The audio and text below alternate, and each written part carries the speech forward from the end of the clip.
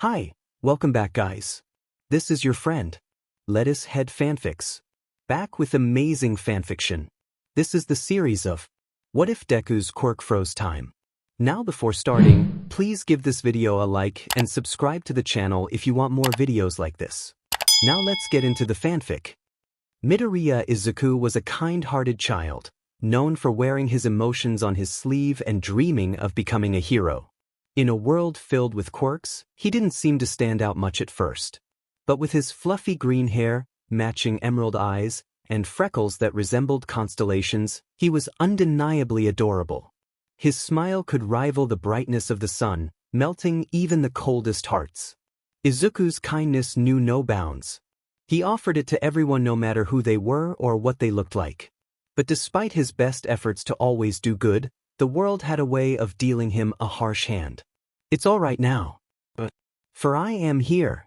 Izuku, dear, if you don't calm down, you're going to fly out of your seat. His mother's gentle voice cut through the booming sound of his favorite hero. The contrast between her soft tone and All Might's grandiose entrance was stark. But Mom, he's so cool. Izuku's eyes sparkled as he began ranting about his favorite hero. He's the strongest alpha ever. No villain could ever beat him. And when I get my quirk, I'm going to be a hero just like him. His enthusiasm was infectious.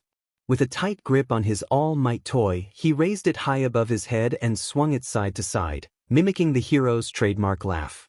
His mother chuckled, shaking her head at his antics. She gathered the toys that had been scattered across the floor during his recent playdate with Bakugo. A few had scorch marks, reminders of the small explosions Bakugo had set off, now that he was officially an alpha. Of course you will, honey. Now, turn off the video and wash up for dinner. Remember, you have the appointment with the quirk doctor tomorrow. Reluctantly, Izuku obeyed, shutting off the computer. As he hopped down from the chair, a small thud echoed in the room. But his gloom was fleeting, replaced by the same cheerfulness that defined him. He rushed out to help his mother set the table. Well, your son definitely has a quirk, but that's all I can tell you for now. You'll just have to wait and see what develops. If nothing happens in a month, bring him back and we'll run some more tests to see what we can uncover. So, did you finally get your quirk, Deku? Bakugo's question rang out. It had only been a week since the doctor's visit, and barely a month since Izuku's 4th birthday. Late bloomers were not unheard of, but Bakugo continued to ask, almost daily. Not yet, Kaken. But I'm sure it'll come soon. Izuku answered cheerfully, though the repetition of the question was starting to wear on him. Bakugo wasn't satisfied with that response. You know what I think? I think you're lying, and you're actually quirkless. That would be just like a worthless Deku, huh? Sparks began to flicker in his hands, small but enough to show he was riled up. Hell, you're probably going to be an Omega too. A quirkless Omega loser. You'll never be a hero if you're that weak. Izuku felt his throat tighten as his eyes welled with tears. That's Kaken, he stammered, the sting of his friend's words cutting deeper than usual. I'm not lying. The doctor said I'd have a quirk. I just have to figure out how to activate it. His voice trembled as tears began to fall. And Mom said I'll probably be a beta like her. His body shook as sobs racked his small frame, the stress of his uncertainty about his quirk overwhelming him. Bakugo scowled, his patience gone.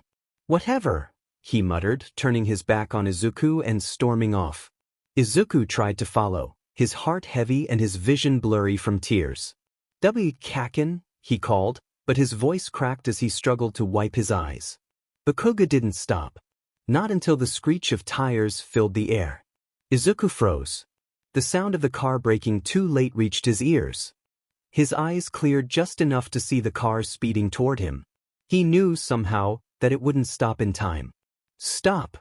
He screamed, his voice raw with fear. But there was another voice too. Someone yelled his cruel nickname, but the sound of the car's horn droned it out. Izuku squeezed his eyes shut, bracing for the inevitable. But the impact never came. When he opened his eyes, everything was different. The world around him had turned a dull gray, as though the universe had hit pause.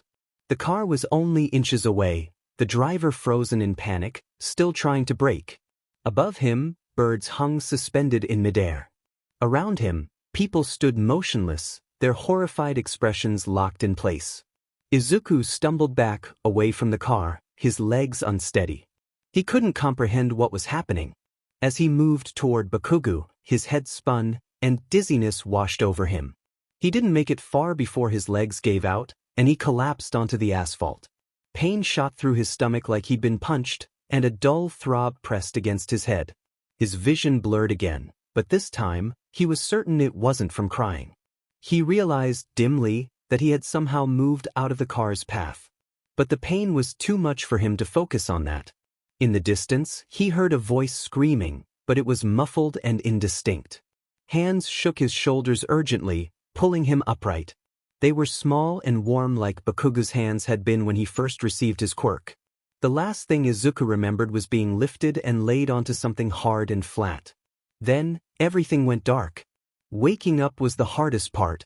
After drifting in peaceful darkness for what felt like an eternity, the sudden pain that came with consciousness made him wish he could stay asleep. His head throbbed as if someone had slammed a hammer into it, his eyelids felt too heavy to lift, and his body ached as though he'd run across all of Japan without stopping. The last thing he remembered was running to catch up with Kaken. But after that, everything was a blur. He forced his eyes open, only to be blinded by the overhead light. Wincing, he squeezed his eyes shut, waiting for the pain to subside. Keeping them closed for now, he tried to listen for anything that might help him figure out where he was.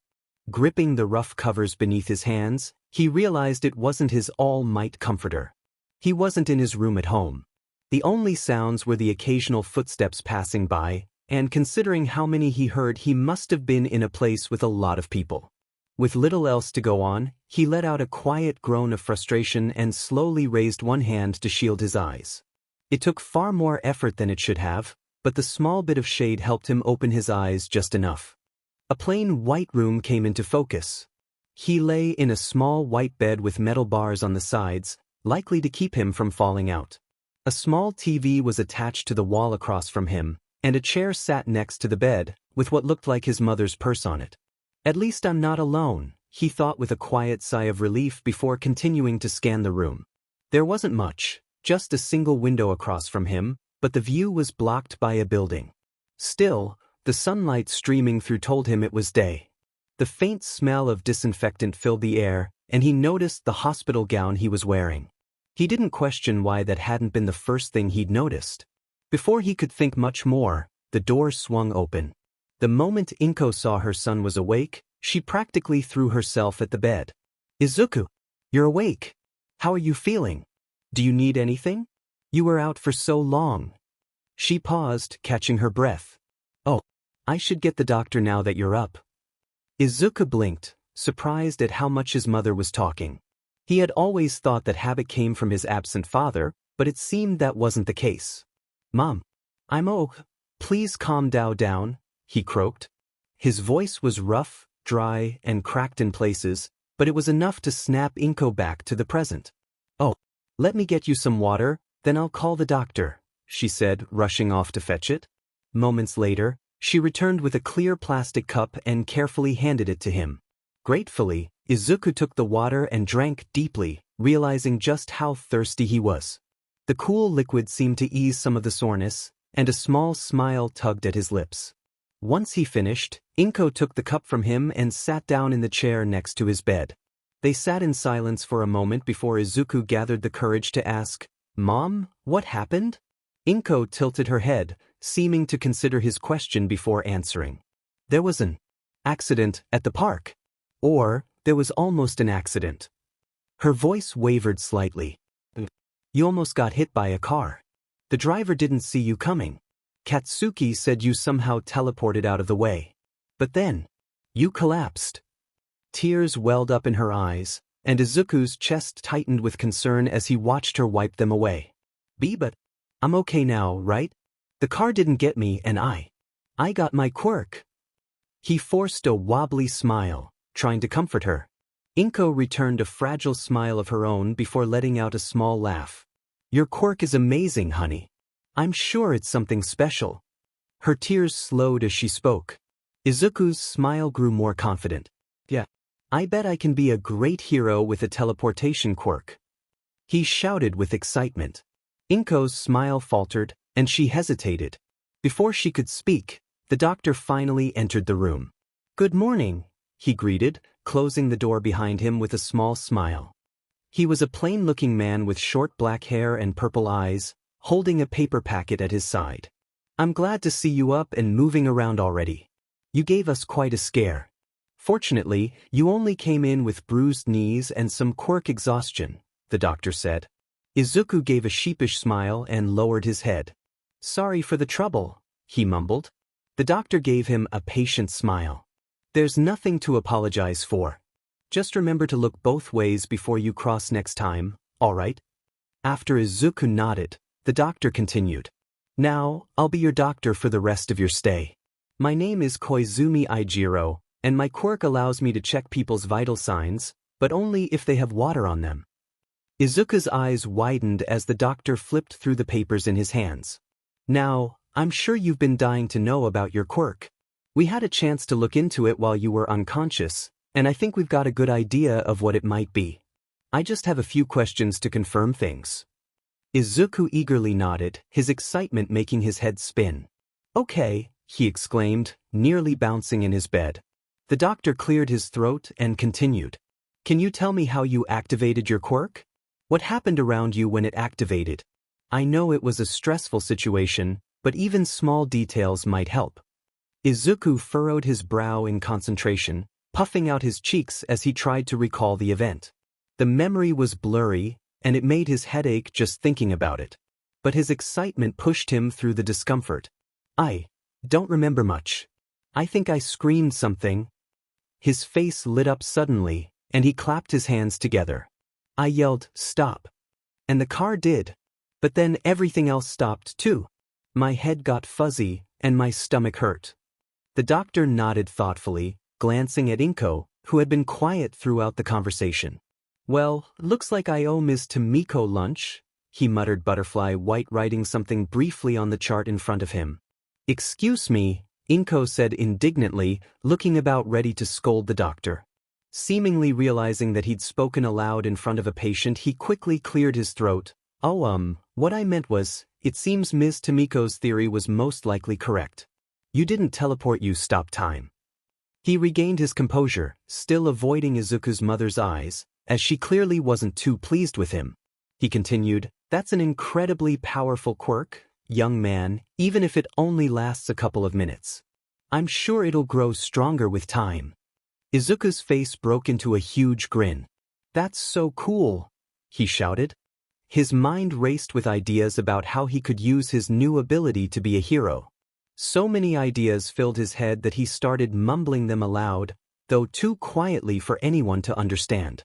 Breaking out of his reverie, he turned to face his mother, who had been talking to the doctor. She looked distressed, but he was too caught up in his excitement to notice. "Do you think I can be a hero now, Mom?" The room went silent at his words. Tears welled up in Inko's eyes again, but Izuku didn't understand why. He had a quirk, an amazing one, according to the doctor. Shouldn't she be happy for him? The doctor, too, seemed confused. "Oh, you don't know yet? I suppose you were unconscious when you presented." He glanced at Inko, as though seeking confirmation. Izuku blinked in confusion. "Aren't I a beta?" His parents were both betas, so why was Mom still so upset? The doctor paused, sensing his mother's hesitation. He continued gently, "I'm afraid you didn't present as a beta. It's unusual for it to happen between two beta parents, but it's not impossible." Inko's voice trembled as she finally spoke the words that echoed in Izuku's mind. "You're an omega." Izuku had barely said a word since they left the hospital. Not even a simple goodbye to the doctor, who seemed oblivious to the pain he'd caused with his news. A part of Izuku still hoped this was all just a terrible dream, a cruel nightmare where he was gifted with an amazing quirk perfect for a hero, yet branded as a weak omega. But no, this wasn't a dream. If it were, he could at least wake up. He never thought omegas were as weak as most people claimed. They were just like everyone else, weren't they? Izuku was smart, maybe not the smartest of his age, but certainly smarter than most. He knew how to look for answers on his own. So, when rumors started circulating about him possibly being an Omega, he took it upon himself to research the truth. What he found made his stomach churn. Despite the sugar-coated language in articles and websites, Izuku could see the truth. Omegas were treated like lesser beings. They were often controlled, dismissed, and in some cases, confined to the role of a trophy spouse. To many, they were seen as fragile, incapable of making their own choices. His heart ached with pity for those that awakened as an Omega. And he swore that when he became a hero, he would fight for the rights of Omegas everywhere. But now, he was one of them. Life had a cruel sense of humor. Lost in thought, Izuku didn't even realize they'd arrived home until his mother opened the car door. "Izuku? Sweetie, are you okay?" Her voice trembled, trying so hard to stay strong, to hold back the tears that Izuku knew were there. He could hardly bring himself to say anything comforting, so he just nodded and stepped out of the car. His mother gently took his hand, her grip firm but shaky, as if afraid someone might try to take him away right then and there. Together, they walked back into their apartment, her hand tightening around his with each step. Izuku barely noticed the pressure as his thoughts continued to swirl, but he could feel the way her hand trembled. It wasn't just for her own sake, it was for him. The fear, the uncertainty, it clung to her like a shadow. The door clicked shut behind them, and only then did his mother release his hand. Moving on autopilot, Izuku removed his shoes and slipped into his house slippers, his mother following suit. The silence stretched between them, thick and heavy, until his mother broke it with a weak smile. "How about you go upstairs and try testing out your quirk while I make dinner? We could have katsudon tonight." Her voice was light, too light, trying to bring some cheer into the room. Izuku gave a small, genuine smile. His quirk, he could test it out. That excitement, at least, was a small relief.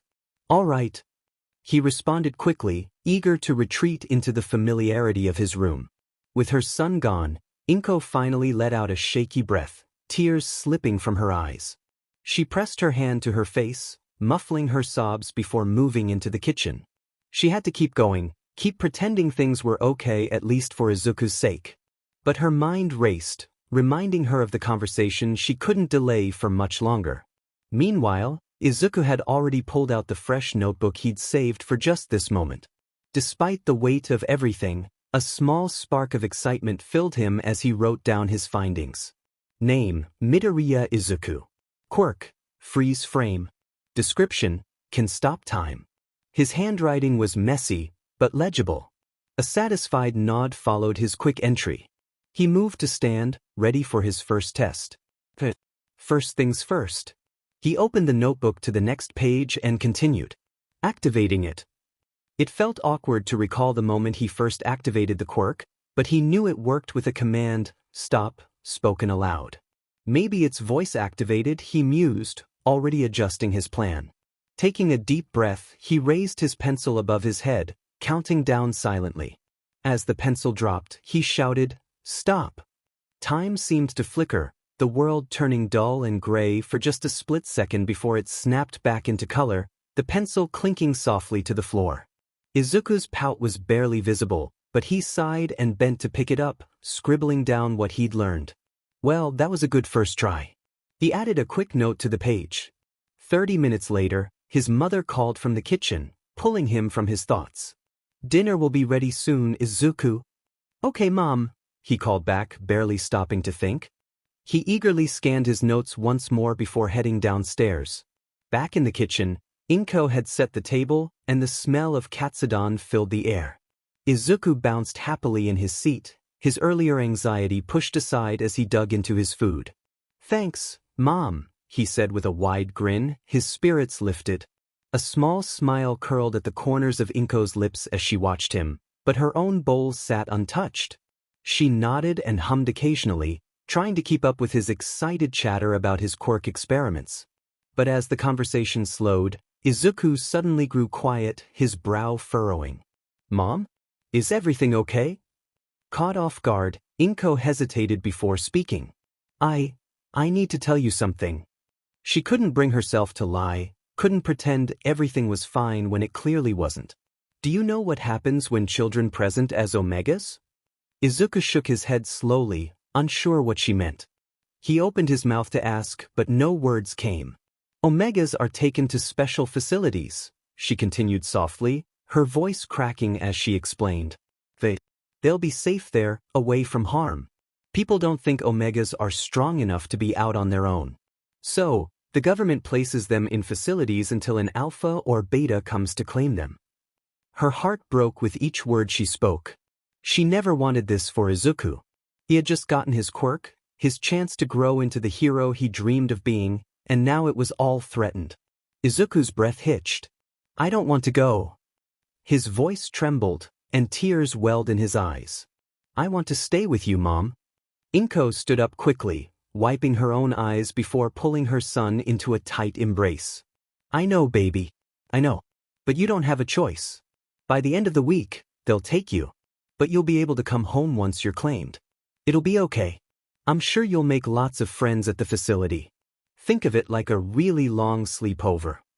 Izuku's tears fell freely now, but there was one question that had been bothering him. Do you think, can I still become a hero? Inko's heart clenched at the thought.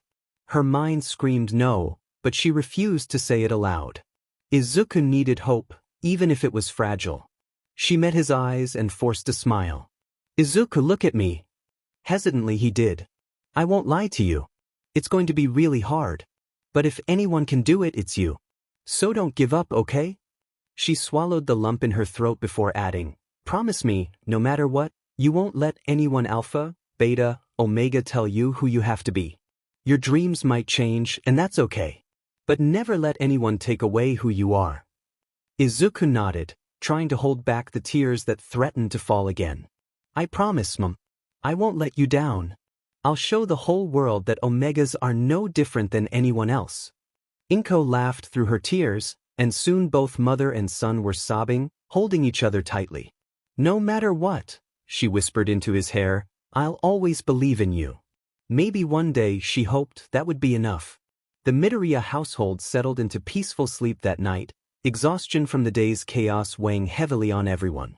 Between the tears and the quirk-related events, it didn't take long for the family to drift into slumber. But while sleep came easy, the nightmares were just as persistent. In the early hours of the morning, long before the sun made its first appearance, Inko woke with a start. Her breath came in sharp, uneven gasps as the remnants of a haunting dream slipped away. She rarely remembered her dreams, only the lingering feeling of helplessness or fear remained. With trembling hands, she pushed the blankets aside and shuffled to the bathroom. As the light flickered on, she studied her reflection in the mirror, noting the exhaustion in her eyes, the dark bags that were visible despite her best efforts to hide them. I hope Izuku is sleeping better than I am, she thought. Well, no more sleep for me. Might as well get ready for the day. She moved through her morning routine quietly, not wanting to disturb Izuku. After dressing, she slipped out of her room, careful not to wake her son, and made her way down the hall. As she passed a framed picture on the wall, she paused. It was a photo of Izuku and Katsuki in matching All Might onesies, their faces bright with smiles. The picture had only been hanging there for a little less than a year, but it held so much warmth. An idea struck her, and she pulled out her phone, making sure it wasn't too early to call before dialing the familiar number. After 3 rings, a voice she recognized immediately came through the speaker. Inko! Bakugo Mitsuki's voice rang through, as clear and commanding as ever. It's a bit early for a call, isn't it? Oh, I'm sorry, I know it's early, Inko stammered. But I wanted to see if Katsuki would be interested in coming over for a playdate today? A thoughtful hum came from the other end. Sure, why not? Katsuki's been asking about Izuku, wondering how he's doing after everything. I suppose now's as good a time as any. Inko let out a relieved breath, smiling to herself as she glanced back at Izuku's door, still closed. Great. How about you both come by around lunchtime? I'll make something for everyone, and the boys can play now that Izuku's got his quirk. I'll make sure we're there, Mitsuki replied. See you then. The call ended, and Inko stood for a moment, feeling the tension leave her shoulders. But before she could move, a soft thud came from inside Izuku's room. Looks like he's up, Inko thought with a smile, heading into the kitchen to prepare breakfast. What Inko didn't know was that Izuku had been awake for quite a while. He'd woken up as the first rays of light began to creep through his window, but he knew it was far too early to be awake. His mind refused to fall back asleep, though, and he lay there, staring at the ceiling, unable to doze off again. It wasn't until he heard his mother moving around outside his room that he finally decided to get up. He shuffled toward the door, rubbing sleep from his eyes. As he reached for the doorknob, he overheard his mother talking to someone, and though he couldn't make out the conversation, he was certain he'd heard Katsuki's name. Katsuki is coming over, he thought, excitement blooming in his chest. Even if he's been a bit mean lately, now that I have my quirk, he'll go back to being nice. In his excitement, he forgot about the stack of books on the floor, tripping over them with a loud thud. Even that couldn't dampen his enthusiasm. He scrambled to his feet and hurried toward the door, quickly swinging it open and running toward the kitchen. "Mama, is Kaken coming over soon?" he asked, bouncing on his toes, unable to contain his excitement. Inko glanced down at her energetic son, a smile tugging at her lips. "Good morning, Izuku." He quickly returned her greeting before resuming his bouncing.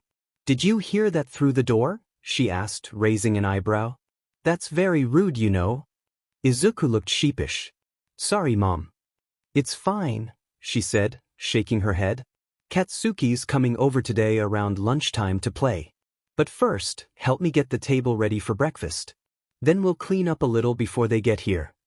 Izuku's excitement surged again as he raced to prepare the table. Breakfast passed in a comfortable silence, with Izuku too busy shoveling food into his mouth to chat much. He nearly choked twice but managed to finish his meal without incident. Afterward, Inko began washing the dishes, but not without reminding Izuku to clean his room. He was still too young to do much, but it was a good start. The house was already fairly tidy, so there wasn't much to do anyway. Just as they finished, a knock came at the door. Izuku's excitement was unstoppable, and he jumped onto the couch, dramatically launching himself off before running to the door. Inko barely held back a shriek at the speed with which he moved, but to her relief, he landed gracefully and threw the door open. "Kaken!" Izuku shouted, pulling his friend into a tight hug. "Let go of me, Deku." Katsuki growled, though his tone was more playful than angry as he pushed the other boy away. "Behave, brat," Mitsuki's voice rang out as she followed her son inside. She gave Inko a knowing smile. "Well, Inko, what's going on?" The two women exchanged a brief glance before Inko hesitated.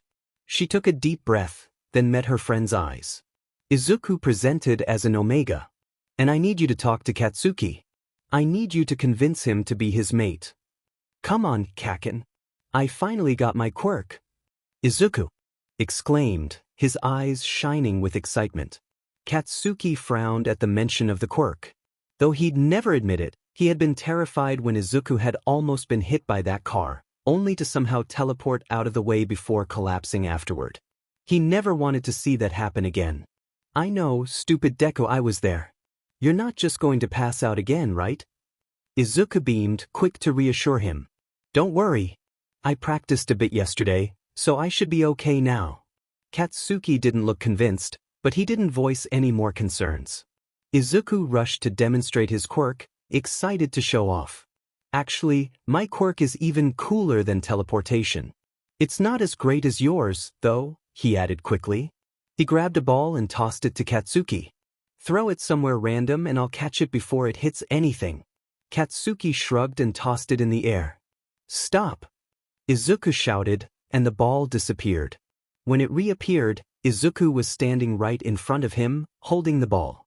Katsuki's eyes narrowed in awe, but he quickly smirked. "Yeah, it's pretty dim and cool, nerd." Izuku's grin was blinding. "Now we can be heroes together." But Katsuki's expression shifted. "What are you talking about?" Izuku stopped bouncing, confused. "What do you mean, Kaken? I thought you wanted to be heroes together." Katsuki scoffed, his words sharp. "You can't be a hero. You're an Omega, Deku. Just like I said you'd be." Izuku's smile faltered.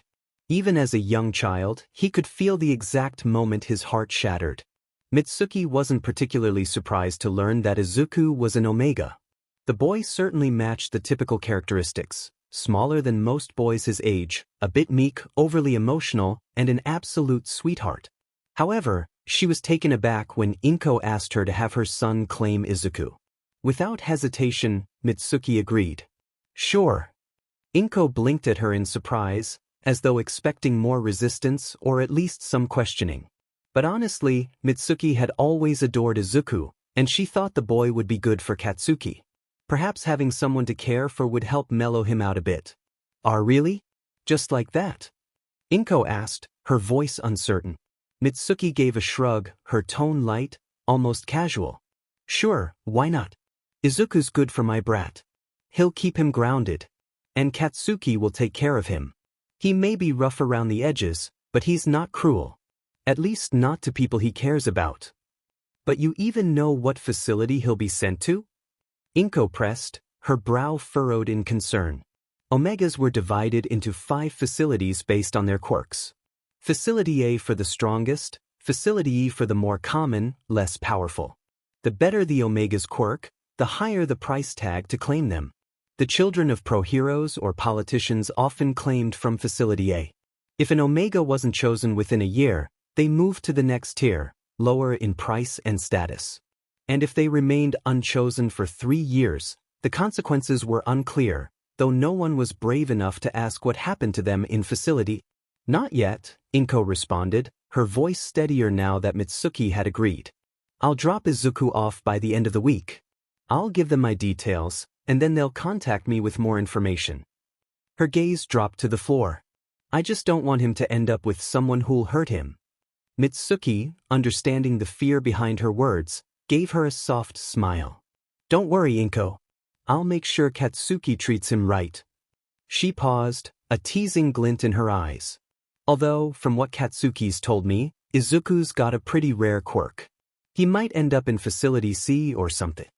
Inko nodded, relieved, but the worry didn't leave her eyes. That's good, right? But, yeah, Mitsuki interrupted, brushing off her concern. It's just gonna cost a lot to buy him back. It might take a year or 2, maybe 3, until we can gather enough money. Of course, I'll help you pay. Inko interjected quickly, her voice filled with urgency. Mitsuki just shook her head, a warm smile on her face. No need. Masaru and I are fine. But it's not gonna be immediate. You know how it goes. She glanced at the clock. Look, don't worry about it. We'll figure it out. Inko nodded, trying to hide the growing pit of anxiety in her stomach. She was doing what she thought was best for Izuku, but something about the entire arrangement felt wrong. Still, if anyone could ensure Katsuki would take care of him, it was Mitsuki. Thank you, Inko whispered, her voice trembling. Mitsuki gave her a reassuring pat on the shoulder. It's no big deal. We'll figure it out. With the weight now lifted off her shoulders, Inko quickly checked the clock and nearly did a double take at how late it had gotten. We better call those 2 in for lunch before they get cranky. Tears immediately flooded Izuku's face at Katsuki's harsh words. His chest heaved as he tried to steady his breath. The harsh words Katsuki had thrown at him, the disbelief that Izuku could ever become a hero, echoed in his ears. How could Katsuki not believe in him? How could his best friend, his kaken, say that? His heart ached, his spirit bruised in ways he couldn't understand. Izuku rushed to the kitchen, seeking the comfort of his mother. She always believed in him, no matter what. He burst into the room, collapsing into her arms. Kei Katsuki. He said I couldn't be a hero.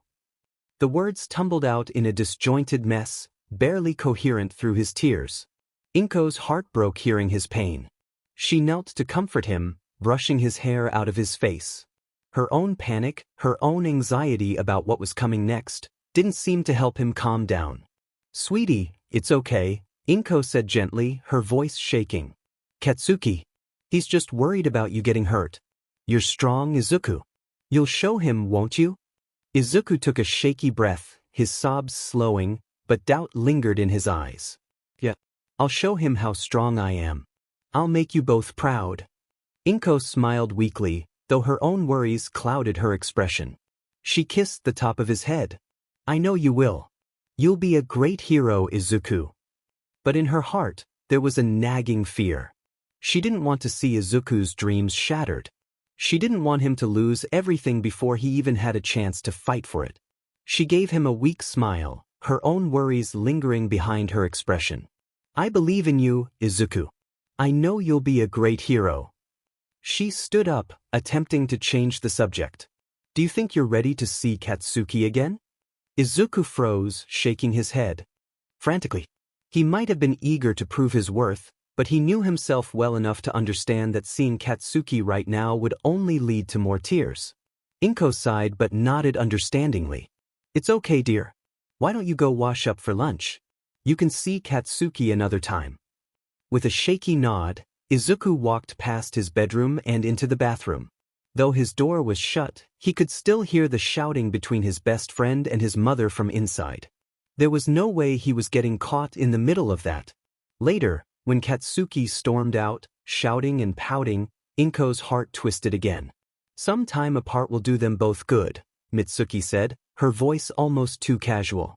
Besides, Izuku will see that he's not cut out for hero work at the facility. Inko barely heard her. The words blurred as her mind raced. She didn't want to see Izuku's dreams crushed, but more than anything, she didn't want him to disappear, to be taken from her forever. She nodded, offering a faint smile to her friend. Don't worry, Inko, Mitsuki added, turning toward the door. I'll make sure my brat chooses Izuku. We'll make sure he's safe, I promise. Inko's lips trembled, but she couldn't speak. All she could do was nod, desperately hoping that this plan would keep Izuku safe, that he would be treated well, and that no one would take him from her. Katsuki slammed his fist against the wall, his temper flaring. What? I don't want that stupid Deku as my mate, he shouted at his mother, seething with fury. Mitsuki didn't even flinch. She simply shrugged, seemingly indifferent, before turning to walk away. If you don't think you can handle it, she began, her voice cold. Katsuki's rage bubbled over. What? Like hell I can't handle it. I'm going to be the strongest alpha ever. Stronger than All Might. Mitsuki's casual dismissal, her final words, hit a nerve. All Might could handle an Omega, she said, her voice smooth. But I guess you're not as strong as him, huh? With a snarl, Katsuki's hands crackled with explosive energy, and his palms glowed with power. Fine. I'll take that shitty Deku as my mate. Mitsuki didn't turn around to see the fury in his eyes. She knew exactly what she was doing, and as the smirk spread across her face, she knew it had worked. The week passed far too quickly. Izuku and Katsuki spent every moment together, rarely leaving each other's side at their mother's insistence. But the day came when Izuku had to leave. Despite the tears and protests, there was no stopping it. He wasn't allowed to bring much, just his clothes and a few personal items, but once packed, the Midoriyas drove to the facility in a tense silence. The building was large, sterile, and gray, with windows lining the upper floors. Izuku stepped out of the car and walked beside his mother, his head low. Inko squeezed his hand, just as she had when he had first presented. A receptionist greeted them with a forced smile, handing Inko the necessary forms. The chime of an elevator bell echoed through the space. Izuku's heart beat faster, both excited and terrified. There was nothing to do now but wait. A tall man with navy blue skin, a clean-shaven head, and a perfectly pressed black suit strode toward them confidently. His wide smile held no warmth, only formality. You must be the Midoriyas. Inko nodded politely, offering a nervous smile of her own. Izuku, standing stiffly by her side, said nothing. The man chuckled lightly as if at a private joke. You can call me Mr. Blue, he said, his voice clipped. Everyone does. At this point, it would feel strange to answer to anything else. It's a pleasure to meet you, Inko replied, her voice careful but kind. She nudged Izuku gently, encouraging him to speak. And nice to meet you, sir, the boy mumbled, barely audible, and shifted closer to his mother as if for protection. Mr. Blue hardly spared him a glance. I'm terribly sorry about this, Mr. Blue continued briskly, but it's time for you to say goodbye to little Izuku here. On the papers you'll receive, There's a number you can use to contact the facility. You'll be allowed to call twice a month on specific days. If you miss one, there are no exceptions. You'll have to wait for the next call day. Inko blinked, startled by the rapid delivery of information, but nodded. All right. She knelt down, pulling Izuku into a tight embrace. He clung to her with all his might. I'll see you soon, okay? She whispered. I'll miss you. Izuku's voice was barely audible, but it hit her like a freight train. I'll miss you too, baby, she choked out, her tears spilling freely. A throat-clearing noise cut through their moment. Mr. Blue stood by, his posture impatient. With great reluctance, mother and son pulled apart. Matching trails of tears shone on their faces. Come along, Midoriya, Mr. Blue said, his tone leaving no room for defiance. Izuku already disliked him. I'll see you soon, Inko repeated, her voice trembling. Izuku waved sadly as he shuffled after Mr. Blue. The last thing he saw before the elevator doors shut was his mother's tear-filled smile. The elevator ride was oppressively silent, lacking even the distraction of cheerful music. Mr. Blue stood ramrod straight, hands clasped behind his back. Occasionally he cast a sharp glance at Izuku, wordlessly criticizing the boy's hunched posture. Izuku squirmed, trying unsuccessfully to shrink into himself. A loud ding announced their arrival. The doors slid open, and Mr. Blue stepped out without a backward glance, his long strides forcing Izuku to scramble to keep up. The hallway they entered was a sterile ivory, lined with numbered doors. It was utterly devoid of life, no paintings, no plants, not even a window. After what felt like an eternity, they stopped at a door labeled Room 509, ARP. The letters, RP, seemed unique to this door, but Izuku couldn't understand their meaning. Mr. Blue pushed the door open and unceremoniously nudged the boy inside. The room mirrored the hallway in its starkness. Its only furnishings were a desk, 3 chairs, and a single lamp casting harsh light. An ancient computer sat atop the desk alongside meticulously stacked papers. The door closed with a resounding click. Mr. Blue gestured to a chair across the desk, and Izuku sat stiffly. The man settled into the seat behind the desk and spent several minutes shuffling papers, ignoring the boy entirely. Finally, he looked up, his cold eyes locking onto Izuku.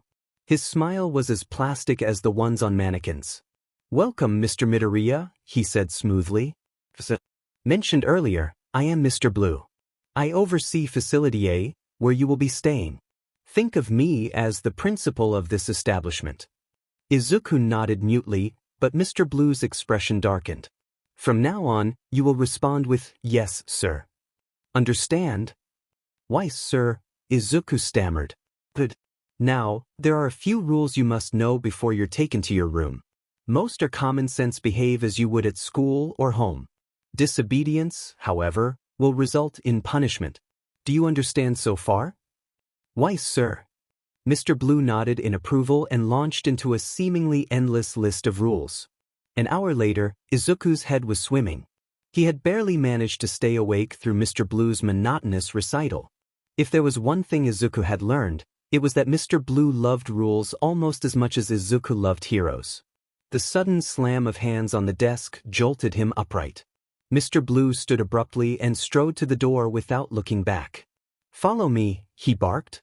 Izuku scrambled after him, still groggy. The silence returned as they took yet another elevator ride and traversed another blank hallway. Finally, they arrived at a military-style jeep parked behind the building. The driver, a gruff man with a permanent scowl, rolled down his window and ordered, "Get in." Izuku obeyed without question. The doors locked and they were off. Facility A was as drab and uninviting as every other building Izuku had seen that day. Its gray, fortress-like walls were topped with barbed wire, and stern-faced security guards stood rigidly at the gates, their weapons holstered but ever-present. Izuku had never set foot in a prison, but if he had, he imagined it would look just like this. Mr. Blue flashed an ID card to one of the guards, who silently waved them through. Izuku shifted in his seat to watch the gates close behind them but was promptly scolded for it. The car rattled down a long gravel path toward the main building. The only notable difference between the structure and the others he'd seen was the barred windows that lined its walls. That must be where the rooms are, he thought, sliding out of the seat as soon as the driver opened the door. Izuku offered the driver a polite wave, which went ignored, and hurried after Mr. Blue, whose long strides forced him into a jog. As they approached the building, Izuku noted the meticulously trimmed grass, devoid of flowers, bushes, or even stray leaves. The sterility of it all left him sighing in frustration. Whoever designed this place should definitely be fired, he mused bitterly. Mr. Blue pushed open the heavy double doors with a groan, revealing a large rectangular room. Compared to the lifeless exterior, the interior was surprisingly colorful. Dark red curtains framed the windows, polished oak floors gleamed underfoot, and potted plants leaned against ivory walls. A round rug in the center, patterned with red, white, and gold swirls, completed the room's aesthetic. Izuku's eyes were drawn to 5 figures standing on the rug in a neat line, their postures as stiff as Mr. Blue's. 3 of them were children around his age, flanked by 2 adults. Izuku used the moment of silence to study his apparent new roommates. The tallest of the 3 stood at the center, a girl with amber hair styled in twin pigtails that rested on her shoulders. Her soft green eyes radiated an odd sense of comfort, though her expression revealed nothing. To her left stood the smallest of the group, a girl with deep blue hair braided loosely over one shoulder and glowing seafoam green eyes. On the right was a boy with unruly red hair that looked like it had been hacked with scissors. Izuku startled slightly at the sight of his eyes, pitch black with glowing white pupils. They were unnerving, but Izuku forced himself to look away. The children wore blank expressions, though subtle twitches betrayed their discomfort. The adults, in contrast, stood perfectly still, their plastic smiles unblinking and unsettling. Izuku wondered for a moment if they were even real. Deciding the question was both rude and unwise, he kept it to himself. "Everyone, this is Izuku Midoriya, your new roommate," Mr. Blue announced, shoving Izuku forward. He stumbled but managed to steady himself and bowed awkwardly. "And nice to meet you all," he stammered. The other children mirrored his bow in perfect synchronization, their greetings eerily mechanical. Mr. Blue continued the introductions, pointing to the red-haired boy first. "This is Hisakawa Yuto." He gestured to the kind-eyed girl in the center. "Maki Aniko." Finally, he indicated the blue-haired girl. "And Hamasaki Kana." Izuku swallowed the urge to repeat his greeting, unsure if speaking out of turn would lead to punishment. Next, Mr. Blue motioned toward the 2 adults. "These are your monitors," he said dismissively. "They'll ensure you're in your room at night, explain the rules, and handle punishments if needed. If you have any issues, report to them and they'll take care of it. I've got to get back to my office. They'll lead all of you back to your room and you can get to know each other a bit before you head to the dining hall." Without further elaboration, Mr. Blue turned on his heel and left, the heavy doors closing behind him. Izuku exhaled a breath he hadn't realized he was holding, relieved to see the intimidating man leave. Glancing at the others, he noticed the tension in the room seemed to lift slightly. The monitors exchanged a glance, their rigid expressions softening as they murmured, "Follow us," before leading the group toward a hallway on the far left. The other children visibly relaxed as well. The girl in the center stepped forward, extending a hand to Izuku with a soft smile. He hesitated only a moment before taking it, returning her gesture with a small, grateful smile. Together, they walked in a loose, single-file line toward their assigned room. At the door, the older male monitor opened it for them but gently held Izuku back before he could step inside. "Hey there, kiddo," he began with a kind smile, his tone warm and reassuring. "I know this place can seem intimidating at first, but we're just down the hall if you need anything. And these 3? They'll have your back while you're here. Your things are already on one of the bunks, so unpack quickly if you want to avoid another run-in with Mr. Blue."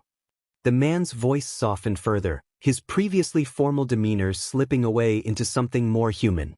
The female monitor crouched beside him, her expression equally kind. "We weren't properly introduced earlier," she said. "I'm Aya Fujisaki, and this is Hikaru Kagawa." She gestured to the man standing nearby. The others can probably explain how things work here better than we can, but we're here if you ever need help. We'll do our best to make this easier for you. Though Izuku wasn't great at reading people, he could sense their genuine effort to comfort him. He felt a flicker of relief Mr. Blue had been awful, and after being yanked away from his mother and moved into this unfamiliar place, he wasn't sure how he would have handled more hostility. "Thank you," he said sincerely, managing a wide, if shaky, smile. It wasn't his brightest, but it was the best he could muster. Their understanding smiles in return told him they got it. "We'll see you soon, Midoriya," Hikaru said, stepping aside as Izuku finally entered the room. The space was small and plain, with ivory-colored walls and a single window letting in dim light. 2 sets of bunk beds lined opposite walls. Maki sat on the top bunk to the left, while Hamasaki sprawled comfortably below her. Hisakawa, on the other hand, was practically bouncing off the walls, his energy barely contained. As the door clicked shut, Hisakawa whirled around and, with a grin, nearly tackled Izuku in a hug that knocked the breath out of him. "Finally! Another boy!" he exclaimed dramatically. "You have no idea what it's like being stuck with 2 girls all the time." Izuku didn't need to look at Hamasaki to know she was rolling her eyes. "Hisakawa, you're going to suffocate him if you don't let go soon," Maki said, her voice light with amusement. Relieved when Hisakawa finally released him, Izuku barely had a chance to catch his breath before being dragged across the room to the opposite bunk. His belongings were neatly stacked next to a much messier pile of clothes and random action figures. "I cleared out my stuff from the bunk so you can pick whichever one you want," Hisakawa declared, grinning brightly. Izuku couldn't help but smile back, his earlier nerves easing.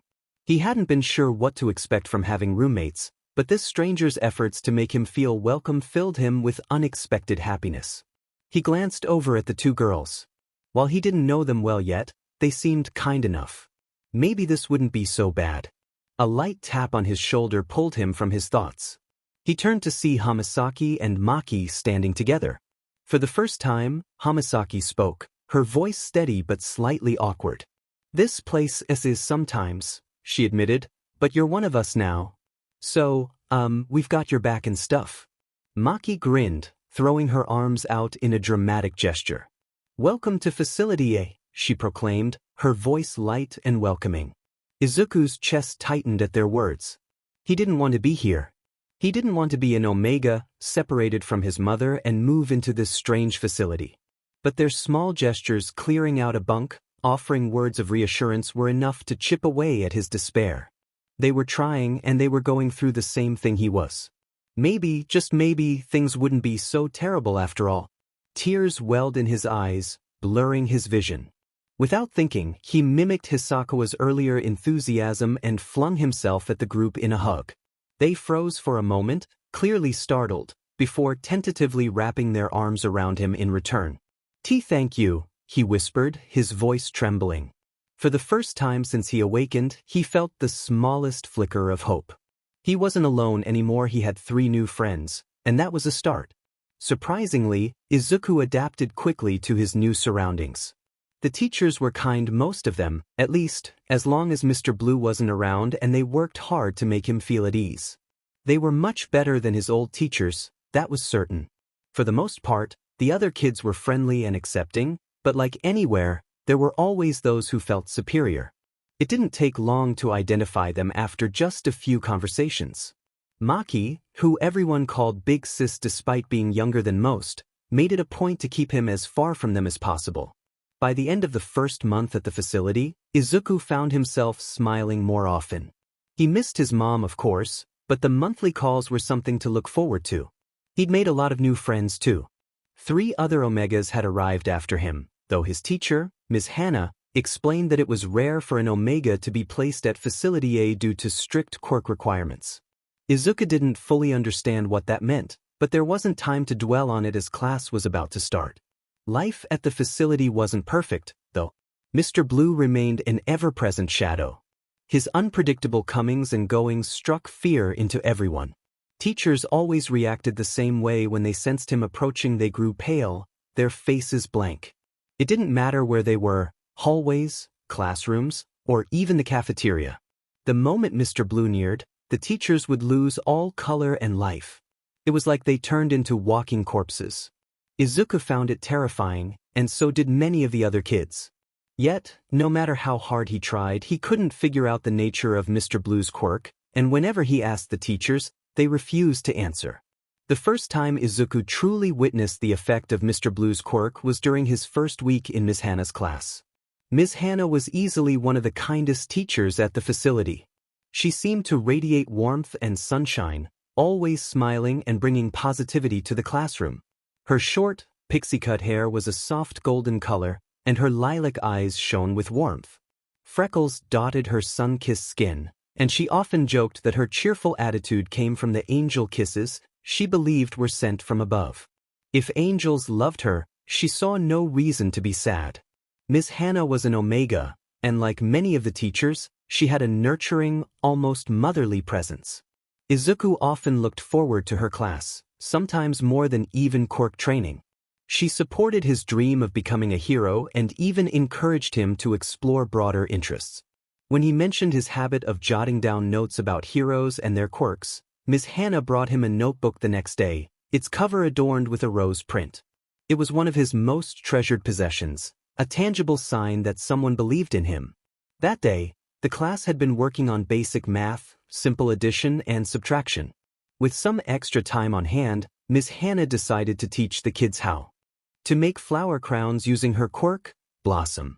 The children, ranging from 4 to 5 years old, eagerly gathered around her, sitting in a circle as she taught them the weaving techniques. The classroom had been filled with joy and light until everything suddenly stopped. Mid-instruction, Ms. Hana paused, her smile freezing before falling into an expression of blankness. Her lilac eyes dulled, and her once sunlit skin grew pale. Just like that, the room's energy shifted, and the warmth dissipated. There was an eerie silence before the other students moved in unison. 5 kids leapt up, grabbing every flower they could find, even snatching them from Ms. Hana's hands before hurriedly stashing them in the supply closet. 2 girls, one with a quirk that boosted strength and another with a light manipulation ability, rushed to Ms. Hana, one lifting her under the arms while the other tried to force her to stand straight. The rest of the class scrambled to put the desks and chairs back in place with practiced movements. Izuku sat frozen, unable to understand what was happening. A girl with stark white hair and steely gray eyes seemed to notice his confusion. She cursed under her breath before rushing over to him and gripping his elbow. "Get up," she hissed. "Come on. I know you're confused, but we have to act like we've been studying the whole time." Izuku's heart raced, the urgency in her voice shaking him out of his stupor. He stood up and moved to his desk with her, sliding into his seat. She whispered, "I'll explain everything later. Just don't do anything stupid." No sooner had he settled into his chair than the classroom door slid open with an unsettling creak. Mr. Blue stood in the doorway, dressed in his crisp black suit, his gaze sweeping the room with barely contained distaste. His shiny, hairless head seemed to glow unnaturally in the light. Izuku couldn't help but feel his stomach churn. The students all turned in unison, and the room went completely still. "Hello, class," Mr. Blue greeted, his smile like plastic. The children responded in monotonous unison, Izuku's voice nearly drowned out by the others. "What have you been learning today?" he asked, though he didn't wait for an answer. With swift, heavy steps, Mr. Blue moved through the rows of children until he stopped at the back of the room, right in front of Izuku. A wave of dread rolled through the room, thick and oppressive. "How about you, Mr. Midoriya?" His voice was cold, and his eyes drilled into Izuku's. "Why don't you tell me what you've learned today?" Izuku's heart raced as he straightened in his seat. He had never been good at lying, especially not successfully. The guilt weighed on him too much for even small fibs. But judging by the tense faces of the kids around him, he knew that not lying would be much worse.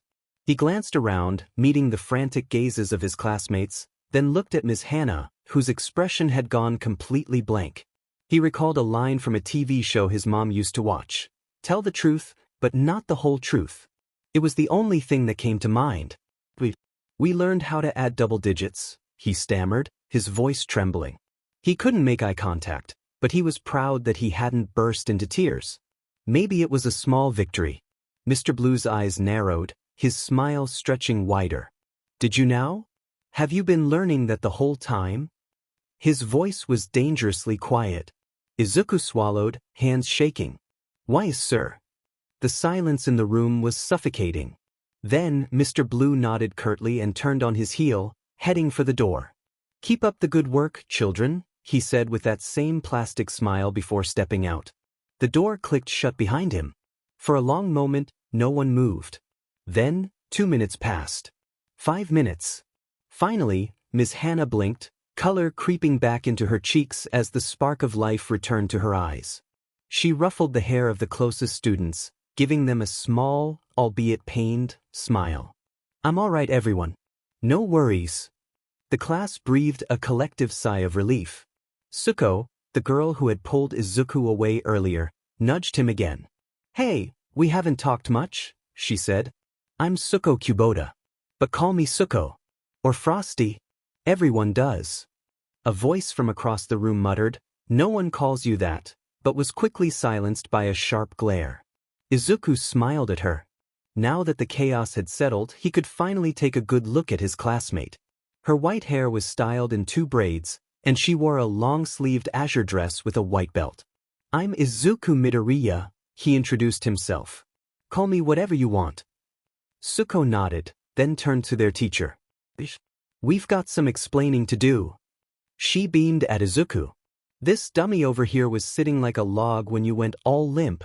The teacher winced at the choice of words, but no one commented. We've got to tell him what happens before he almost gets us in trouble. Ms. Hannah opened her mouth to speak, but Suko was already talking again. And you're lying, Essex. You're gonna need to get better at that. The only reason Mr. Blue bought it was because you're new. He probably thought you wouldn't lie.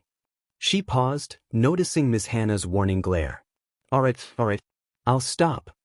Izuku hesitated, then asked, is this about why the adults look sick whenever Mr. Blue shows up? Ms. Hannah nodded. That's part of it. But there's more to it. She seemed hesitant to continue talking, her eyes darting to the door as if afraid he may reappear at any moment. Everyone, go get out a piece of paper and draw what you want to be when you grow up. I'm going to explain everything to Midoriya. The class nodded and went to do as she said. Suko hesitated for a second before grabbing his arm again. We're gonna be friends. There was no room in her tone for arguments. So you can sit with me at lunch, and before he could say anything else, she skipped off to her desk. Now then, come along, I'll explain everything as best I can. She didn't explain Mr. Blue's quirk as he had hoped. But she did explain that it was the reason adults went seemingly lifeless around him. She also told him about how he would stop by classrooms, gyms, lunchrooms, and even the bedrooms at random times and ask what they were doing. She didn't say why he did it, but Izuku suspects it was for some sort of control. He really didn't like Mr. Blue. When she finished explaining the cues to look out for when Mr. Blue was near, Miss Hannah gave him a small, reassuring smile. She gestured for him to go back into the classroom. The other students' heads snapped to attention when he resented the room before they relaxed, seeing that it was only him and Miss Hannah. Quickly he returned to his seat, and the lesson began prompt where they left off. Izuku sat at his desk, still stunned, but he knew one thing for sure: he had no idea how, but this was his new reality. True to her word, Suko all but forced Izuku to eat lunch with her every day after that. Thankfully, she allowed him to invite Maki, Hamasaki, and Hisakawa to join them, which made things easier as he was still nervous around the other girl. The 2 girls who had helped pick up the teacher also sat with them. The girl with the booster quirk was Amy Brodeur, a quiet and somewhat jittery girl who, despite being friendly, barely said more than a few sentences. She's just shy, Suko assured, before casually reaching over to snatch a handful of the pretzels Amy was nibbling on. Amy kept her head down, tugging at her spiky black hair, as though trying to make it longer to hide behind. The other girl, Hinata Mochizuki, had a light quirk and reminded Izuku of Kaken, loud and confident, though she didn't seem to have any intention of putting others down. Instead, she took it upon herself to challenge or dare as many people as possible as often as possible. Her bright purple hair and pale, almost ethereal white skin seemed to unsettle some people, but Hisakawa's unsettling eyes did the same thing, so the group had long since learned to ignore the occasional stares. All things considered, they weren't a bad bunch, and Izuku found himself enjoying their company. The best part, however, was gym class. By the time it rolled around, they were all placed together, probably thanks to the combined whining of Suko, Mochizuki, and Hisakuwa, until Miss Hana caved and put them in the same section. The gym was a large, square room with ugly blue walls and no windows. Square lights hung from the ceiling, casting a blinding white light that illuminated everything in sight. A trio of teachers sat by the entrance on foldable chairs, watching with mild interest as the students filtered in, chattering excitedly. "Hey, before we start, do you mind if I take notes on your quirks later?" Izuku asked as they entered, eager to begin documenting. It would help him a lot if they were okay with him making notes. "Of course." Suko and Hisakuwa shouted, practically bouncing in excitement. After their first meeting, the two of them had become fast friends. Izuku had gotten used to their volume by now, so he no longer jumped in surprise at their exuberance. The others simply nodded with small smiles. "Why do you need to write down our quirks?" An unfamiliar voice asked from behind them. The group turned in unison to face the newcomer. A small girl stood there, her posture rigid and gaze colder than any child should be. Her golden blonde hair fell to her shoulders, held back by shiny clips that kept it neatly out of her face. Izuku smiled kindly, trying to ease the tension. "Oh, well, it's just something I did back home. I like studying quirks, and I think it'll help me in fights when I become a hero. Plus, I just got a new notebook to start writing in," he said, holding out his notebook for her to see. Instead of the excitement he expected, her face scrunched up in disgust. "What do you mean, when you become a hero?" "We're Omegas," she stated coolly, her tone carrying an edge. "We can't be heroes unless our alphas want us to. And even then, you'll probably only be doing paperwork." Izuku blinked, taken aback by her bluntness. Before he could respond, Suko interjected loudly, "Oh, buzz off. What are you doing here, anyway? We signed up first." The small girl barely flinched at the outburst. 8 people are assigned to each gym at a time," she explained in a detached manner. "You needed one more person to tag along, so I was assigned here." She paused for a beat, then added, "My name is Bando," gesturing toward herself, and with a stiff nod, she turned away.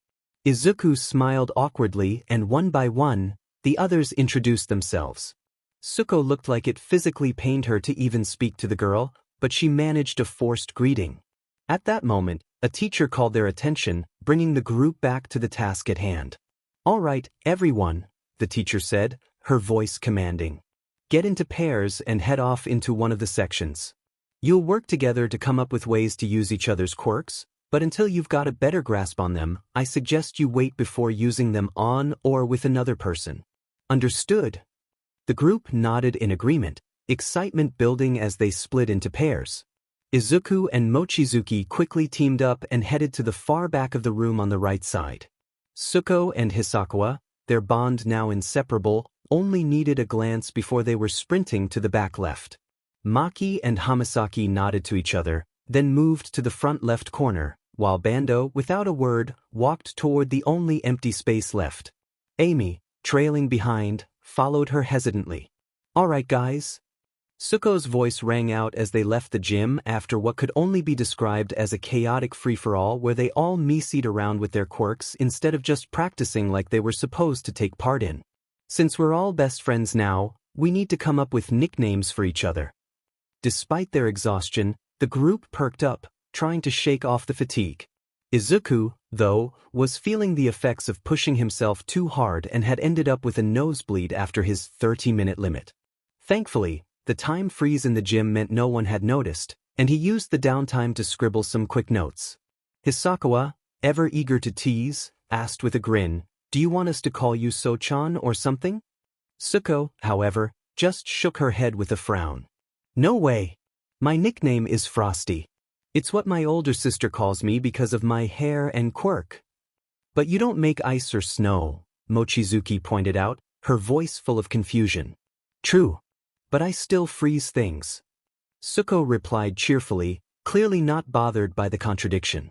"All right then," Mochizuki said, throwing her hands up, What should our nicknames be? Suko tapped her chin thoughtfully, then grinned. I have no idea. But that's the whole point, let's come up with them together. Izuku, eager to get things settled, reminded them, we'll have plenty of time to come up with nicknames later. We're going to be here for years. But we should get going before the teachers catch us goofing off, Maki said, her voice suddenly serious. Sure thing, big sis. Hisakawa exclaimed, rushing ahead to catch up with Suko. The rest of the group followed, nodding in agreement as they made their way toward their next class, eager to avoid trouble. Once Bando discovered Izuku's notes and dreams of becoming a hero, she made it her mission to make his life unbearable. Everyone in the facility knew the consequences of breaking the rules, and no one wanted to endure the punishment. Lying was another offense, but it came with surprisingly lenient consequences compared to other rules. As a result, an unspoken bond formed among the children, an understanding that they'd protect each other, even if they didn't always get along. Bando, however, shattered that understanding the first chance she got. The threats Mr. Blue made about rule-breaking were not idle warnings. Izuku learned that firsthand after his first offense. All he did was activate his quirk when a teacher tripped, scattering papers and supplies across the room. Normally, he would have just helped pick up the mess, but when the scissors flew into the air, instinct took over. Izuku wasn't sure if he had saved anyone from harm, but he didn't regret grabbing the sharp objects, even if it meant being left out in the cold for 3 hours, his back raw from the whipping. It didn't stop there. Any minor mistake, no matter how trivial, taking a pencil that didn't belong to him, eating someone else's food, or similar petty infractions, was reported by Bando. And the punishments were always severe, often leaving him to take the brunt of the consequences. He couldn't shield his friends physically, but he shielded them with his actions. Mr. Blue didn't care who was hurt as long as someone paid the price. Thankfully, the facility had a nurse with a healing quirk, one that only activated when she placed her feet on a wound, which meant that the physical damage, though painful, didn't leave lasting scars. Despite Bando's efforts to isolate him, she became a pariah. The other children, and even most of the teachers, too, shunned her, though she didn't seem to care. She surrounded herself with a small group of followers who hung on her every word, preaching about the honor of being an Omega and how they would bring pride to their families by obeying their future mates. It was a mindset that reminded Izuku of Bakugo, and it troubled him how many seemed to truly believe in it. Time passed in a blur of routines. The schedules never changed, and the only variation came when Izuku, usually for reasons he couldn't even remember, was called away for punishment. The beatings left him aching, but no matter how hard he tried to avoid trouble, they always seemed to find new ways to punish him. He stopped trying to understand or fix whatever mistakes they thought he made. He asked the teachers why so many things seemed deserving of punishment, but their uncomfortable reactions, glancing around as if expecting someone to overhear, left him with no answers. Eventually, they'd just tell him to go back to class. It was nearing the end of his first year at the facility when an older Omega, about to leave for their first selling date, answered the question that had been weighing on Izuku's mind. The boy, flinching at the very mention of the rules, leaned in close and whispered, "They're showing us how worthless we are. We're only supposed to do what we're told. If we don't obey, they punish us." Izuku frowned, confusion spreading across his face. "But that doesn't make any sense. Why make us follow these stupid rules, just to make us feel worthless?" The older boy's eyes darted around nervously, speaking in hushed tones. "I've heard rumors. Mr. Blue's quirk has something to do with the pain." Izuku blinked. "It helps cause the pain?" "No," the older boy whispered, "it feeds off the pain." Izuku's mind spun, but before he could ask more, another voice spoke from the shadows. It was Hisakawa, unusually serious. "What do you mean, Yu-chan?" Izuku asked, his voice barely above a whisper as he shifted closer to his friend. Hisakawa took a deep breath, eyes closed in thought. "You know my quirk lets me see into people's memories, right?" Izuku nodded, his heart pounding. "And how it's harder to control when you're asleep." Hisakawa continued, "Well, I realized something last night.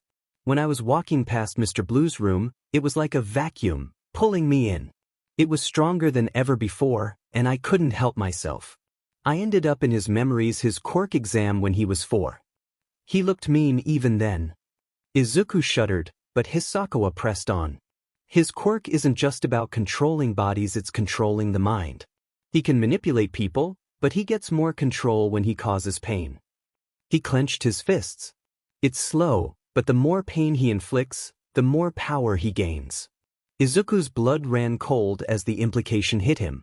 Hisakawa quickly added, "It takes years for someone to be completely controlled this way. Your mental defense is strong, Izuku, and Mr. Blue can't hold that control for long. But he's targeting you more often." Izuku didn't know what to say. "Why me?" The older boy, who had been quietly listening, stared at him, his expression pitying. "You haven't figured it out, have you? No one else gets called out like you do, Midoriya. At first, we thought it was just Bando twisting things, but now, no one else seems to suffer as much as you." Hisakawa and Izuku exchanged a glance, their faces grim. They didn't have answers, only more questions. As they left to join the rest of the group, they didn't mention the conversation. They didn't want to worry the others, not when there was nothing they could do. Hisakawa stayed closer to Izuku after that. They had always been close as one of the few male Omegas. But now it seemed the other boy was afraid to leave Izuku alone for too long. He appreciated it, even if it felt a bit smothering at times, and did his best to comfort his friend. Even allowing himself to be fussed over after he was inevitably dragged away for punishments. Izuku didn't particularly like it when his friends fussed over him so much, but he knew they needed some physical proof that he was okay and still himself after each trip. Months later, Hisakawa was sold. He and Izuku had been inseparable for years and had become brothers in all but blood at the age of 7. The alpha seemed nice at least. To both their reliefs, she had a bright smile and endless energy to match. She gave them no indication for either to think she'd be cruel. Izuku had still cried, of course, when his friend had to pack up his things to leave.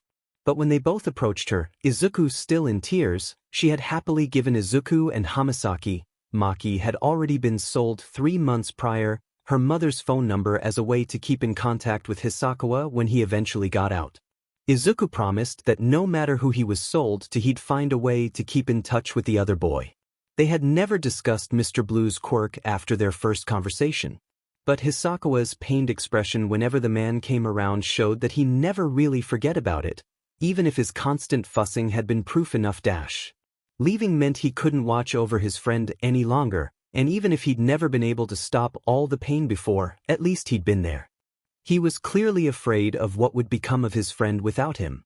But when he told Izuku of his fears, he had only smiled and pulled him into a tight hug. Hamasaki joined in not even moments later. Tears slipped down their faces, but it didn't dim their smiles. They walked him to the gate despite the fact they weren't allowed outside at the time and knew they'd probably be caught and punished for it. But it hardly mattered. They waved their arms high over their heads in farewell as their friend was driven away to finally see his parents again. But none of them would let this be goodbye. They'd see each other again. Hopefully all under good circumstances.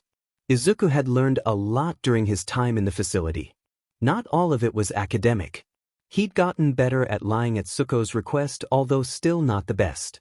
And he had even learned to use his quirk without revealing any signs of activation. But what he hadn't mastered was controlling his emotions. He still cried far too easily and was quick to stutter or blush when embarrassed or complimented, though the latter happened less often. While he wasn't easily angered, even he had his limits. Bando had crossed the line one too many times. This time was the last straw. For weeks, Amy had been avoiding their group, acting jumpy and upset. Despite their repeated attempts to check in, she remained tight-lipped.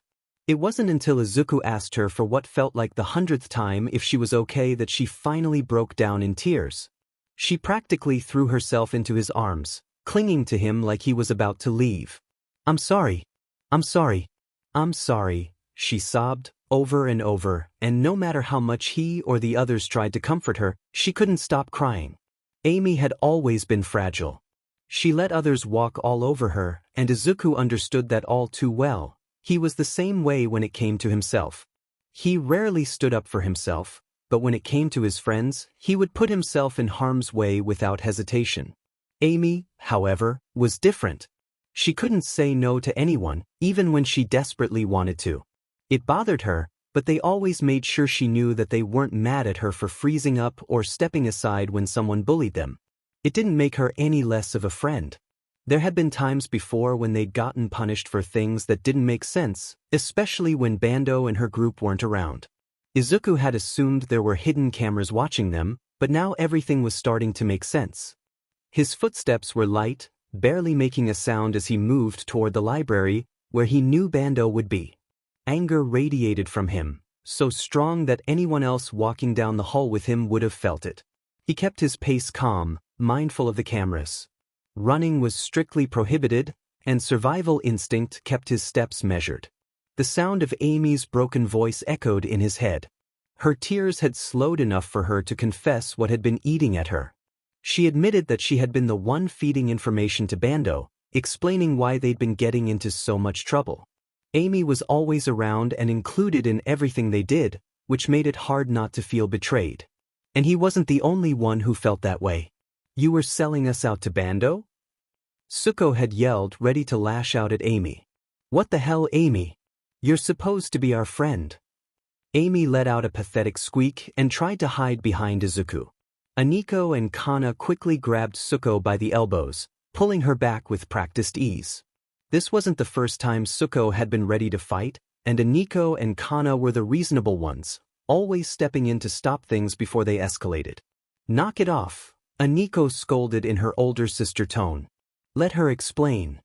They all turned back to Amy, still clinging to Izuku, her gaze fixed on the floor. Her voice shook as she spoke. "As she promised I wouldn't get hurt." Her words only made Suko angrier, but Kana tightened her grip on Suko's arm, warning her to stay silent. "Mr. Blue kept targeting us, and I know you tried to protect us, Izuku. But you weren't always there, and it hurt. The punishments were always so painful." Amy's tears flowed even faster now, but she continued. "Bando promised that if I told her every time you guys did something wrong, she would make sure I didn't get in trouble for it." Her voice grew weaker. "I said no at first, but she started accusing me of stealing, or breaking things, or using my quirk outside of the gyms. And he always believed her, and she just kept making up lies. I just wanted the pain to stop." Complete silence followed her confession. Even Suko and Yuto remained quiet. A memory surfaced in Izuku's mind the time Amy had missed nearly a week of class, and the nurse had said she was sick. They hadn't thought much of it then. Izuku stared at the hands gripping his arm, still trembling. He had been silent up until now, trying to process what was happening. His friends looked at him, waiting for his reaction. He was the one most affected by all this. Bando had personally gone after him more times than anyone else, but he remained silent. Instead of speaking, he slowly pried her fingers off his arm and stood up sharply. Amy let out a surprised squeak, hurt flashing across her face, but Izuku ignored it. He ignored his friends' questioning voices and the hands that grasped at his elbows, trying to pull him back. With determined strides, he turned and marched toward the door. His fingers itched to slam it in frustration, but he resisted. Izuku had no idea what he had done to make Bando target them, but he was done. She had made up her mind about them after only one conversation, and while he knew not everyone would like him, that didn't give her the right to torment him and his friends. He was furious, but not at Amy. The library door grew closer, and once again, Izuku had to fight the urge to slam it open. He considered himself patient and resilient, but after months of dealing with Mr. Blue's punishments, his patience had worn thin. Normally, he would have been upset by the news Amy had shared but would have kept a cool head. But today he couldn't keep his emotions in check. Bando had crossed a line. He found her sitting alone in the back of the library, conveniently out of sight from the librarian and the cameras. A thick, faded red book sat open in her lap. He moved quickly, making sure to stay out of sight. Despite his quiet steps, she snapped her head up as he approached, her face contorting into a sneer that she made no effort to hide. "What are you doing back here?" she hissed. "You aren't allowed in the library today." It was true teachers had been trying to keep them apart as much as possible, so he wasn't technically allowed to be there. But in his rage, Izuku didn't care about the rules. He only wanted answers. Why do you hate me? His voice was barely a whisper yell, louder than he intended. It was clear Bando hadn't expected this. She looked startled for a moment, then sneered again. I haven't done anything to you. And if I somehow offended you, then I'm sorry. But going after my friends isn't okay. They haven't done anything to you either. Izuku's fists clenched at his sides as his anger flared, but he struggled to keep his voice calm and quiet. He knew he was failing on both counts. Bando straightened, seeming to snap back to reality. You can't become a hero, she hissed. Izuku went silent. Was that really her issue? That he wanted to be a hero? Her solution had been to have him and his friends suffer? His anger boiled over again, and he opened his mouth to retort, but she beat him to it. Omegas are weak. We are weak. It doesn't matter what our quirks are or how hard we train to make them stronger. We're the weaker of the secondary genders. Why can't you see that? Her voice grew louder, and his anger only grew in response. We were made to be bought. To take orders and make others happy by being obedient. To bear children and take care of them. We weren't made for fighting. Izuku's heart twisted as she continued. I heard you talking to your friends about how you want to become a hero to show people how wrong they are about Omega. But it's you that's wrong. She paused, and though the lighting wasn't great in the back of the library, Izuku could see the tears threatening to fall. Frustration, anger, and something else flickered across her face. Heroes are people we trust our lives with. We trust them to protect us. But they can't save everyone. They couldn't save my sister when a criminal shot her through the car window to steal her car. Bando's voice cracked as she spoke, but her words were chillingly calm.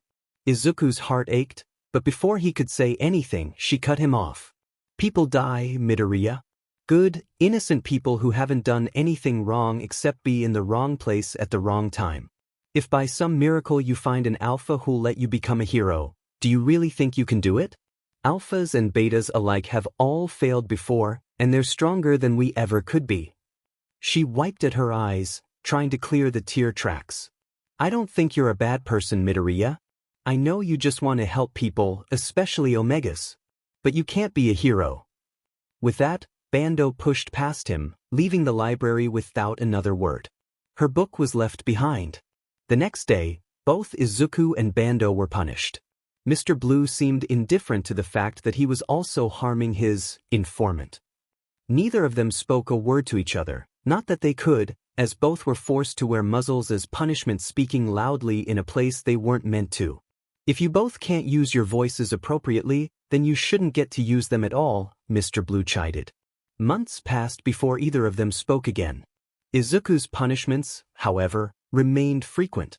A year and some months later, because of your disobedience, you'll miss your first showing day. Mr. Blue's grip on Izuku's arm was tight enough to bruise as he dragged the boy through the facility. Izuku didn't resist.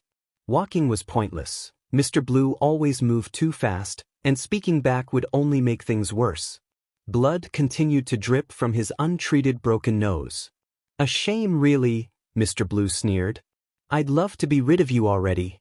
Not that any alpha would want an unruly Omega like you. Izuku barely suppressed a flinch at the man's words.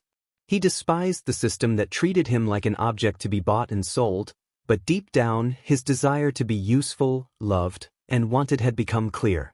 And Mr. Blue had used that vulnerability against him at every opportunity. They reached one of the sheds at the back of the facility. It was partially underground, its dull green paint chipped and peeling. 4 locks lined the door, which Mr. Blue unlocked agonizingly slowly, taking his time to torment Izuku just a little more. A day or so in the shed should help you calm down. With that, Mr. Blue swung open the door and shoved Izuku inside without a second thought. The boy hit the ground with a painful thud, his face slamming into the floor and making the blood pour even harder from his nose. He bit down on his cheek to stifle a scream. Izuku pushed himself up on shaky arms and turned just enough to see Mr. Blue standing in the doorway, the light from outside spilling in and casting long shadows across the dark, dusty shed. Izuku couldn't make out the man's face, but he was certain Mr. Blue was smiling. You'll never learn, will you, Izuku? The door slammed shut, and once again, Izuku was left in the suffocating darkness. Shouto Todoroki had never been interested in choosing an Omega. He never would be. The idea of claiming another person, especially without their consent, made his stomach turn. It felt too much like something his father would do. He despised the system that treated Omegas as property as if they were somehow lesser. The only silver lining was that his father had no say in his choice. With an irritated sigh, Shouto pressed himself closer to the car door, watching the view blur as his father sped well over the limit. But even the rush of the road couldn't distract him from his father's incessant complaints about his terrible posture. "Shouto, straighten up," his father barked. The half-and-half boy gritted his teeth so tightly it felt like they might crack. "Can you drive any slower? You're going to hit something. Or someone," he muttered under his breath. "Watch your tone. It's your fault we're running late, and I won't let you ruin this," his father shot back. Rolling his eyes as his father swerved dangerously, Shouto's attention shifted to a packet of papers tossed his way. Instinctively, his hand shot out, catching it with ease. Facility A Omega List was printed in large, bold letters. He shot his father a look through the rearview mirror, but his father ignored him. Normally, these facilities didn't hand out any information about the Omegas they kept. You were supposed to get to know them first. But there was no doubt in Shouto's mind that his father had used some less-than-legal methods to get these papers. "Start looking through this," his father ordered. "You need to pick a strong Omega with a good quirk to continue the family line." A scowl deepened on Shouto's face. To his father, that's all this was about: improving the family's standing. He shoved the papers aside, ignoring them. His father's glare promised punishment, and Shouto could feel the familiar sting of his old scars. He did his best to push the pain aside. He didn't want to choose an Omega, but he knew his father wouldn't give him a choice. The only real decision Shouto had was who he would pick, and it wasn't going to be according to his father's plan. When Todoroki was 7 years old, he didn't go to the Omega facility to select a mate, despite being a powerful alpha. His family wasn't wealthy, and they couldn't afford to send him to even the lowest-tier facilities. At the time, he didn't mind. His dream of becoming a hero had only just started to take root, and he was too focused on that to think about finding a mate. His priority was to help others and support his family. But as Enji graduated from UA and began making a name for himself as a hero, his drive to win and outdo everyone around him intensified. In the first few years of his career, he was careful around civilians. He wasn't the friendliest hero, but he wasn't rude either. All Might was still number one, no matter how fast Enji was or how many cases he solved. At first, Enji accepted this heroes were meant to save people, not compete for a title. But as time went on and his ranking remained stagnant, the thrill of helping people began to fade. His family had become a burden, so he severed all ties with them. Though his desire to be the best had grown quickly, he still struggled to improve. His scowl deepened as he completed cases faster, but his reputation for fearsome strength grew, even as it came at the cost of civilian casualties. He realized he would likely never surpass All Might and would forever remain second best. Instead of analyzing what made All Might so great and trying to better himself, Enji decided to take another route. At 28, a rising and well-respected hero, Todoroki set out to find a mate. The car screeched to a halt as they arrived at the facility. Enji slammed the door with excessive force as he got out. Shouto followed, forcing himself to keep his hands by his sides instead of scratching at his scar. It always seemed to itch when he was nervous, and being around his father always made him uneasy. His face remained impassive as Mr. Blue, accompanying his father, attempted to engage in conversation by praising his father's heroics. Shouto hated him. His father was left in the waiting area while Shouto was led into a room as sterile and dull as the rest of the facility. The walls and floors were padded, and chairs were scattered haphazardly. A camera mounted in the corner blinked with red lights, signaling it was on. The air was thick with faint, clashing scents, but Shouto ignored them. None of the Omegas here had fully developed their scent glands yet, so it wasn't too overwhelming. There were no TVs, no paintings, no windows, just 10 or so Omegas scattered around the room, talking amongst themselves. Or, at least, they had been until he entered. Now all eyes were on him. His scar itched. A cheerful employee greeted him with a smile. This is the first room of Omegas. Your father personally selected these 20 for you based on what he thinks you'd be interested in. Shouto fought the scowl, threatening to break his composure. His father didn't know anything about him. He'd chosen them based solely on their quirks. Fantastic. The employee continued, there are 3 more rooms down this hall if you want to see more. Feel free to check them out. Shouto nodded curtly, and the employee quickly retreated, understanding that was all the attention they would get from him. Taking a deep breath, Shouto scanned the room, then approached the first Omega. He introduced himself with only his name and asked theirs. They answered mechanically, listing their name and quirk. The conversation felt stiff and uncomfortable, and Shouto quickly moved on. He tried his best to give each Omega equal time, but they all responded in the same robotic way. Until he reached the last Omega, a girl with golden blonde hair adorned with shining clips. Unlike the others, she spoke with clear enthusiasm, and while Shouto was grateful for the change, something about her energy unsettled him. He couldn't quite pinpoint why, but he tried to push the feeling aside. The conversation went more smoothly than with the others until she mentioned his father. And your dad's Endeavor, right? The number 2 hero? That's amazing. You must be so proud to carry on his legacy, she said with a sickly sweet smile. The words were too much, and Shouto fought to keep his teeth from grinding. But don't you have older siblings? I heard something about them during an interview with Endeavor a couple of weeks ago. Shouldn't one of them be taking over his work? He took a slow, controlled breath before answering. Yes. I have 3 older siblings. But my father didn't approve of their quirks. He hoped that would end the conversation, but the girl's smile only widened. Oh, so they were too weak, huh? That makes sense. If I were Endeavor, I wouldn't want to be associated with anyone weak. So you must be really strong, right? That was enough. He stood up abruptly, perhaps too quickly, but he was done with her. It was nice meeting you, Bando, he muttered, offering a brief nod before walking briskly toward the door. He heard her sputtering behind him, but he didn't look back.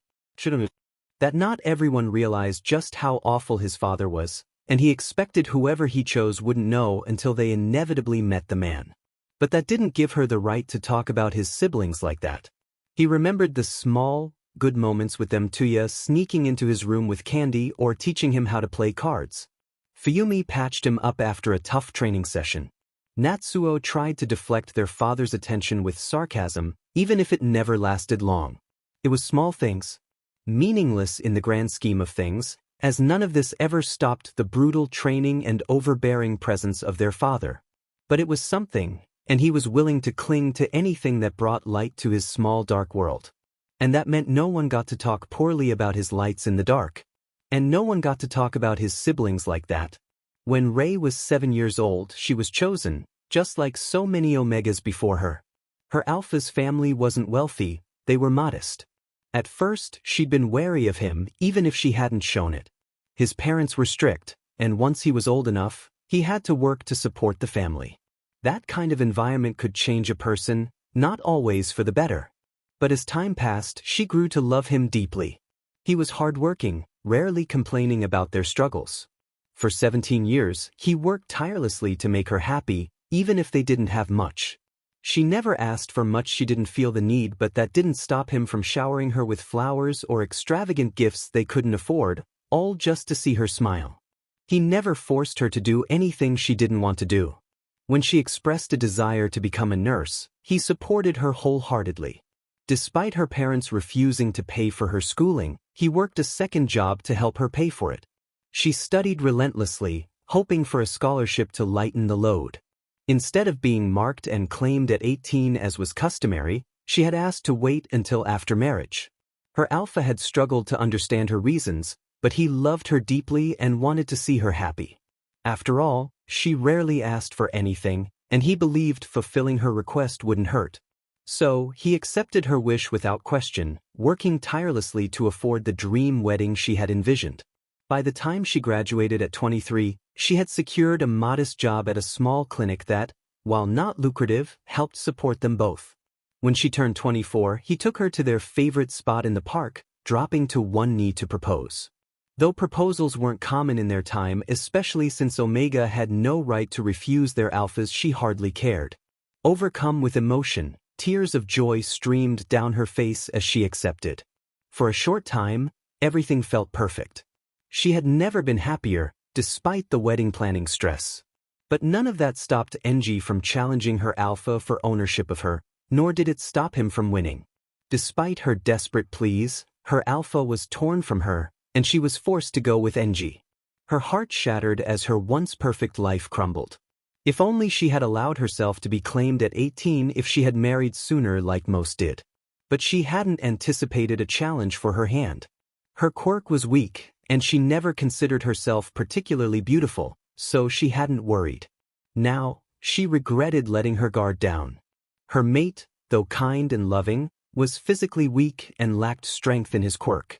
He stood no chance against a pro-hero like Enji, and though the fight was one-sided, her mate never backed down.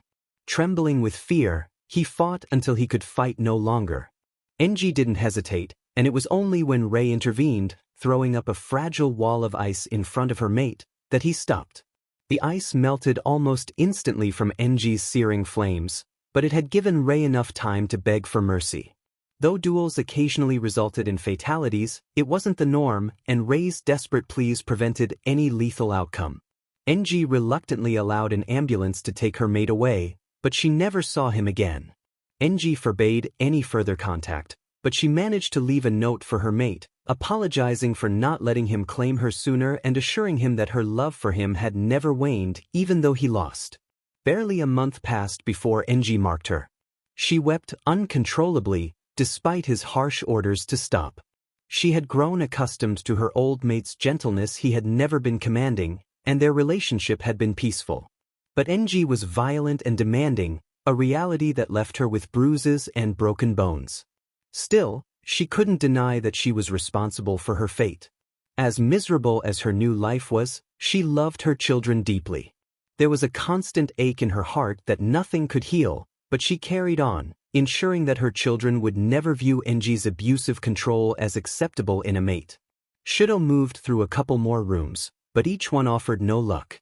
Either people recognized him as his father's son, and he had to leave before he froze everyone in sight, or they looked so empty and lifeless that it hurt to even consider taking them with him. It reminded him too much of when his mom had started to break. He pushed down the anxiety building inside him with each empty room he visited. He knew his father wouldn't take no for an answer. He had to find an Omega. If Shouto refused, his father would likely pay someone to stay quiet and choose one for him. One room left. He was so lost in thought that he didn't notice someone sitting against the hallway wall until he tripped over their feet. The sensation of falling was brief before he somehow regained his balance. His head spun as he stumbled back, confused. How did I get back up? He, though, looking around in confusion. Sorry about that. I didn't think anyone would be down here. No one usually comes to the other rooms, they just take the first Omega they find attractive, a quiet voice said. Shouto looked down and saw a small boy sitting against the wall with his knees pulled up to his chest. The boy's curly green hair was so dark it almost looked black, and his emerald eyes stared up at Shouto. His expression was blank, but Shouto could tell he had more life in him than anyone else he'd met that night. Freckles dotted the boy's face like stars, and although Shouto couldn't tell for sure, he thought they covered his entire face. That was, until he saw the blood splattered on the lower half of it. The crooked nose was familiar, too. He'd had enough broken noses from his father to recognize one immediately. Shouto snapped out of his daze, realizing he hadn't spoken yet. He quickly shook his head, focusing on the boy. Why are you sitting here? The boy flushed, looking either embarrassed or ashamed. His eyes darted around as if expecting someone to pop out. I'm supposed to be in the shed. Well, technically, I'm supposed to be in one of the selling rooms. But I made Mr. Blue mad, so he put me in the shed. I hadn't eaten in a while, so I escaped to get some food from the kitchen. Shouto noticed the boy was gripping a slice of bread tightly. There was a lot to unpack in all that, and Shouto wasn't entirely sure what to start with. But his stealing food was definitely the least concerning thing the Omega had just said. Why were they keeping you in the shed? And why is your nose broken? Shouto asked. The boy hesitated, tearing a piece of bread off and chewing slowly before patting the ground beside him. Shouto raised an eyebrow in confusion but sat down next to him after a brief pause. They sat in silence for a moment, and once the boy swallowed, he finally spoke. I got caught using my quirk outside my designated time. I've gotten better at hiding it, but I forgot to make sure I was in the same spot when I stopped using it. So, Mr. Blue broke my nose and put me in the shed. That's where they put the troublemakers. He made air quotes with his fingers before quickly finishing the rest of his bread. Shouto digested this information, his concern growing. He hated how Omegas were treated, and this just made his anger grow. You said you were supposed to be in the selling rooms today, right? The boy nodded hesitantly, glancing at Shouto. Shouto took a deep breath and held out his hand. Before he could second-guess himself, he quickly introduced himself. I'm Todoroki Shouto. The boy flinched at his hand like he was expecting it to strike him. Shouto winced at the thought, but before he could pull his hand back, the green-haired boy quickly regained his composure and reached out to shake it. I'm Midoriya Izuku. It's nice to meet you, Midoriya. The smile Izuku gave him was blinding, and for the first time that night, Shouto felt a little more at ease. He realized that, aside from the initial concern, he felt more comfortable around Izuku than he had with anyone else that night. To us. So, what do you think of the facility so far? Surprisingly, it wasn't Shouto who had to keep the conversation going. Izuku asked first. Shouto paused, not wanting to offend anyone, but he couldn't help but be honest. It looks pretty bland. Izuku blinked up at him, and Shouto immediately realized his mistake. Oh God, I said that out loud. There was a long pause, and Shouto started to feel anxious, but then Izuku threw his head back and laughed. The laughter only lasted a second before he jerked forward with a sharp, ow. He grabbed his nose tightly, wincing. I forgot about my nose, he groaned, squeezing his eyes shut as if to block out the pain. Shouto was familiar with that feeling.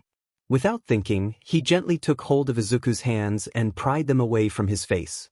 Izuku shot him a glare, though it was about as threatening as a bunny, but he let him. Once Izuku's hands were out of the way, Shouto hovered his right hand over his broken nose. Izuku narrowed his eyes suspiciously, but before he could protest, frost started to form on Shouto's fingertips and spread to his whole hand. Izuku's expression changed instantly to one of wonder. His eyes went wide as he stared cross-eyed at the frost creeping over his nose. The relief was immediate as the stabbing pain turned into a dull throb. He barely registered the change before the questions started pouring out. Oh, is that your quirk? That's so cool. How much ice can you make? Is it just frost, or can you make snow? His excitement was clear as he bounced in place but winced as the sharp pain reminded him to stay still. Shouto tried to follow the conversation, but, eventually, the words became too jumbled to understand. Wait, Izuku's words clicked together, and he quickly shut his mouth, face flushed in embarrassment. Sorry. I tend to talk too fast when I get excited. It's fine, Shouto assured him. I don't mind, but you spoke a bit too fast. Izuku's eyes lit up. Really? You don't mind? Shouto nodded, though he wasn't sure why it seemed so important to Izuku. He smiled at the boy's joy, feeling like he understood something about the connection forming between them. After a moment, Shouto thought back and answered the questions he could. My quirk is half hot, half cold, he said, extending both hands palm up. Ice covered his right hand, while a small flame flickered on the left. Izuku's eyes sparkled with amazement as he leaned closer, but Shouto quickly shut his hands. The flame disappeared, and he shook off the frost to keep Izuku from getting hurt. I've never tried making snow, he continued, and I'm not sure how much ice I can make. If I use too much, I get too cold and can get sick. Izuku cut him off quickly. Can't you use your fire to warm yourself up? Shouto nodded slowly but added, I don't like using my flames much. Izuku opened his mouth again, probably to ask why, but whatever he saw in Shouto's face made him stop. They both sat quietly for a moment, but then Izuku suddenly sprang up, his eyes wide. Oh my God! I completely forgot. Shouto jumped to his feet too. What's wrong? I got so distracted talking to you, I forgot. You're supposed to be talking to the other Omegas, and they'll probably come looking for you soon. I'm supposed to be in the shed, and I'll get into even more trouble if they see I escaped. His words tumbled out faster and faster, ending in a jumbled mess. Shouto understood, though they both needed to leave before they were caught. But Shouto didn't want to go. He'd never had a friend before other than Momo, but that was mostly because their families did business together. His father didn't let him have friends unless they were approved. The thought of leaving now, of not getting to talk to Izuku again, felt wrong. Well, I guess you should get your nose fixed. Shouto blurted out, surprising Izuku, and quite frankly himself. Shouto flushed, his face burning even though his quirk kept him from getting too hot. What? Izuku looked at him like he was crazy. Don't you have a nurse here? You should get that nose fixed before going back so it doesn't get worse. Izuku blinked at him a few times, then seemed to hesitate. Oh. Well, I would normally, but if I go to the nurse, they'll know I left the shed. He trailed off, as though he wanted to say more, but something caught his attention. He suddenly turned his gaze down the hall, and Shouto followed it, unable to spot anything unusual. Izuku let out a nervous laugh, but when he faced Shouto again, his expression looked strained and broken. Well, I guess it doesn't matter too much now. I might as well get to the nurse so I can be in the best shape for later. Shouto, still unable to understand what was bothering Izuku, frowned. What do you mean? Without answering, Izuku pointed toward the ceiling. Shouto, following the direction of his finger, felt a momentary surge of realization something had been there all along, but he hadn't noticed it. A small black camera was lodged between the ceiling tiles, a red light blinking, signaling it was recording or at least active. Shouto stared at it, unsure of what to make of it. Cameras were beyond him. Oh, his mind went blank, unable to come up with anything helpful to say. Instead, he fell back on his original impulse, though he wasn't sure what it was. Can I walk you to the nurse? Izuku seemed like he might protest, but his gaze was drawn back to the camera. With a resigned sigh, he gave a small nod. Yeah, okay. He turned, heading in the opposite direction of Shouto's path. It's this way. The walk was far from silent, which Shouto appreciated. After a brief moment of silence in the beginning, Izu seemed to shake off his depressed funk, and soon he filled the air with conversation that was both full of random details and yet oddly disjointed. He talked about a cute dog he'd seen on the news, a pro-hero with an interesting quirk, and some silly antics he'd shared with his friends, often ending with him getting into trouble, but he seemed to take pleasure in recounting these stories. After some prompting, Izuku even went into a detailed ramble about his own quirk. Overall, the walk was pleasant. However, Shouto couldn't understand why the nurse's office was so far away, or why there were at least 3 cameras positioned outside. Seriously, who places the nurse's office on the far side of the building? It took way too long to get there, and what if someone had been seriously hurt? But at least the walk gave him more time to talk with Izuku, so there was that. When they finally arrived, Izuku turned to face him, probably to say goodbye, but Shouto wasn't ready to leave just yet. Without a word, he bypassed the other boy and pushed the door open.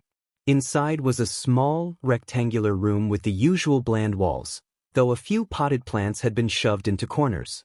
2 paintings of sakura trees hung on opposite walls, and a single window in the back wall was covered with thick metal bars.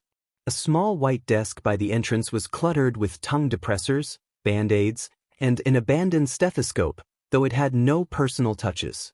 4 neatly made beds lined the far wall, each with matching white blankets and pillows. A tall, skeletal woman was slouched in her desk chair, not acknowledging their entrance. Her skin seemed to hang off her bones, and her brown hair was pulled back tightly into a bun, pulling her face slightly taut. Her makeup, a mix of black, blue, and purple, was a chaotic clash. Shouto quickly masked his surprise, hiding his reaction behind a poker face. He turned back to hold the door open for Izuku, who reluctantly followed. After a moment, the nurse let out a long sigh and looked up, her beady black eyes meeting theirs without either of them flinching.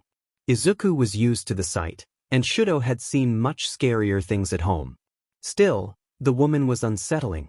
Back again, Izuku, she croaked, a cracked smile spreading across her face. Her voice sounded as though she'd been gargling gravel. Out of the corner of his eye, Shouto saw Izuku put on a strained smile. "Yes, ma'am," Izuku said politely but offered no more explanation. The nurse sighed, reaching down to remove her shoe and sock with a practiced motion. Shouto wrinkled his nose in confusion and disgust. Why was she taking off her shoe? And had she even washed her feet? Izuku moved forward with a resigned gesture, kneeling in front of her as she raised her foot toward his face. Before Shouto could speak, a blinding pink light emanated from the point where Izuku's nose met the nurse's bare foot. When the light faded, Shouto saw that Izuku's nose had snapped back into its proper shape, though the residual blood was still visible. The nurse pulled her foot away and began putting her socks back on, waving them off dismissively. "See you soon," she muttered as Izuku pushed himself up and walked back toward Shouto, looking a little shaken. "Her feet," Shouto muttered, still stunned. "Heels," Izuku answered, clearly used to the routine. "I know it's strange, but she's fixed me and plenty of others more times than we care to count. So, we don't talk about it." They walked in silence for a minute or two as they headed back toward the rooms, where the other Omegas were probably still wondering what had taken them so long. Panic started creeping back into Shouto's chest as he realized that once they returned, he'd have to make a choice. The thought of it grew scarier by the second, and he quickly pushed it away. Trying to dispel the tension, he asked, "So, what do you want to do when you get out of here?" As soon as the words left his mouth, Shouto regretted asking. It was a question that might be normal for anyone else, but for an Omega with no real choices in life, it was cruel. His mouth opened and closed like a fish, struggling to apologize, but the words never came.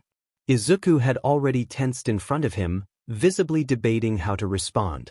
Shouto, having no experience confronting people, reached out to stop Izuku, intending to apologize properly, but before he could, Izuku abruptly halted on his own.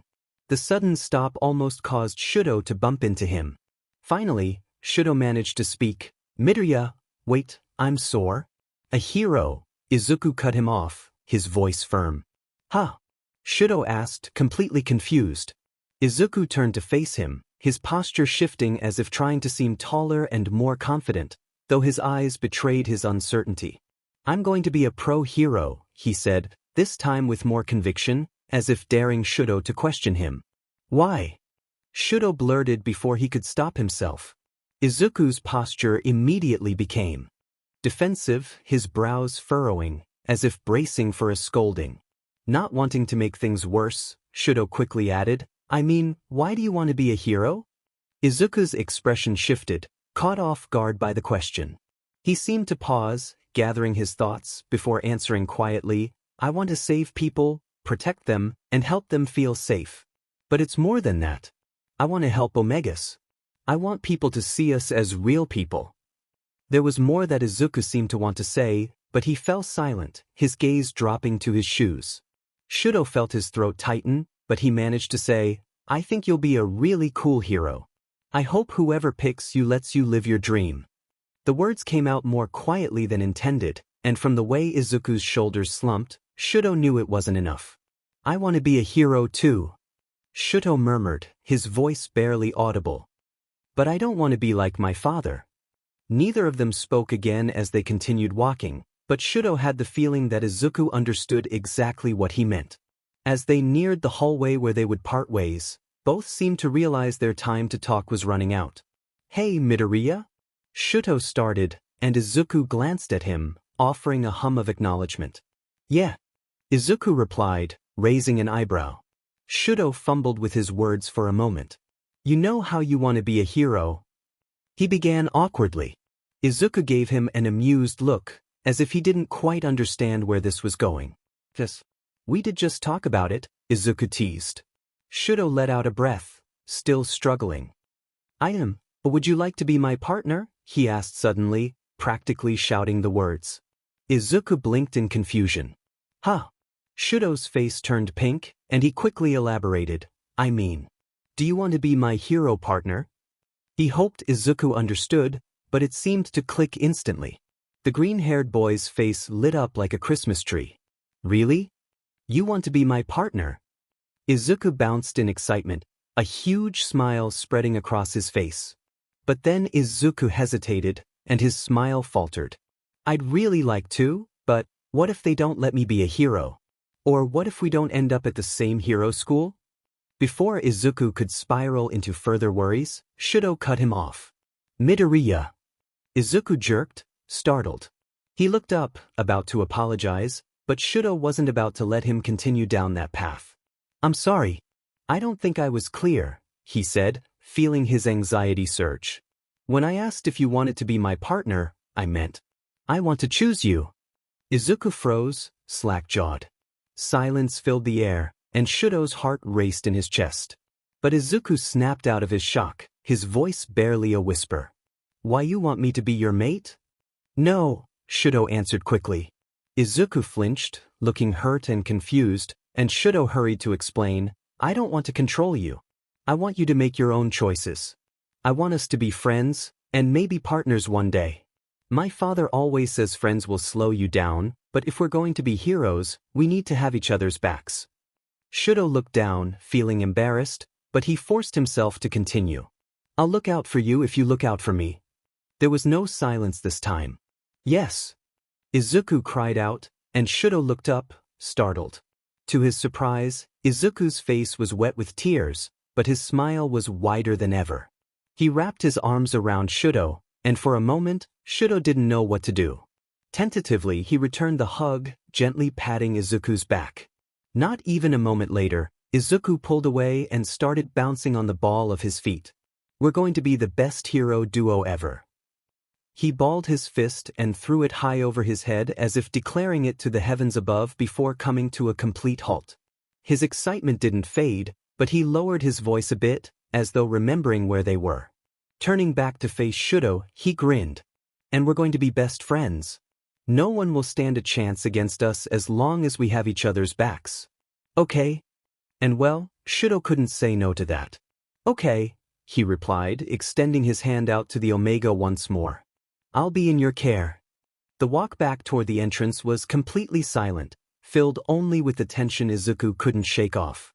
His nerves were bubbling under the surface. He was thrilled to finally get out, but his mind raced with the reality of the situation. This isn't going to be easy. Technically, he wasn't supposed to be outside the shed, and he could already hear Mr. Blue's voice in his head, questioning how he even got out. And he'll definitely search the shed for the escape tunnel, ruining it for anyone else stuck in there. Izuku winced at the thought. Okay, maybe this wasn't such a good idea. He hadn't realized how slowly he was walking until Shouto reached out and grabbed his hand, intertwining their fingers before gently pulling him along. Izuku looked over at Shouto, offering a small smile, which Shouto didn't return, but Izuku wasn't offended. It'll be fine, Shouto said, his tone flat as always, though there was a touch of reassurance in his voice. I know, but I wasn't supposed to be out there. I mean I was, but he broke off, trying to collect his thoughts. Izuku let out a frustrated sigh. And what if they say you can't take me? Another firm squeeze from Shouto snapped him back to the moment.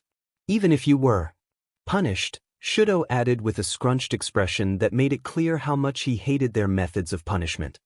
His face quickly smoothed back into its usual indifference as he continued, Your name should still be on the register for today. As long as it is, I have the right to take you. Besides, technically, they can't tell me no. It's my choice after all. Izuku's smile widened at Shouto's attempt to comfort him, though it was clear the other boy wasn't entirely sure of what to say. Still, the effort meant a lot to Izuku. You're right, Shouchan.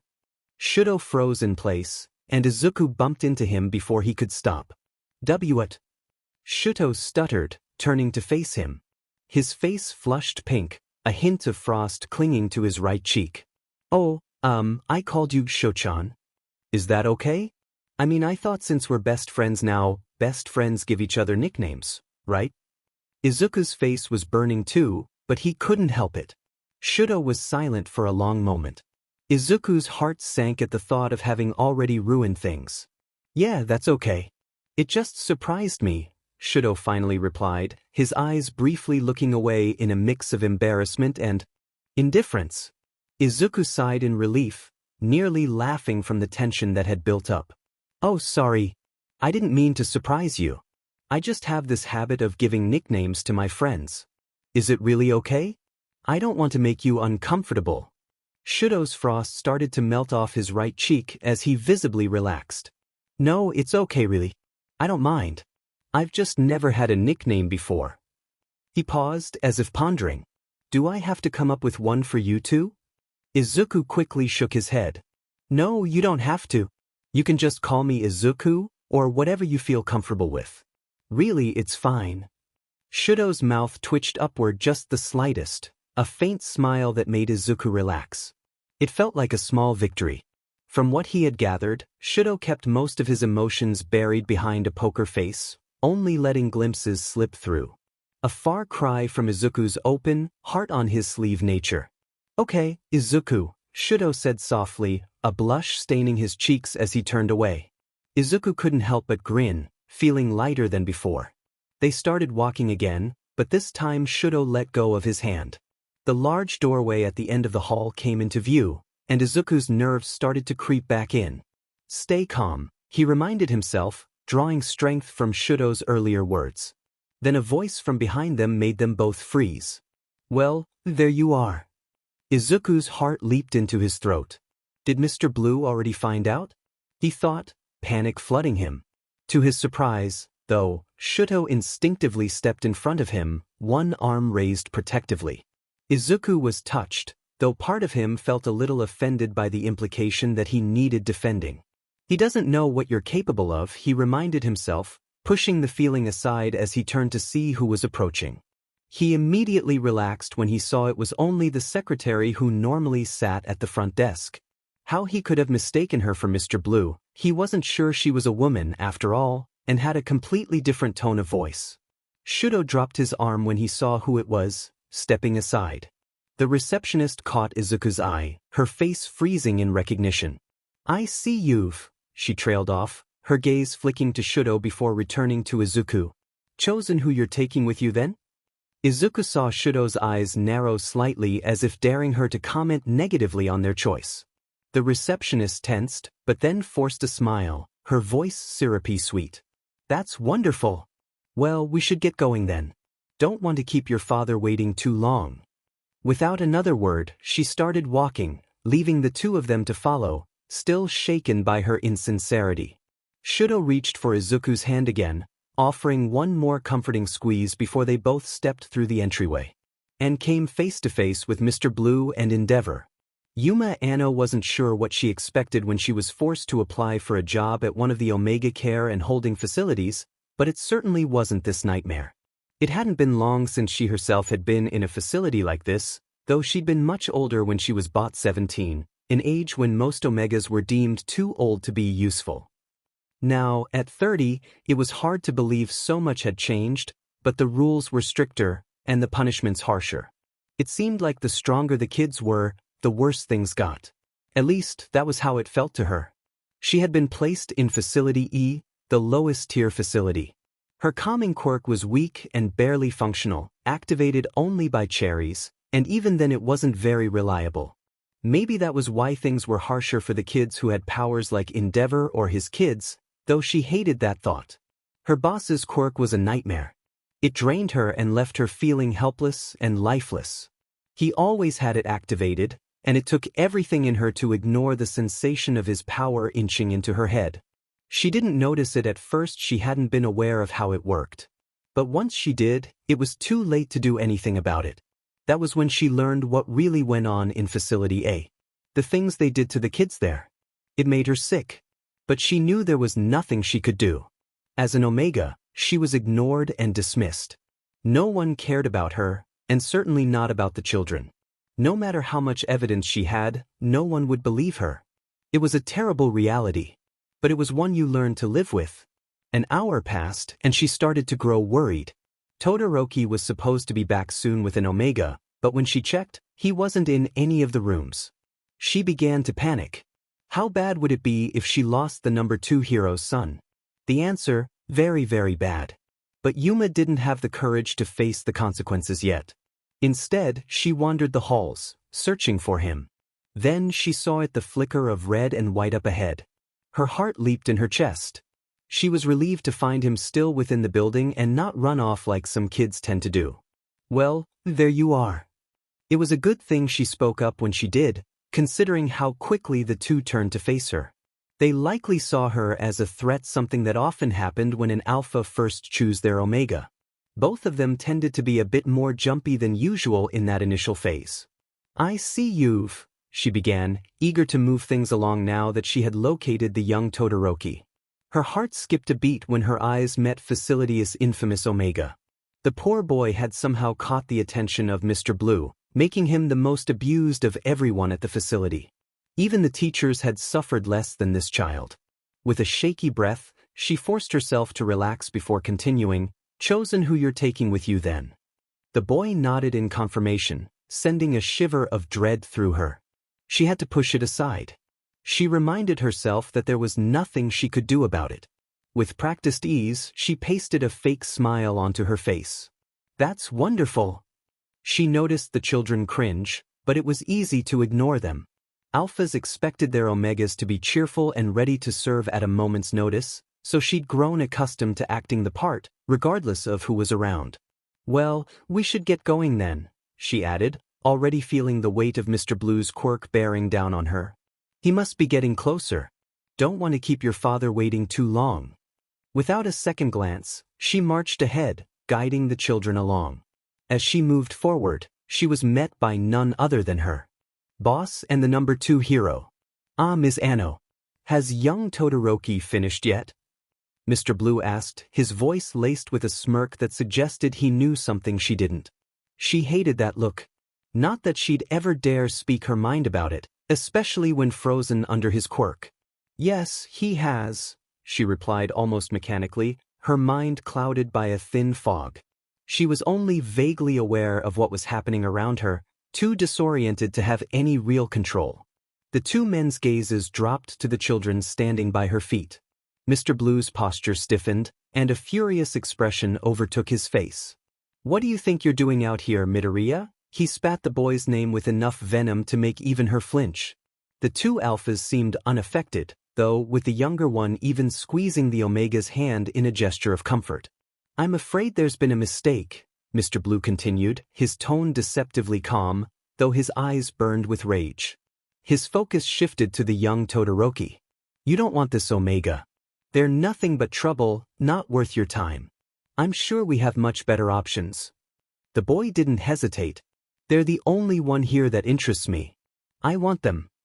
His voice was calm but unwavering, and his eyes held a steely resolve, showing no signs of backing down. A small, warm feeling spread through Yuma's chest at the young alpha's protectiveness. But the moment of warmth was quickly overshadowed by Mr. Blue's words. "Well, I'm sorry to inform you, but they aren't for sale today." In fact, his gaze shifted to the cowering green-haired boy. "They aren't even supposed to be out here right now." The two-toned-haired boy wasn't backing down. "Aren't they on the list for today?" "That's what I was told, and if they are, I have every right to choose them." The young alpha shifted his stance, moving to stand in front of Midoriya, fearlessly facing the towering adult. "Well," Mr. Blue began, but Yuma couldn't let him finish. She might not know Midoriya as well as some of the other staff, but she'd seen enough to know that the treatment here was torturous. No one deserved that. She had no idea if life with the Todorokis would be any better, but she had to hope. And judging by the young Todoroki's protective attitude toward the Omega, there was at least some chance. "Oh, this is going to bite me in the butt later," she thought. "But I have to do something." She'd never fought for control before. There had been little point, knowing Mr. Blue would regain control. But now she had to try. Her body remained frozen, but her mind still had some awareness, enough to push against his control. She didn't need her whole body, just her jaw. It took longer than she wanted, but she managed to speak. "Yes," she gritted out, her voice barely more than a whisper. But the response drew the attention of everyone in the room, and for a moment, she felt the migraine-like pressure against her head as Mr. Blue fought to regain control. "What?" barked the number 2 hero, distracting Mr. Blue just enough for Yuma to push his influence away long enough to get a few more words out. "Midoriya is on the list for today." As soon as the words left her mouth, the fog in her mind thickened once more, but it hardly mattered. The damage was done. HM. Well, I guess that's settled then, Endeavor said, his voice firm and decisive. He turned his glare to Mr. Blue. This is the one my son has chosen. This is the one we'll take. There was no room for argument in his tone. Mr. Blue stared at him, wide-eyed, clearly incredulous, but Endeavor's narrowed eyes didn't waver. Get the DMN paperwork, he snapped. Gritting his teeth, Mr. Blue turned to Yuma. You heard the man. Go. Her feet moved on their own, pulling her back to her desk. She rifled through the drawers, searching for the necessary paperwork. She knew she'd pay for this later. The look in her boss's eyes told her that much. But at that moment, she couldn't bring herself to care, not with the relieved smile on the green-haired Omega's face, the last thing she saw before she lost full control, and everything faded into darkness. Izuku could hardly believe it as he stood there, watching in disbelief as the receptionist handed over the paperwork for Shouto and Endeavor to sign. His thoughts were a jumble. The next thing he knew, Shouto had gently pulled on his hand, leading him to follow his father and Mr. Blue. The latter was guiding them toward a table where the paperwork would be completed. Most of the forms were for the younger of the two, since Izuku was becoming Shouto's responsibility. However, Endeavor still had to fill out some sections and sign a form agreeing to cover any costs, like hospital bills, should Izuku get injured and his birth family be unable to pay. That was a relief. While the Midoriyas weren't poor, they had their financial struggles. Shouto gave the pile of forms a look of distaste but set to work nonetheless, scanning the first sheet and carefully writing his name with as much neatness as a 7-year-old could manage. It probably didn't make much sense to him, but he persevered. Meanwhile, Izuku stood awkwardly behind him, feeling Mr. Blue's hateful glare burn into his back. He couldn't tell how long it had been, minutes? Hours? But eventually, with a satisfying thud, Shouto dropped the final sheet on the table. Though his expression didn't change, Izuku could see a flicker of satisfaction in his eyes. It was subtle enough that no one but Izuku noticed, who had been watching intently, silently urging his new friend to finish so they could leave this place as quickly as possible. Done, Shouto said calmly, and Izuku felt the tension melt from his shoulders at the sound. Perfect, Mr. Blue muttered, his smile clearly forced. The Omega can collect his things, and you can all be on your way. I'll go with him, Shouto said firmly, leaving no room for argument. It'll be faster that way. Endeavor paused for a moment, studying his son, then nodded in agreement. Fine. We've wasted enough time here as it is. Mr. Blue, clearly frustrated, ground his teeth, but Izuku was too busy hurrying out the door to notice. Once they were out of sight of the adults, Izuku slowed his pace just enough to allow Shouto to catch up. They walked side by side, Izuku's feet carrying him toward the room he had shared with others, his mind still racing. See? I told you it would work out, Shouto said softly, a small smile tugging at the corner of his mouth. Yeah, I guess you were right, Izuku replied with a wider smile, though he knew. It was more fragile than it appeared. Shouto glanced at him with concern. Are you okay? Izuku hesitated. No, he wanted to say. I'm not okay because I'm happy to leave, but at the same time, I'm leaving my friends behind. Does that make me a bad friend? A horrible person? And why does it feel like something awful is about to happen? But instead of speaking those thoughts aloud, he forced a smile. Yeah, I'm okay. Just a bit nervous. I'll miss my friends, though. I didn't even get to say goodbye to most of them. Only Yuto, because he and Kanna snuck out of class to see me. He trailed off, not wanting to linger on the feeling of loss. Shouto nodded, accepting the answer, and they continued in silence. When they reached the room, Shouto carefully pushed the door open, mindful of the walls. The room was as immaculate as it had been when Izuku first arrived. The rules here made sure of that. He pointed to his bunk, even though it should have been obvious, since he'd already claimed it.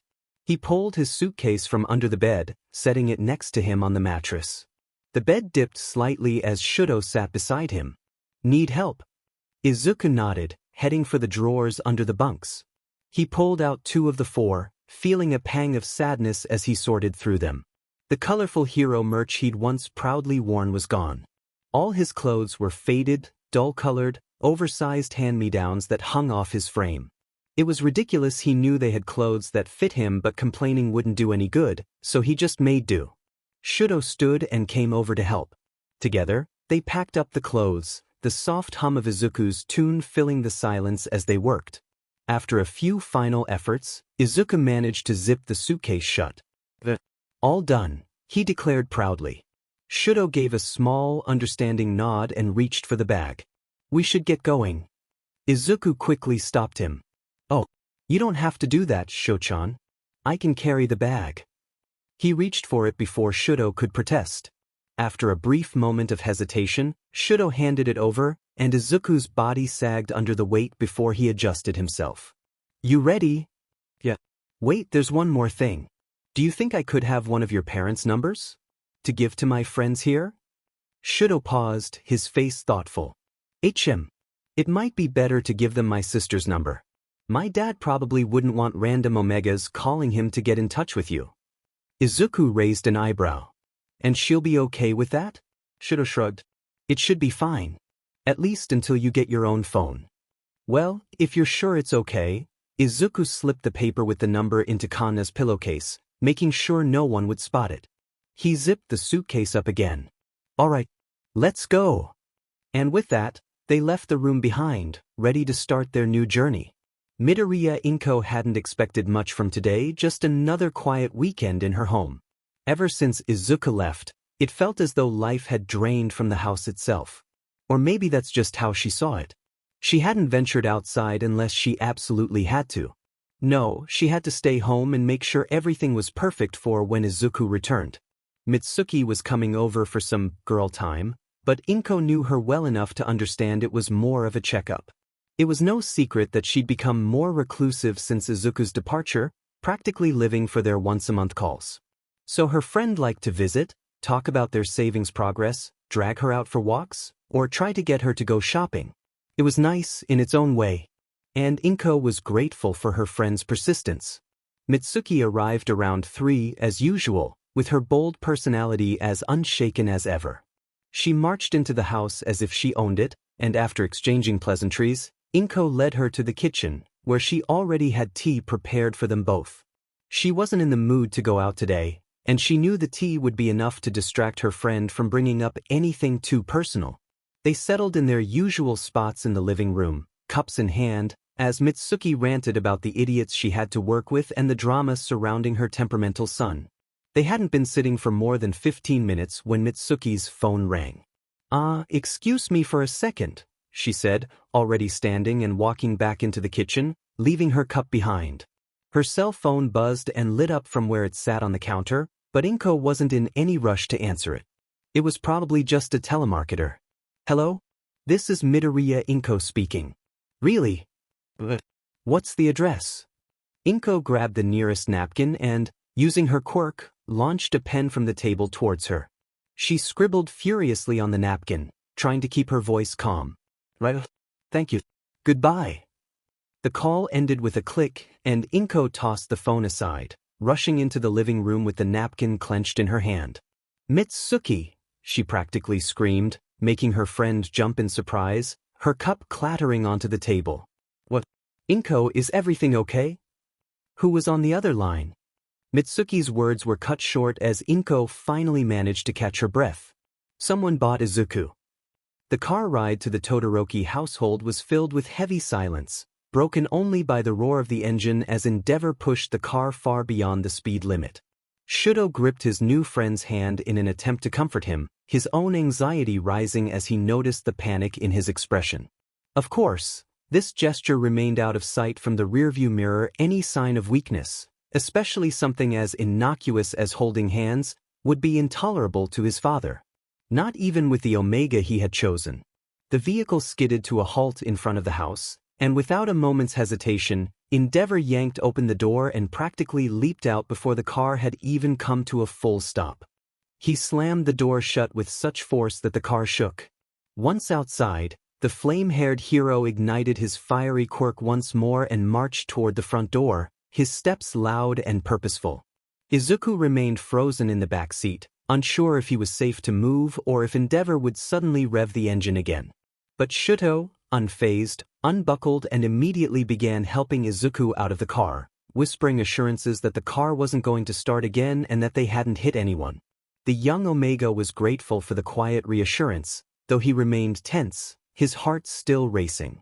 Endeavor's commanding voice cut through the still air as he barked an order for the two of them to follow. Izuku allowed Shouto to help him out of the car, and together they hurried after the older Todoroki.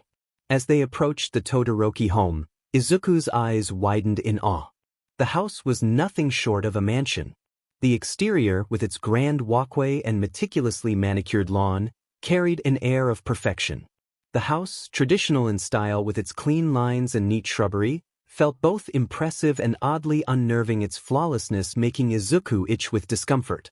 "Shouchan, your house is huge," Izuku exclaimed in awe. "Quiet." Endeavor's sharp tone made Izuku flinch. He immediately worried he had voiced his thoughts aloud, a habit he had tried to break. But the reprimand seemed to be aimed at his words in general, an attempt to silence him altogether. Out of the corner of his eye, Izuku saw Shouto glare at his father, but he smiled at him reassuringly.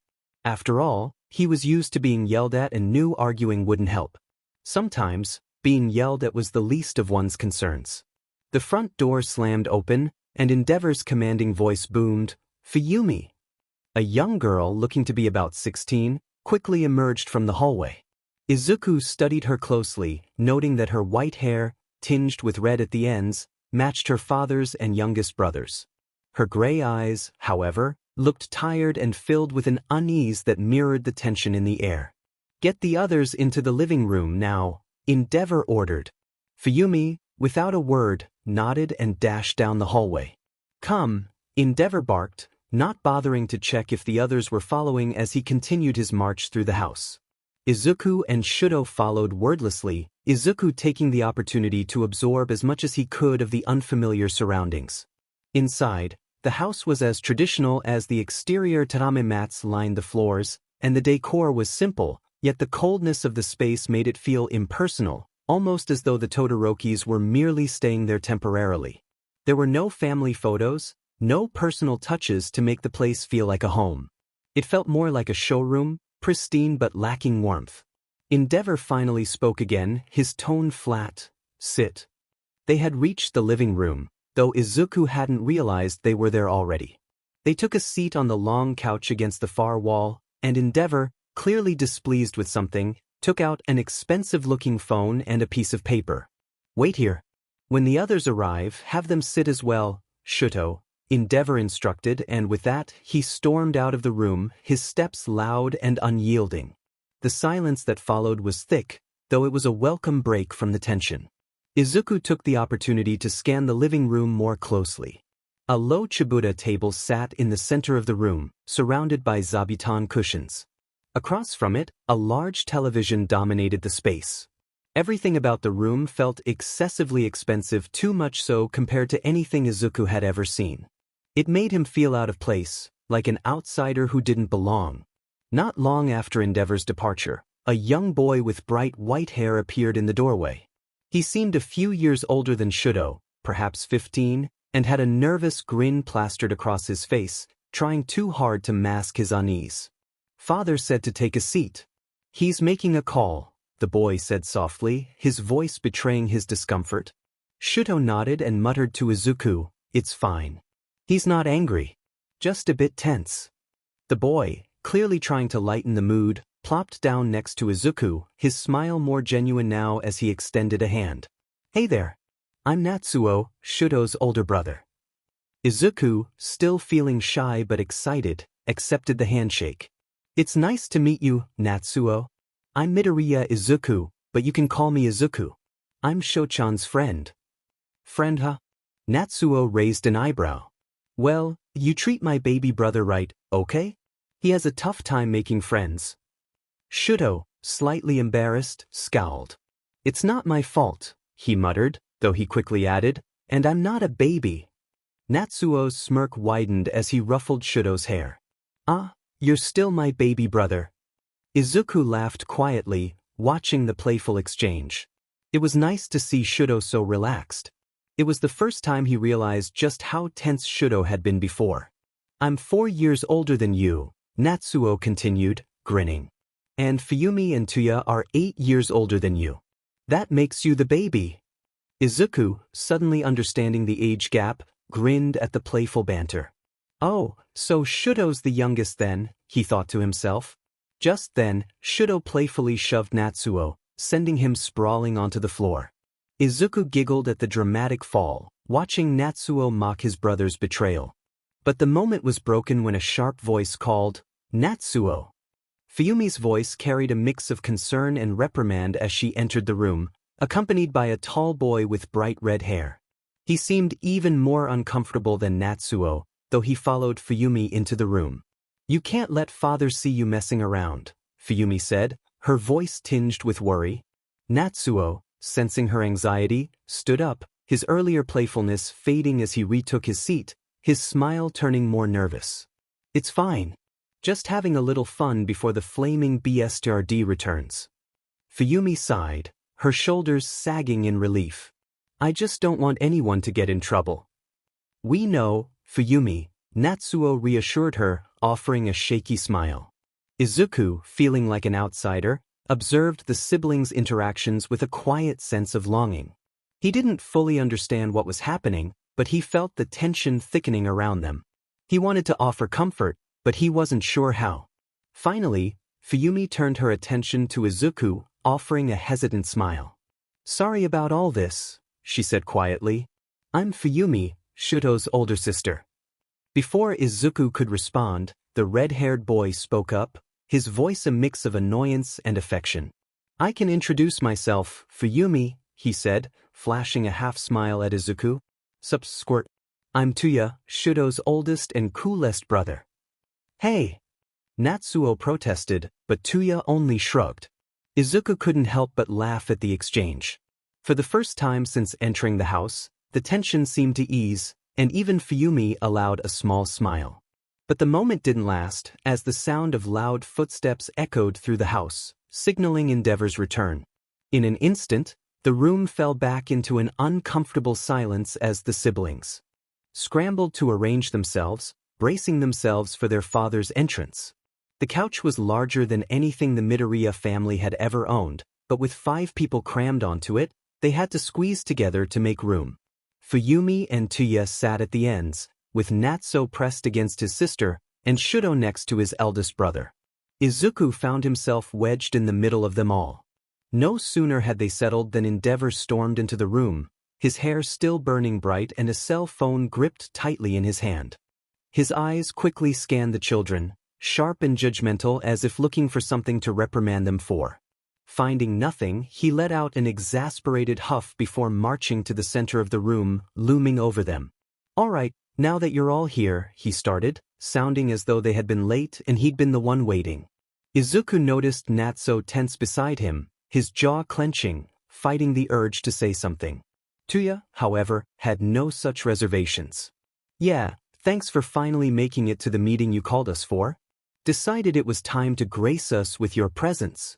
His tone was teasing, his expression casual, though his eyes held a challenge. One Endeavor met head-on. Don't talk back to me, he snapped, flames flaring higher in response.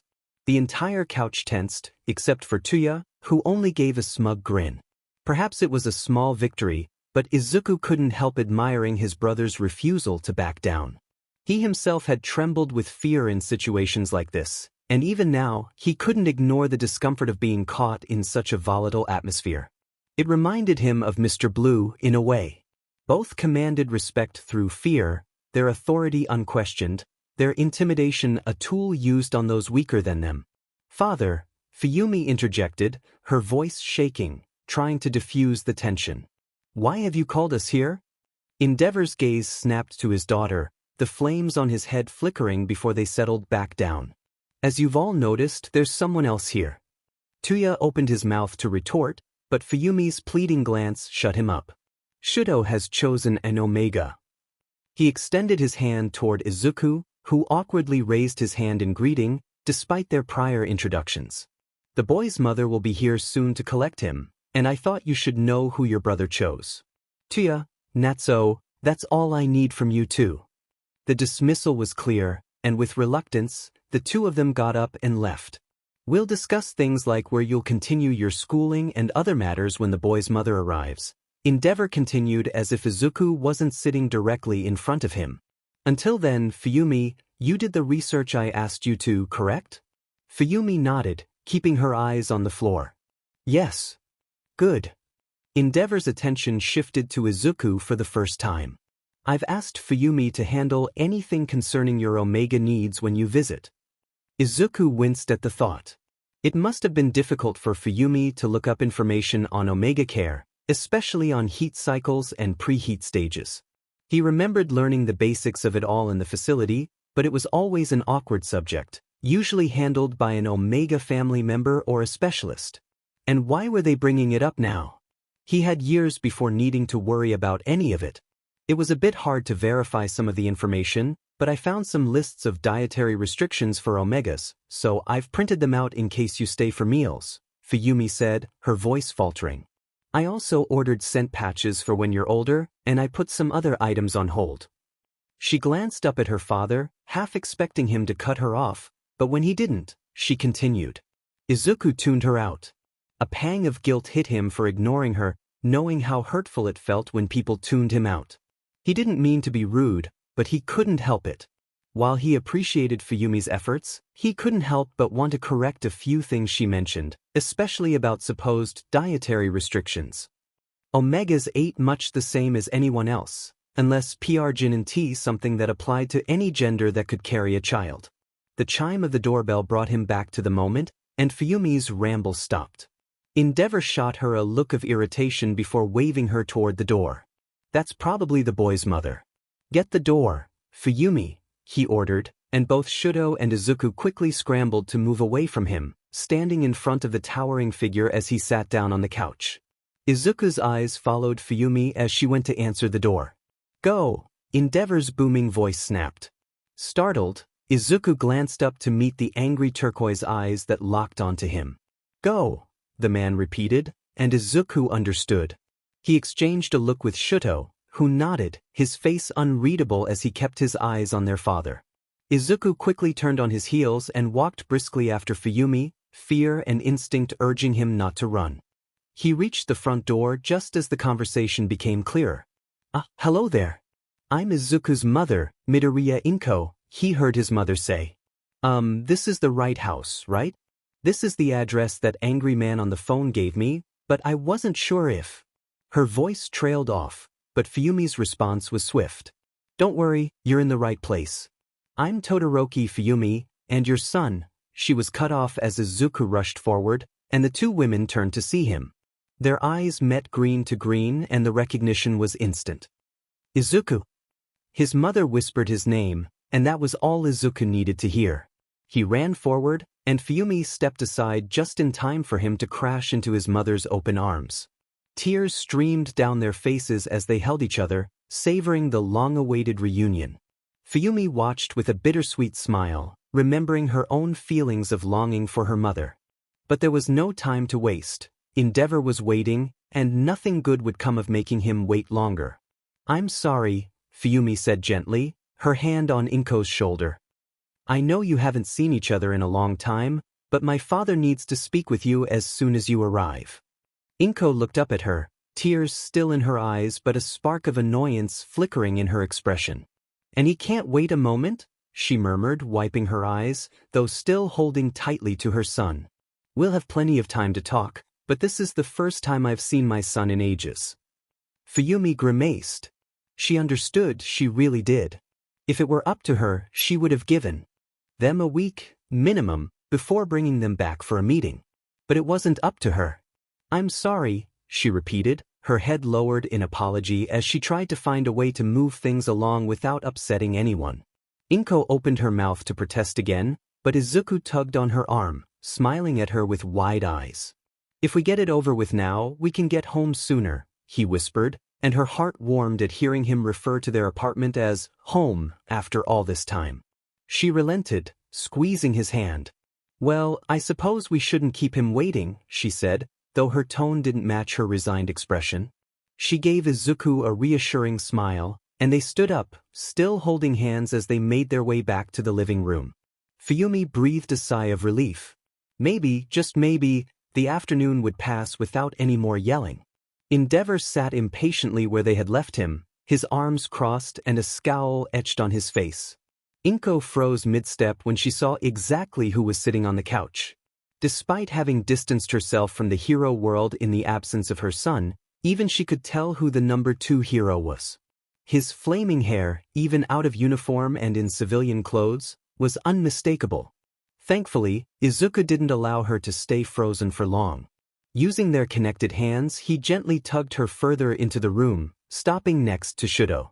Both children stiffened as they felt the weight of Inko and Endeavor's eyes scanning them. Izuku nudged Shouto with his shoulder in what he hoped was a comforting gesture, though he couldn't be sure. Finally, Endeavor broke the silence, his voice cutting through the tension. "So, you're a beta?" he asked Inko, his posture straightening as he puffed out his chest. To her credit, she met his gaze steadily and kept her voice calm, despite the itching feeling crawling under her skin, urging her to submit. "Yes," she answered. "And the boy's father?" "A beta as well." An oppressive silence filled the room. Inko, unable to bear the quiet any longer, asked, "Does it matter?" Endeavor was silent for a moment, his eyes flicking from his son to Izuku, then nodding as if to himself. He stood up from the couch, the furniture creaking under his shift in weight.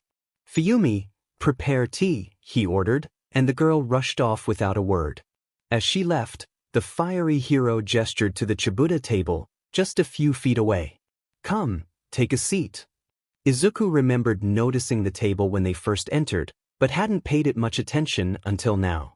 There were just enough zabuton cushions around it for the 4 of them.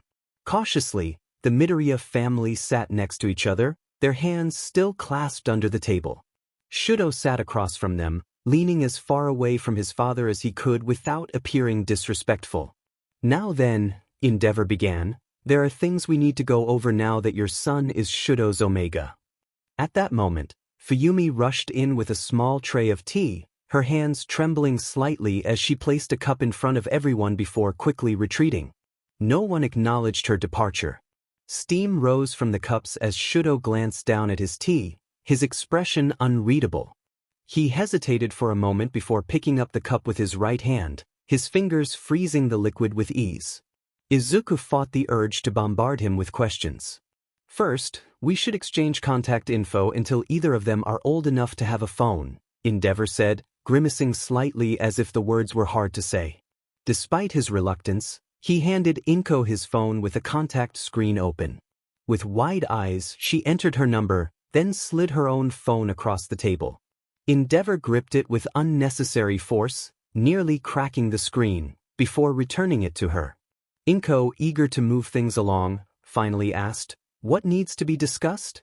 She wanted nothing more than to take her son and hide from this world.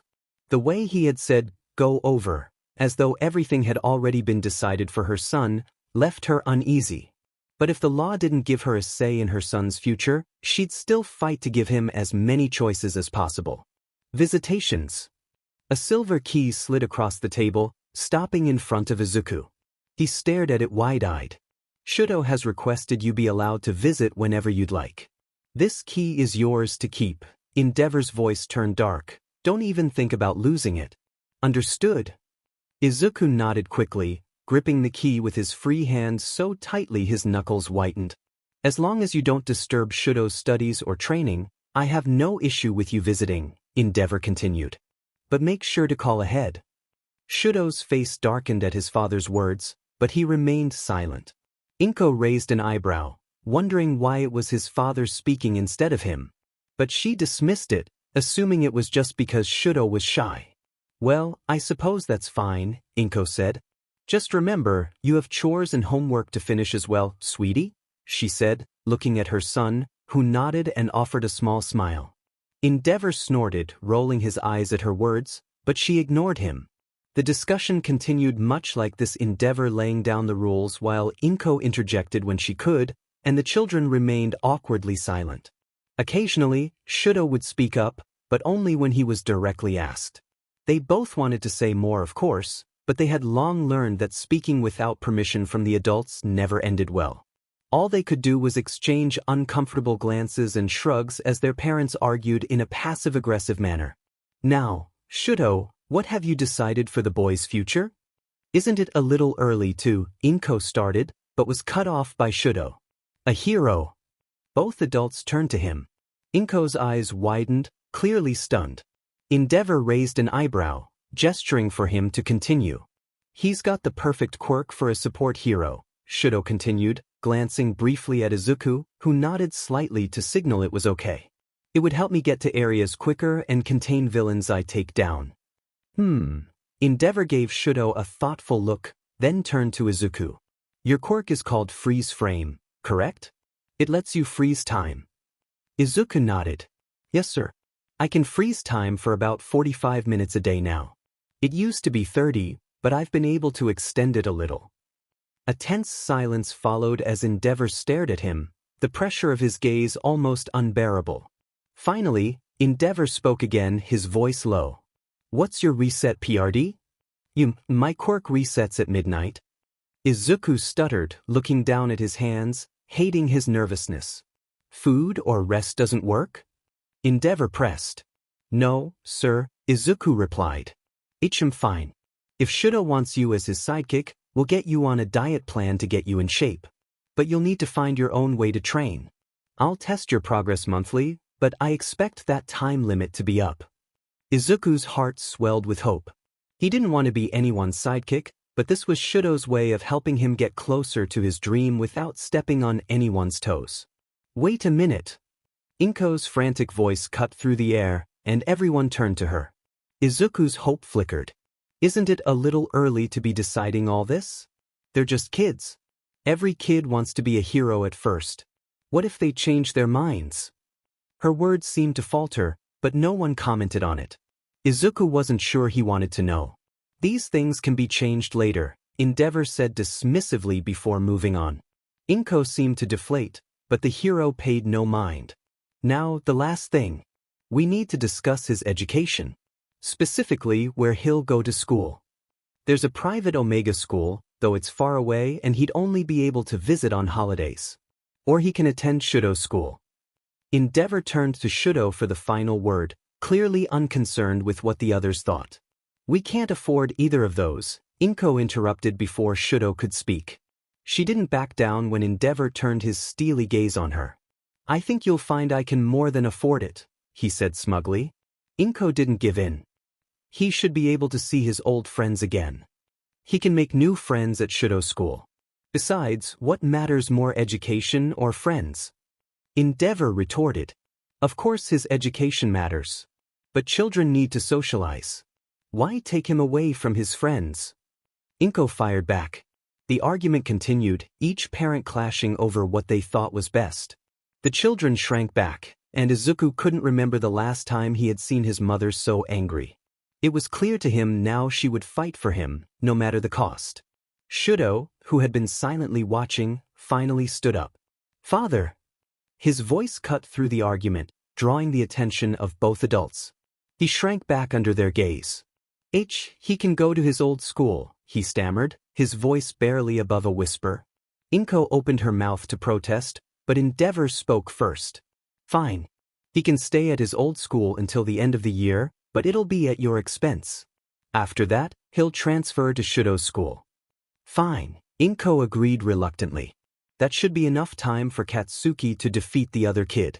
Though the fact that he was the number 2 hero's son was concerning, she was confident Mitsuki's son would be able to handle him. This entire encounter only solidified her belief her son would be better off with the Bakugos. Tuya and Natsuo helped move his things from Endeavor's car into the back of his mom's. Your mom is a real firecracker, Tuya remarked, passing by with Izuku's bag tucked under one arm. I know, right?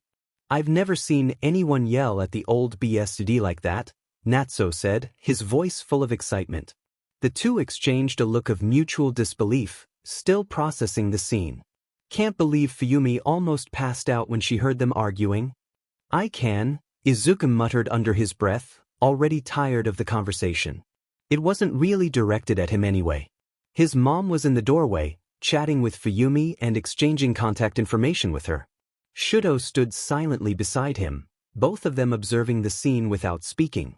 "Your mom's really brave, you know," Shouto said, breaking the quiet.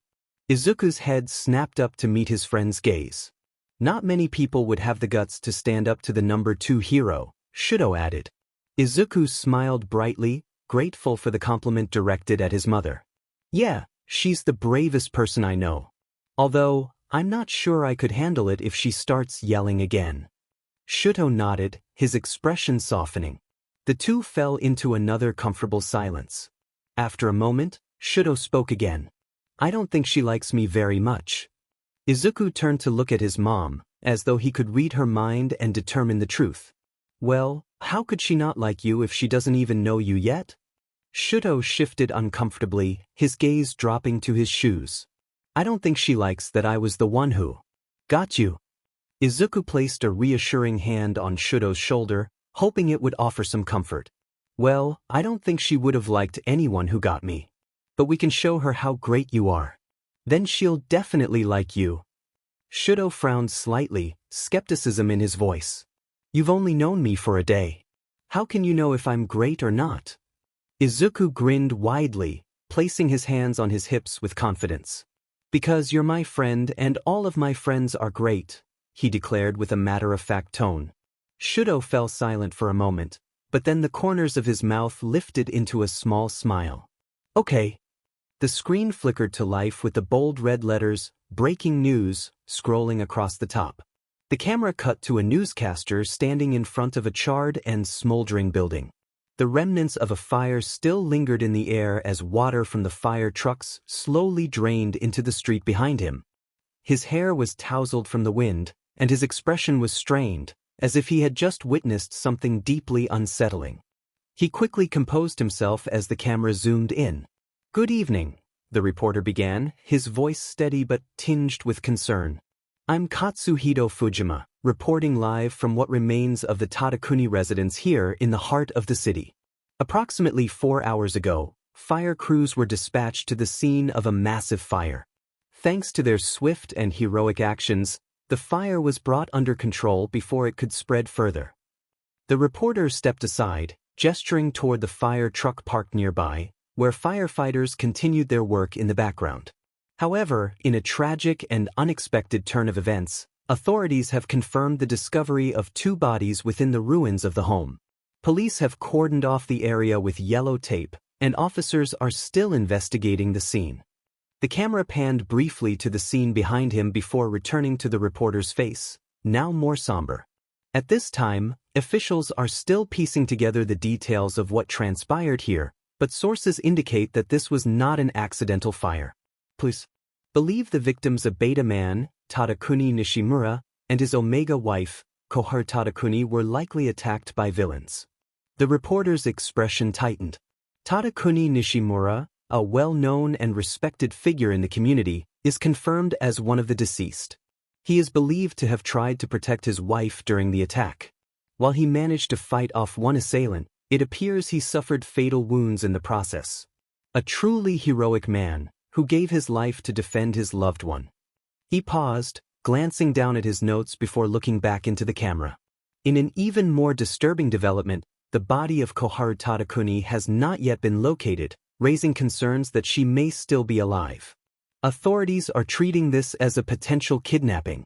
Police speculate that a second villain was involved in the attack and that the fire may have been set intentionally to destroy evidence. The reporter's eyes narrowed, and his voice grew more serious. While there are no official leads at this time, police are working tirelessly to find Ms. Tadakuni and bring her home safely. Investigators suspect that her abduction is tied to a larger, more sinister plot involving Omega trafficking, rather than a personal vendetta. The kidnapping of an Omega is a chilling development that points to something far more dangerous.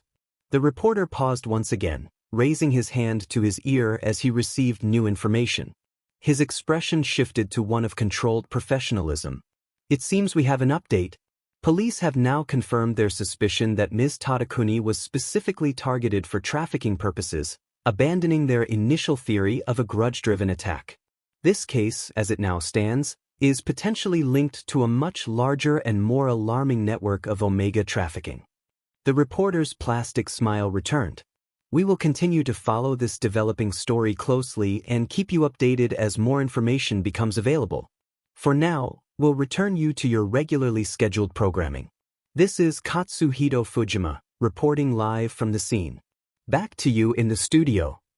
The screen transitioned back to the studio, where the news continued as usual, but the chilling implications of the report lingered in the air. The drive home was quiet, with his mother glancing at him repeatedly through the rearview mirror, as if she feared he might disappear if she didn't check. Izuku kept his face pressed against the car window, his eyes darting from buildings to people, searching for any sign of change since his last visit. A few times, he thought he saw children he used to play with at the park, but he couldn't be sure.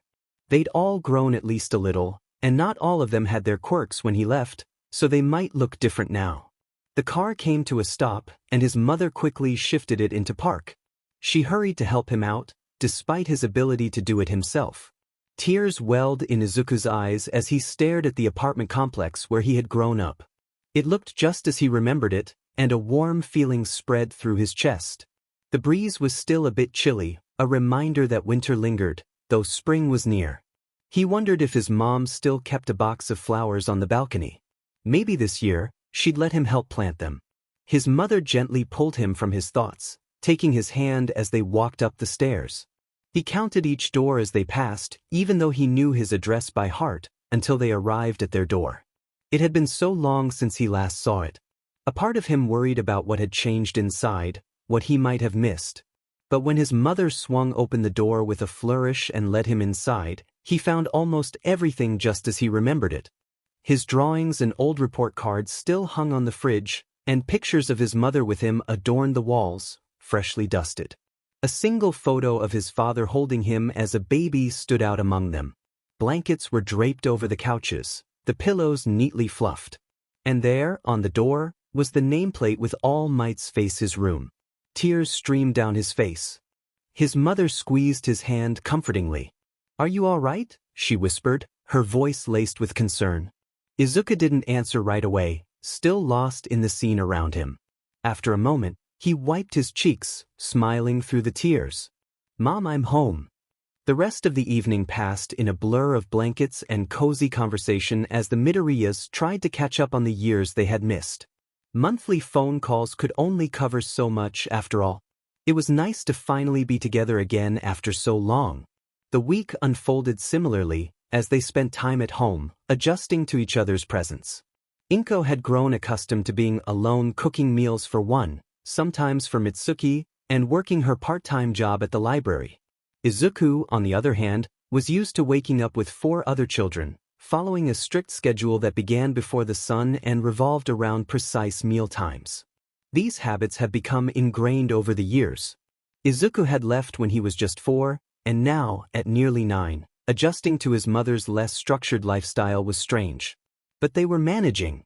Inko hadn't yet reintroduced him to any old playmates, but she had taken him on another tour of the neighborhood to make sure he wouldn't get lost. It was like a floodgate had opened in his mind. Memories rushed back playing with Katsuki at the park, sneaking past the chain-link fence to play Hero Agency in the woods, running into the corner store after school to buy new hero trading cards. Not all of his memories were good, though. He remembered the boy with wings who pushed him off the slide, spraining his wrist. He remembered being called creepy for muttering to himself. He remembered kids avoiding him because he hadn't gotten his quirk yet, and how he lost his name, replaced by Deku. Shaking his head to clear the thoughts, he focused on the papers scattered across the kitchen table. It was Friday now, and Izuku was supposed to start school on Monday. His transcripts had already arrived, but a second one still needed to be filled out. That was what they were working on now. His quirk had grown slightly during his time in the facility. His time limit had stretched from 30 minutes to 45, and he could push it to 50 but at the cost of passing out with a bloody nose and a migraine when he woke. It seemed like such a small improvement, and part of him was disappointed he couldn't push it further. No amount of food or rest made a difference. His quirk reset only at exactly midnight. He had tested it thoroughly at the facility, staying awake until just before midnight, using his quirk, and then checking at 12:01 to confirm that he could use the full 45 minutes again. It also seemed to grow with him. He was small for his age, barely reaching the chins of other 8-year-olds. Hopefully, he'd have a growth spurt big enough to add another 30 minutes to his limit. His mother's phone buzzed in her pocket. The screen showed an unfamiliar number. She looked confused but answered anyway, lifting the phone to her ear. "Hello." Izuku watched as the tension in her face eased with the response on the other end. "Oh, hello, Shouto dear. Sorry, I didn't save your sister's number." She had exchanged numbers with the young girl, figuring she'd be easier to talk to than their father. She listened for a moment before shaking her head. "No, we're not busy, just finishing up some schoolwork for Izuku. But he can take a break to talk." She passed the phone to Izuku. "You can talk if you'd like.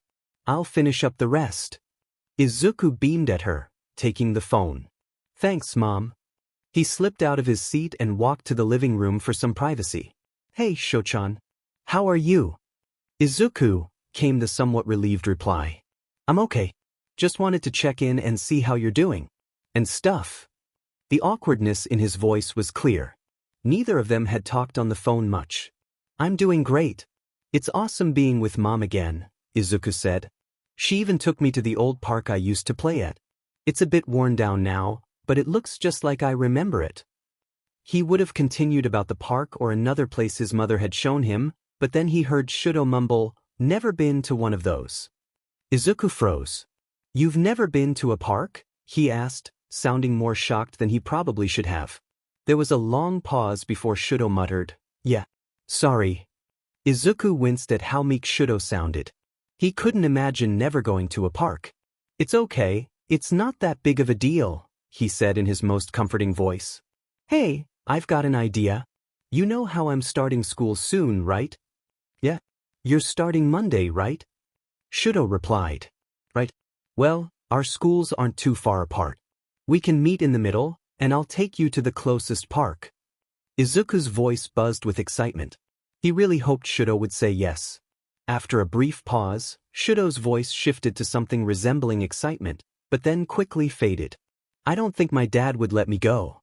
He thinks stuff like that distracts from training." Izuku's heart sank, sensing something deeper in Shouto's tone. "We can figure something out," he said, trying to remain upbeat. "It'll work out, I promise." But the silence on the other end made it clear that Shouto wasn't convinced. Izuku took a deep breath and called upon the trick Kana had taught him, using his natural tears to make his eyes shine, even though Shouto couldn't see him. "Please, Shochan. I promise it'll be fun," he said, his voice breaking with feigned emotion. There was a long pause before Shouto finally relented. "Okay, fine." Izuku let out an excited squeal. "Great. I'll see you after school on Monday, okay? I'll have Mom text your sister about where to meet." Shouto murmured a quiet goodbye, and the call ended. Back-to-school shopping was just as fun as he remembered. Getting new pencils, notebooks, and a uniform was far more exciting than actually using them. Sure, he loved to learn, but the facility had taken the fun out of most things and added unnecessary stress. So, forgive him for being skeptical about the whole process. On the bright side, his mom was more than happy to get him as much hero merch as she could for his supplies. Monday came much quicker than both the Midoriyas would have liked. Inko made sure to wake up extra early to beat Izuku and his new early bird schedule, just so she could make him pancakes, an American meal he had always enjoyed as a child, for his first day. Half an hour after she got up, Izuku emerged from his room, already dressed and ready, his hair as tamed as it was ever going to get. His eyes widened slightly in surprise when he saw his mother awake and working around the kitchen. Music softly played from a small radio by the stove, and his mother's hips swayed as she spun around the kitchen with exaggerated motions before stopping to flip a half-cooked pancake. Izuku stepped further into the room, and she turned at the sound of his footsteps, a beautiful smile spreading across her face. "Morning," he greeted, and she moved closer to press a kiss to his forehead. "Morning, dear. Ready for your first day?" He nodded absent-mindedly before peering around her toward the stove. "Are those pancakes?" His tone turned hopeful, and being the kind person she was, she handed him a pre-made plate with 3 pancakes. I was hoping they'd still be your favorite, but I couldn't be sure. Izuku nearly snatched the plate from her, eager to eat his mother's cooking and his favorite breakfast food. He barely stopped himself and offered her a grateful smile. It still is, he said. I haven't had much of a chance to eat them lately. They were only made occasionally, and their food wasn't nearly as good as yours, Mom. She flushed at the compliment before shooing him toward the kitchen table, ordering him to eat while she finished the rest. Not willing to argue or wait any longer, Izuku sat down and started shoveling food into his mouth. He vaguely registered his mother scolding him from the stove, telling him to calm down and chew, just like she had all week. Breakfast was mostly a silent affair. Once Inko had finished cooking all the pancakes, she sat down to enjoy her own, and the two exchanged smiles across the table, though they didn't engage in much conversation. It was a peaceful morning, and Izuku tried to soak it all in before the inevitable chaos of the new school year. The peace was broken by a loud knock at the front door, which startled Izuku so much he nearly jumped out of his seat. It sounded like someone was trying to rip the door off its hinges. His mother, however, didn't seem concerned. Instead, she looked relieved, muttering, "Oh good, he's here," before rushing to the door to answer it. Izuku followed behind cautiously, wondering who she was so excited to see. "Katsuki!" Inko called out excitedly as she yanked the door open. Sure enough, a small, spiky-haired blonde boy stood there, shoulders hunched angrily. "Hi, Andy," grumbled, his expression twisting as if fighting to hold back a scowl. "The hag said I was supposed to walk Deku to school today. Is the nerd really back?" "He sure is," she said, stepping aside to reveal her son, who had previously been hidden behind her. Hey, Kaken," Izuku greeted, a shaky smile crossing his face. The two friends hadn't parted on the best of terms, but Izuku hoped the time apart had done them both some good. Bakugo didn't respond at first. He just stood there, looking Izuku over as if evaluating his worthiness to be in his presence. "Well," he finally said, a smirk spreading across his face, "you haven't changed." Even with the distance between them, Izuku could tell Bakugo was nearly a head taller than him, which wasn't surprising since most people his age were taller, even the girls, but it still left him feeling disappointed and a bit uncomfortable being looked down on, both figuratively and literally. Izuku fought the urge to hide behind his mom again from the judgmental red eyes boring into him. "Neither have you," he retorted almost without thinking. Both remarks were true in a way. They looked almost exactly the same as when they were younger, just a bit bigger. But they'd both experienced things that had changed them. For better or worse, it was too soon to decide. Inko began to fidget in the doorway, unsure what to do with the children's silence. Any effort she might have made to start a conversation was interrupted by Bakugo, who was losing patience with the quiet. "Well, let's go," he barked, already turning his back on the two Midoriyas. "We haven't got all day, and I'm not about to ruin my attendance for you." Not willing to push his luck so early in the morning, Izuku rushed back to his room, grabbed his school bag nearly bursting with his new supplies and returned to the door. His mother wrapped him in a tight hug before placing a gentle kiss on his forehead. "Have a good day, dear. I'll see you after school." "Bye, Mom, I'll see you later." Izuku gave her his best smile before racing out the door after his childhood friend.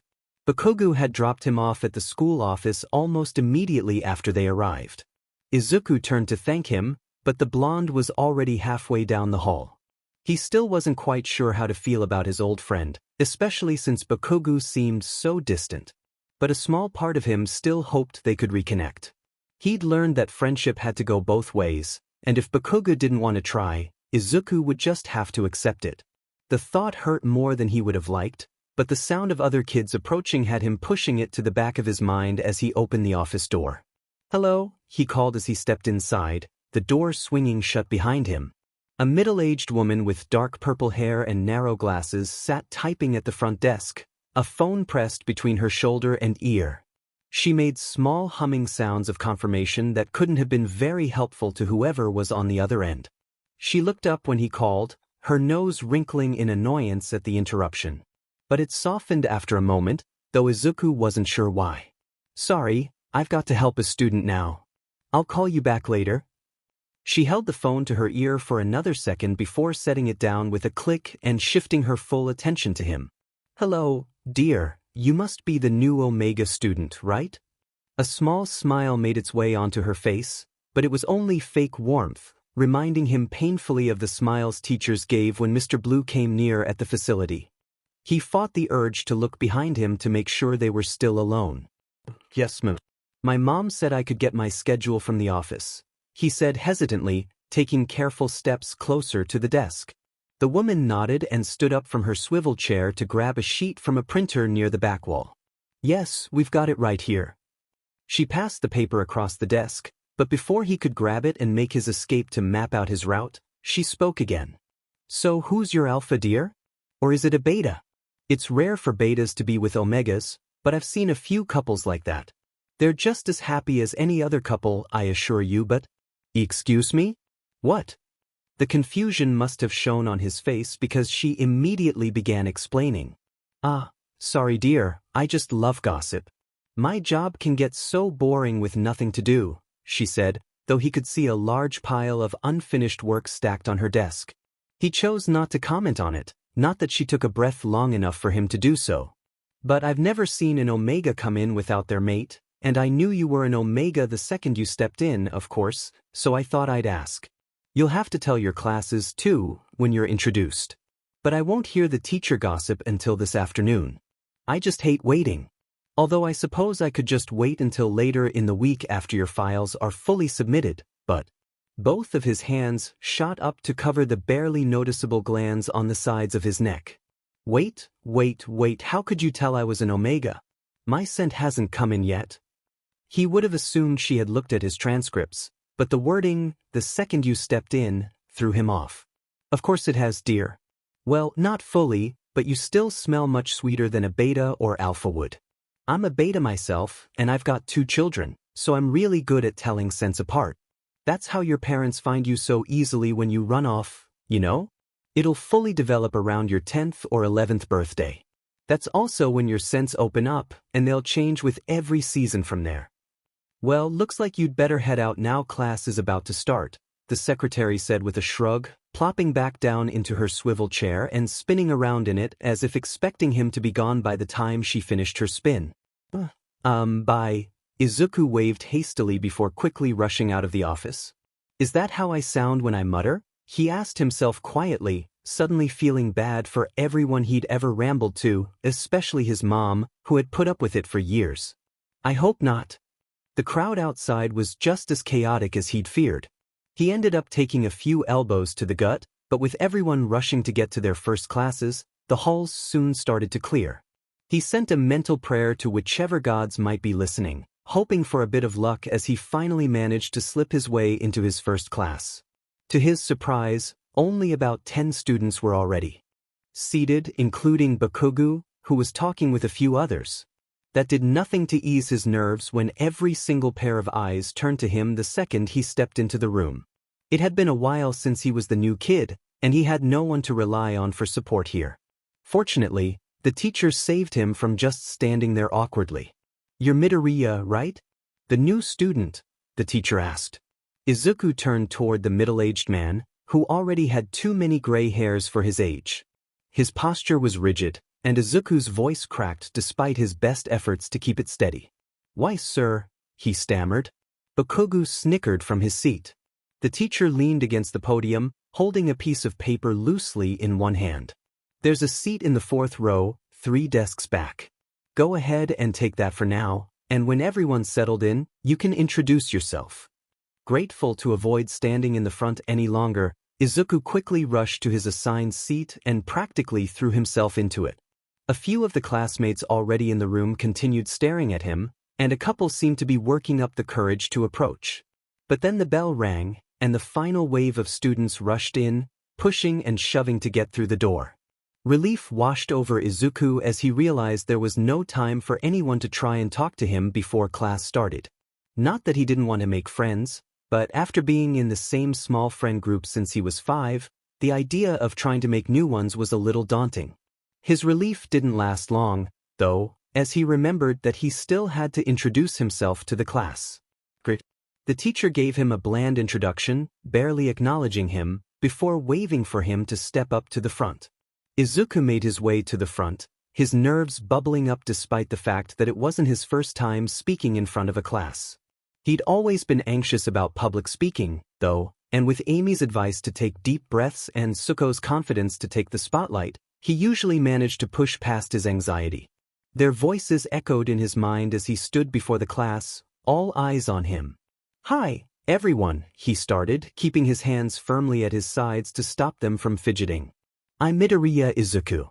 I'm 7, but I'll be turning 8 in July. My quirk is called Freeze Frame, and it lets me freeze time for a short while."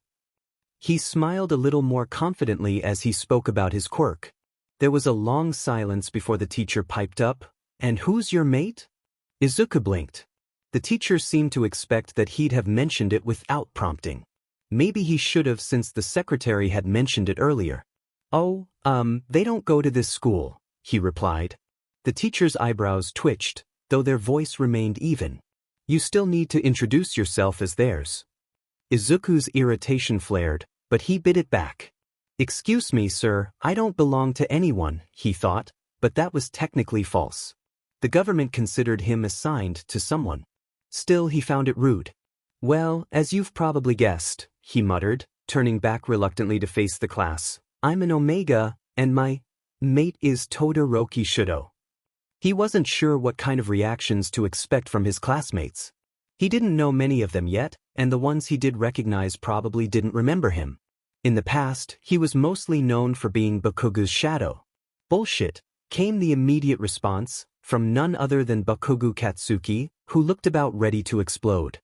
His expression shifted into a mocking smirk. "Endeavor's son? Really? What's the best you could come up with? Just tell us who actually bought your worthless butt and move on." Endeavor had never kept his family a secret. The birth of his first child had been publicized, and he'd done the same with his other two. When the youngest Todoroki was born, Endeavor had paraded him around fights, award ceremonies, agency visits, pushing the expectation that his son would follow in his footsteps. However, despite the public knowledge of his children, few knew much about them beyond the headlines. So for an Omega nobody to suddenly claim to be the mate of the son of the number 2 hero? It seemed unbelievable. After all, not only was Todoroki's alleged mate enrolled in a public school when his father could have easily afforded to send him anywhere, but the Todorokis also lived in a town over. It didn't add up. No way they'd send his mate to some rundown sheet-hole that barely reached the minimum academic standards required by law. Izuku clenched his jaw, forcing himself to remain calm. He knew what he said was the truth, and that was all that mattered. "Can I sit down now?" he asked the teacher curtly, not wanting to stand there any longer. The teacher gave him a look that clearly said they thought he was insane, something that struck Izuku as extremely unprofessional, but nodded and gestured for him to return to his seat. "Hey, don't ignore me!" Bakugo shouted, clearly on the verge of losing his temper. But Izuku did exactly that, ignoring him as he made his way back to his seat. The other students' eyes followed him the whole way back and remained on him throughout attendance.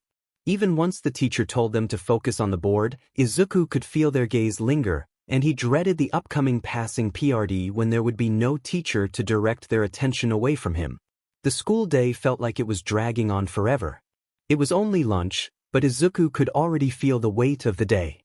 The constant barrage of questions, most of them from Bakugo's yelling, had him already dreading the afternoon. His classmates had kept insisting he prove he was bought by Shouto. Izuku had denied it every time, but now people were calling him a liar, and worse terms no elementary schooler should even know. It was frustrating, especially when they didn't understand the situation at all. A few people were nice, of course, but they were either other Omegas who were whisked away by their mates or too shy to approach him in front of others, afraid of attracting unwanted attention. Izuku understood, but that didn't make it any easier to bear. The whole day had been miserable. But at least he'd get to spend some time with Shouto after school. It seemed almost criminal that Shouto had never been to a park, so it was up to Izuku to change that. He'd even asked his mom for a couple of dollars to grab some ice cream if the truck still passed by their area after school. It had been a while, but he hoped the truck hadn't changed its route. He just had to make it through the rest of the day. How hard could it be? It turned out, it was much harder than he thought. After lunch, Bakugo stormed over to him, demanding that Izuku stay near him as they headed to gym class. Even though it had been a while since they'd interacted like this, Izuku recognized the familiar pattern of Bakugo's behavior. Yelling was just how he communicated, but there was a subtlety to it that showed he cared. Bakugo used to insist that only he could bully Deku when older kids tried to take his all-might toys. It was before the nickname had come to mean useless, before their quirks had manifested, but surely not much had changed. This was just Bakugo's way of looking out for him. But it was hard to miss how everyone seemed to go out of their way to avoid him during gym. They dodged him when passing the ball, made sure not to brush up against him, and even avoided eye contact. At first, Izuku didn't get it, but then, as they walked to their next class, Bakugo growling beside him, he noticed students pressing themselves against the walls to stay away from him. He'd checked himself earlier, no notes, no weird markings. He asked Bakugo what was going on, but he was met with nothing but silence. That is until he overheard someone whisper, "Bakugo's Omega." That's when it clicked. But Izuku wasn't about to let it bother him. It was likely just a misunderstanding. He was new, an Omega, and had been spending a lot of time with Bakugo today. Maybe someone had misinterpreted their friendship. He'd heard plenty of stories from his old teachers about people making assumptions based on secondary genders. It was something that could be cleared up easily. When they reached their classroom, Bakugo immediately went to his desk, propping his feet up casually. Izuku, instead of going back to his own desk, followed Bakugo and stood right in front of him. "Hey Kaken, do you know why people are saying I'm your Omega?" He expected a dismissive eye roll, maybe a grumbled, "people are idiots," or at the very least, a dumbass from Bakugo. What he didn't expect was for Bakugo to reply flatly, "Because it's true." "What?" Izuku's voice almost cracked with disbelief, but he managed to keep it down, remembering they were alone in the classroom. However, the shock made him forget about the other students staring. "I challenged your pathetic mate to a fight during lunch. No one stepped up to claim ownership of you." "But they can't hide forever," Bakugo explained, as though it was the most obvious thing in the world. "He's not a coward.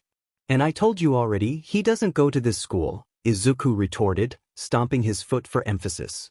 Bakugo rolled his eyes. "Ah, sure. It really goes to show how pathetic they are when their Omega has to lie about who they are. Why do you even want to fight him?" Izuku couldn't help but ask, even though every part of him wanted to punch Bakugo. "You don't even seem to like me as a friend anymore, Kaken. So why would you want to try and be mates with me?" "Don't question me." Bakugo snarled, his hands crackling with small explosions. "Weren't you supposed to learn your place at that dumb facility?" He stood up abruptly, towering over Izuku now. His hands reached forward, sparks of energy still crackling along his palms. "All right, that's enough," the teacher interrupted, finally entering the room.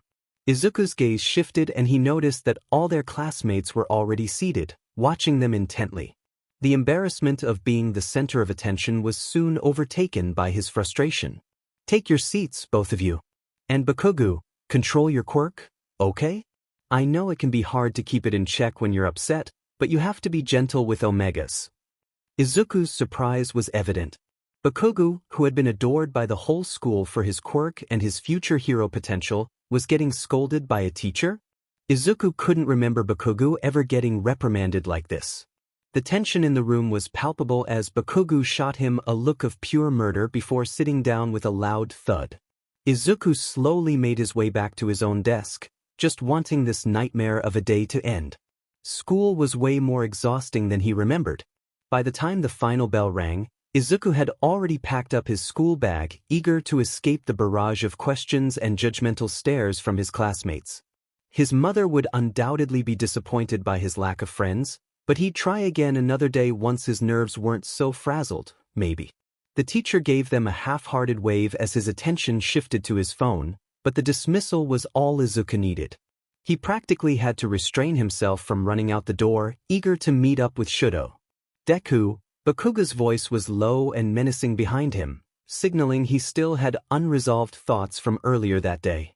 Not wanting to deal with the confrontation, Izuku quickly made his way through the door and into the hallway, walking just fast enough to avoid a full sprint. His habit of staying low-key from the facility still clung to him. "Get back here, we aren't done." Bakugo's shout echoed from behind him. Izuku ducked around a group of older students who had stopped in the middle of the hallway for a chat, a move that turned out to be in his favor. Looking back, he saw Bakugo had to shove his way past them instead of sidestepping as Izuku had. Looks like being small had its advantages. He kept up his pace until he reached the sidewalk just beyond the school walls, where he finally let himself run. Katsuki's shouting followed him, with the blonde managing to stay close for a good 5 minutes. But Izuku knew this area better. As he ducked into an alley and hid behind a metal dumpster, he let Bakugo pass by, out of breath and none the wiser. If his mom hadn't given him a tour of the town earlier, he probably wouldn't have been able to outmaneuver him so well. Breathing a little heavily, he made a mental note to work on his stamina and emerged from behind the dumpster, heading toward the spot where he and Shouto had agreed to meet. As soon as he rounded the next corner, he spotted Shouto, his red and white hair standing out as he nervously shifted his weight from one foot to the other. The tension in his friend's posture melted when he spotted Izuku, his shoulders relaxing. "Hi, Shouchan." Izuku greeted cheerfully, raising his hand high in the air, though Shouto had already seen him and was walking toward.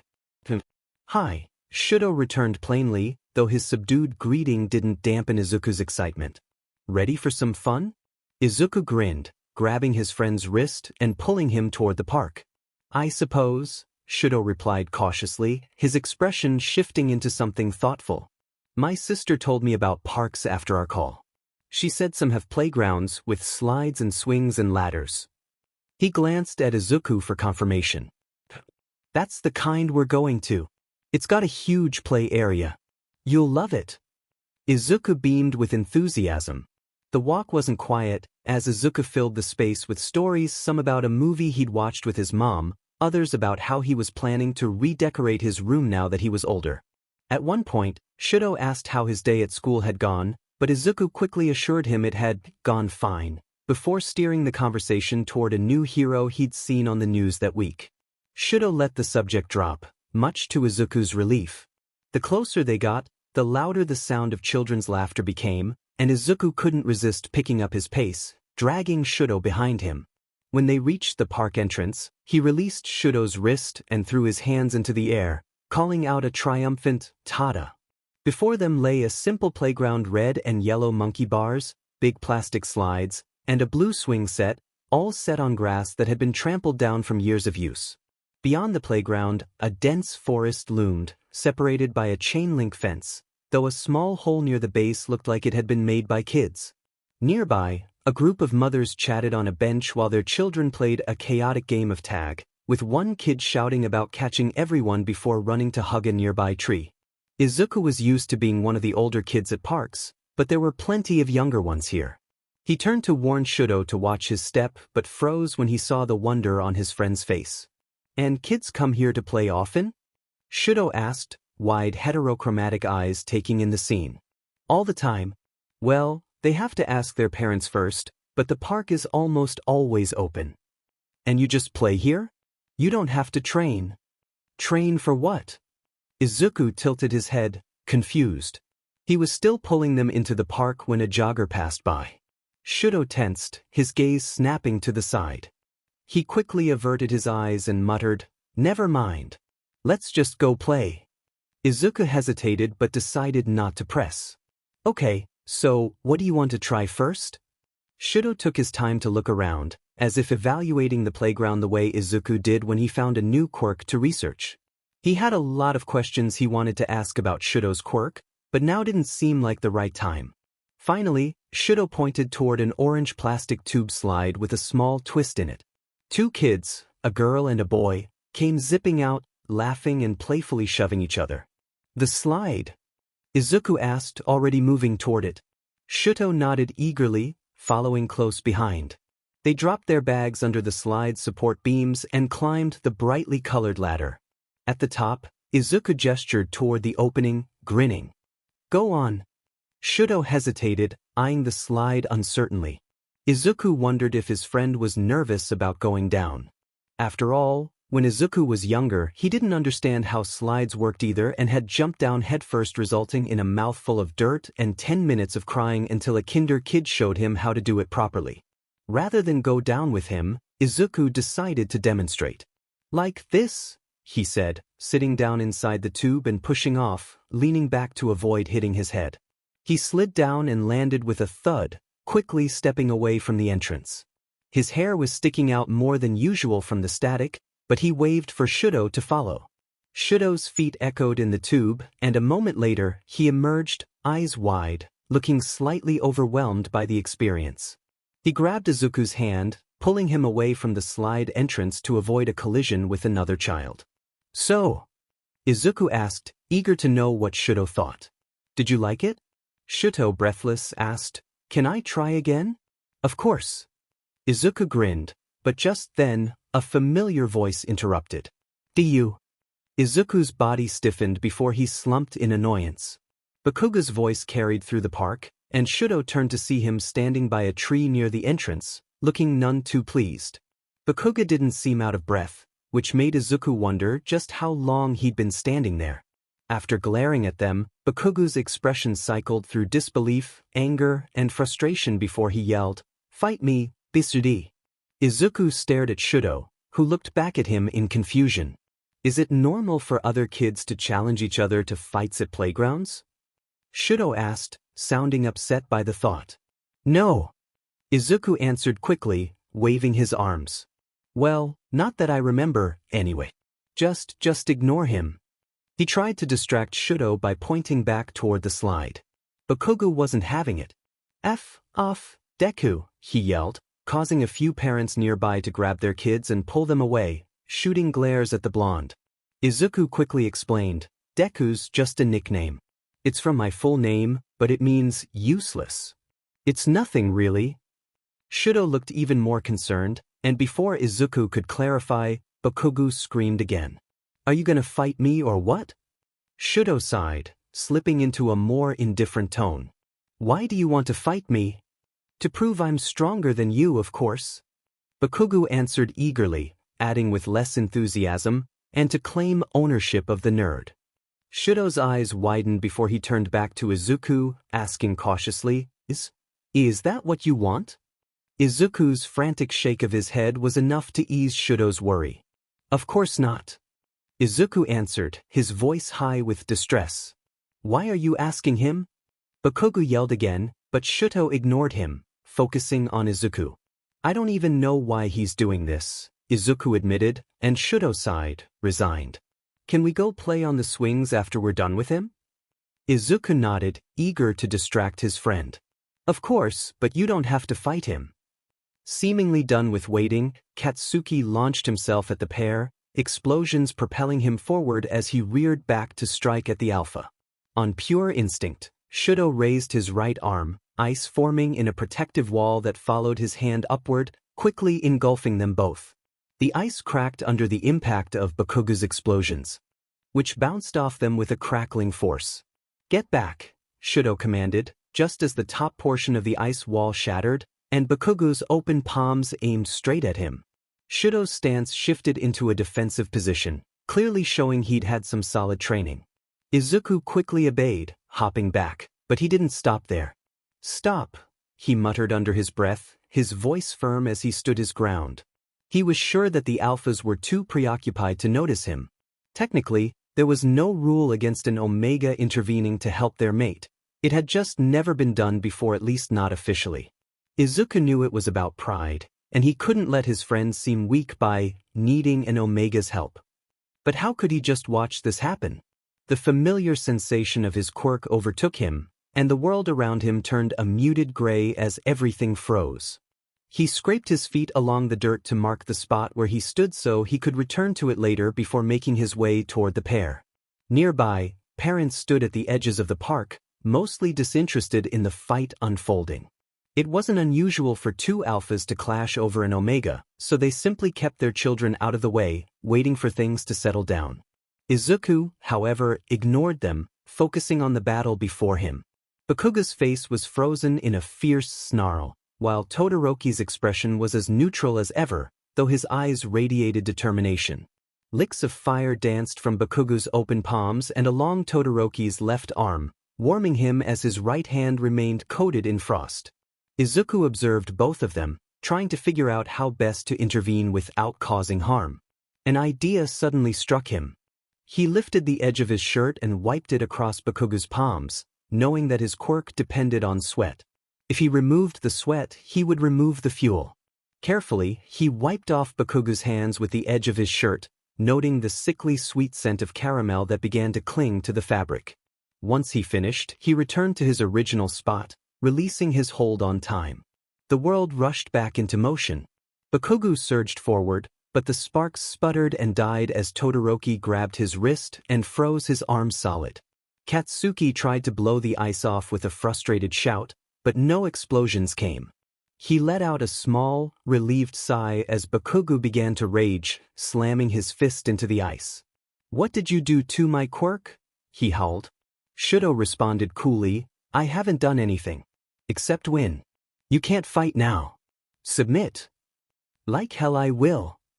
Bakugo raged, pulling at the ice that had encased his legs. Another kid from the crowd, a beta that Izuku vaguely recognized from school, stepped forward, trying to get through to him.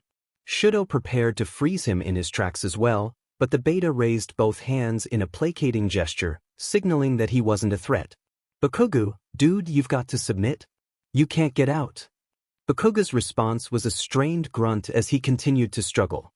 The ice on his legs held firm, and the ice on his palms stopped him from generating any sweat. After a solid 3 minutes, he finally came to the crushing realization that he couldn't break free. "Fine," he spat out, the word dripping with venom. I give." The others paused as Bakugo hung his head, refusing to look at anyone. Shouto cautiously moved forward and began melting the ice off him. Once Katsuki was free, the beta tried to grab him by the elbow to lead him away, but Bakugo shoved him off and stormed off alone, his fury clear for all to see. The beta trailed behind, calling after him, but the blonde ignored him, storming off in a fury. The adults slowly dispersed as the fight ended, their children running back to the playground, and Shouto finished melting the last of the ice. Turning back to Izuku, he asked, "Can I try the swings now?" His voice was almost childlike, as though he were asking for permission. Izuku couldn't stop the laugh that bubbled up. "Of course," he replied with a bright smile before racing off toward the swings, closely followed by his friend. When they finally left the park, Shouto admitted that out of everything, the swings had been his favorite part. Despite falling off them twice, scraping his knees, and bumping his head, the feeling of flying had been worth it. "It's like I was a bird," he said with such sincerity that Izuku almost felt bad for laughing. Later, they treated themselves to ice cream, Shouto's very first ice cream cone. Izuku couldn't help but smile at the wonder on his friend's face as he took his first taste. Izuku knew that Bakugo wouldn't be deterred for long. His pride wouldn't allow him to leave it at this. But for now, there was no need to worry about that. Their ice cream was far more important. It had been 3.5 months since Izuku's return home, and Inko had unknowingly become the mother figure the Todoroki children had been missing. Despite her original plan to have Bakugo defeat her son in a fight and avoid the Todoroki family, she couldn't help but mother the children whenever she had the chance. From what Mitsuki had shared, little Katsuki had already lost several bouts to the young Todoroki, and though Izuku hadn't said anything, Inko had a sinking feeling that her son might have been quietly helping his new friend. But she had no proof, and she wasn't about to bring it up. For now, she could only wait and see. She had also promised to enroll Izuku in the same school as Shouto by the end of the school year, and with time running short, it would only take more time for Katsuki to try and figure out how to challenge Shouto for her son's sake. Though their father was, to put it mildly, difficult, the children themselves were sweet, if a bit awkward. Fuyumi had been the most eager to get to know her. Initially, Inko had only shared her number with Fuyumi as a just-in-case measure, not trusting the children's father to notify her if anything went wrong. But with no mother to turn to, Fuyumi had gradually begun seeking Inko's help and advice. Inko was delighted. She adored her son more than anything, but she found joy in having an almost daughter to support. At first, it was small things, recipes for her youngest brother's special diet, but soon Fuyumi had started asking about clothing, how to handle her brother's antics, which didn't surprise Inko. They were a handful, and eventually, more personal matters. Inko had always been observant, a trait her son had inherited, so it wasn't lost on her when Shouto's mother was absent at their first meeting. She'd brushed it off at the time, but as Fuyumi continued to come to her for advice, Inko had assumed that the woman had simply stepped out of the children's lives. She could never have predicted what had happened to their mother. She had a mental breakdown, Fuyumi said, her voice trembling. She hunched her shoulders, trying to make herself as small as possible. The two women sat in Inko's living room, while Shouto and Izuku played in the next room, their laughter punctuated by soft thuds as something bounced off the walls. I guess, being the wife of the number 2 hero was too much for her. She ended up snapping and burned Shouto after he startled her one night. Father sent her to a hospital after that, didn't even let us say goodbye. Her voice broke with emotion, though she kept it quiet enough to prevent the boys from overhearing. Inko's heart ached as she pulled the girl close, her arm wrapping around her shoulders as she gently rubbed her back. "I'm so sorry, dear," Inko whispered. "None of you should have had to go through that." Fuyumi's tears were already falling, and Inko reached for the forgotten cup of tea, pushing it into the girl's hands. Fuyumi took the tea, wiping her eyes. "Last time Tuya went to see her, she had a panic attack," she said, voice trembling. "And Shouto is sure she hates him and refuses to go anymore. It's just so hard." Inko continued to rub Fuyumi's back, her thoughts in turmoil. She wanted to say something comforting, but the right words eluded her. She could feel the weight of everything Fuyumi was carrying. It wasn't often that words failed Inko, but in this case, she had nothing to say that could erase the pain. She wanted to say that everything would be okay, but deep down, she knew she couldn't promise that. What Fuyumi needed was not empty assurances, but real help. And while Inko wasn't a hero, she was a mother and she had always been good at that. So, she did what she did best and wrapped Fuyumi in a tight hug. "You don't have to carry all of this alone," Inko said softly. "You have your siblings, and they love you even if they don't always show it. You have your father too," Inko added, though she felt Fuyumi tense slightly at the mention of him. "And you have me. My door is always open to you or any of your siblings. You don't have to go through this alone." Though questions lingered in her mind, Inko didn't push them. Fuyumi had already cried so much that day, and Izuku's playdate would end soon. But Inko promised herself that she would make time to ask her questions later. For now, she would focus on being there for the girl, because no child should flinch at the mention of their own father. Less than 4 weeks later, during a heavy thunderstorm, Inko received an unexpected knock at the door. There hadn't been any plans for Shouto and Izuku to meet that day, and Inko was busy preparing dinner while Izuku sat watching a hero cartoon, muttering along as the characters raced across the screen. "1 minute," she called out, though she wasn't sure the person on the other side could hear.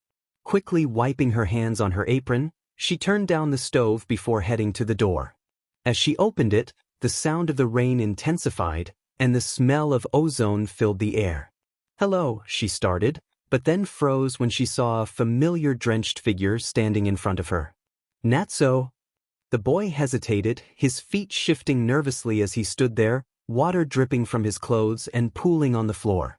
He looked like he'd just gotten out of school, still in his black Sifuku uniform, a signature of his private school. The dark blue randasir was slung casually over his shoulder, completing the look. "Hi, Ms. Midoriya," he mumbled, his voice unsure. "Sorry to just show up like this, but, His grip on the strap of his bag tightened, and he peered into the apartment. Can I come in for a bit?" Snapping out of her daze, Inko quickly stepped aside. "Of course, dear," she said, gesturing for him to enter. Turning toward the living room, she called out, "Honey, go get some towels from the closet." The sound of quick footsteps was her only response as she shut the door behind the dripping boy. Without warning, Natsuo began to shake his head like a wet dog, sending droplets everywhere before he stopped with a jolt, his face flushing with embarrassment. Oops, sorry about that. Inko waved off the apology, more than used to her son doing something similar when wet. At that moment, Izuku appeared in a rush, 2 large towels folded in his hands, his head barely visible over the top. "Here, Mom," he announced proudly. Inko gave his head a quick pat and thanked him before draping one towel over Natsu's head and using her free hand to remove the boys ran to Siru and set it down on the floor. "Use these to dry off a bit," she said. "I've got to check on dinner, but you can sit at the table when you're dry and we can talk, all right?" Natsuo nodded, using the towel to shake out the rest of the water in his hair. Inko, eager to avoid any dinner mishaps, hurried back to the oven, leaving Izuku to entertain their guest. Natsuo didn't mind.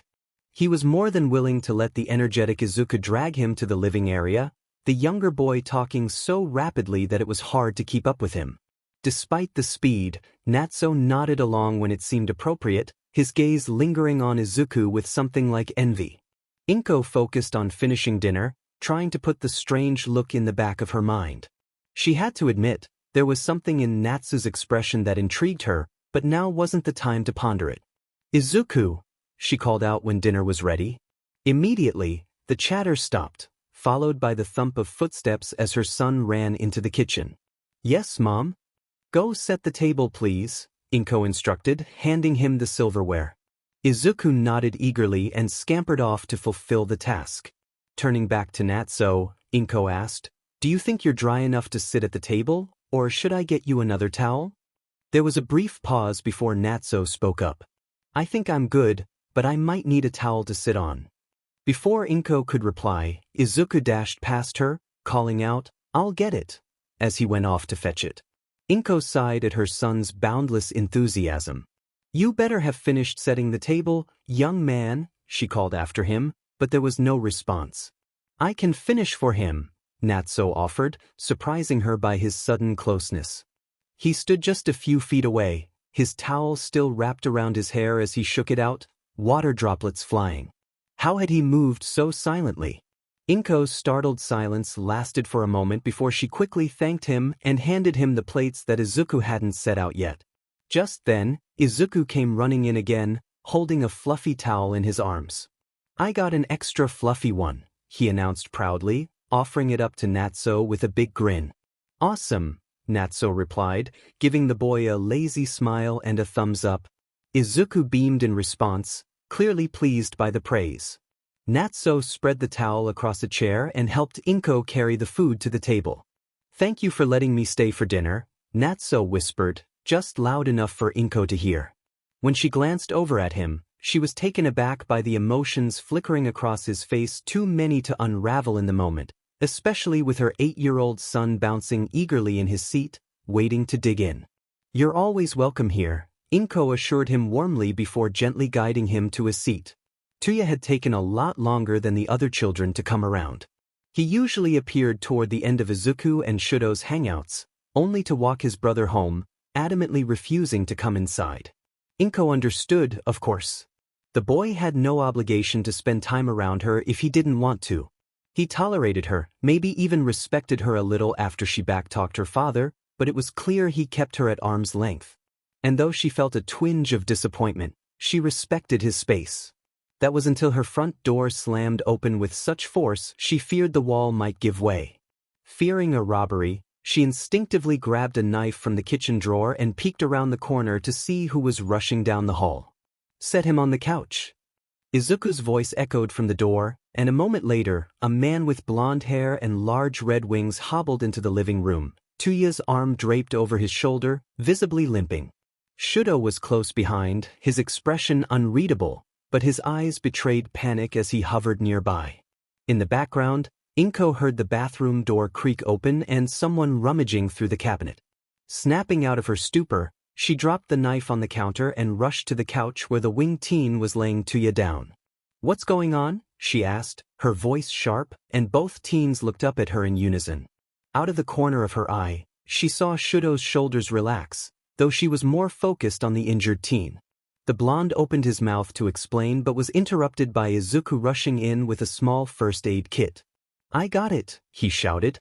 As soon as he saw his mother, he visibly relaxed and shoved the kit into her hands. "Mom, you have to help Tuya, he burned himself really bad." "It's not," Tuya began to protest, but Inko cut him off with a firm gesture. "I'll be the judge of that." "Show me where," she instructed, and with visible reluctance, he complied. Together with the blonde teen, they rolled up the legs of his pants as high as they could, revealing red, blistered skin, already swelling up to his knees. "Second degree," she muttered, taking the first aid kit from her son and opening it. "Shouto," she called, and the boy snapped his attention to her. "Go get a towel, soak it in cold water, then bring it back." He hesitated but nodded, darting off to do as instructed. Meanwhile, she turned to Izuku. "Fill the bathtub with cold water too." As she prepared, she pulled gloves from the kit and turned her attention back to Tuya's legs. "I'm going to touch your legs a bit, okay?" she warned gently. He gave a reluctant nod, and she carefully checked his calves. The pounding of small feet echoed behind her, and Shouto returned with the dripping towel, handing it over without a word. "Thanks," Inko murmured, wrapping the cold towel around Tuya's burns to cool them. She knew applying ice directly would cause more damage, and since she couldn't use the sink to cool both legs, this would have to do. She heard the bathtub turn off, accompanied by Izuku's voice shouting, "It's ready, Mom." Turning to the blonde teen, she gave him a quick once-over before gesturing him closer. "Help me get him to the tub. We have to clean his legs before any infection sets in." "It's not that big a deal," Tuya muttered, but neither of them paid him any mind. The blonde teen nodded and threw Tuya's arm over his shoulder, helping him up. Inko followed suit, awkwardly supporting his other arm. Despite the height difference between her and the boys, they managed to get him into the cramped bathroom.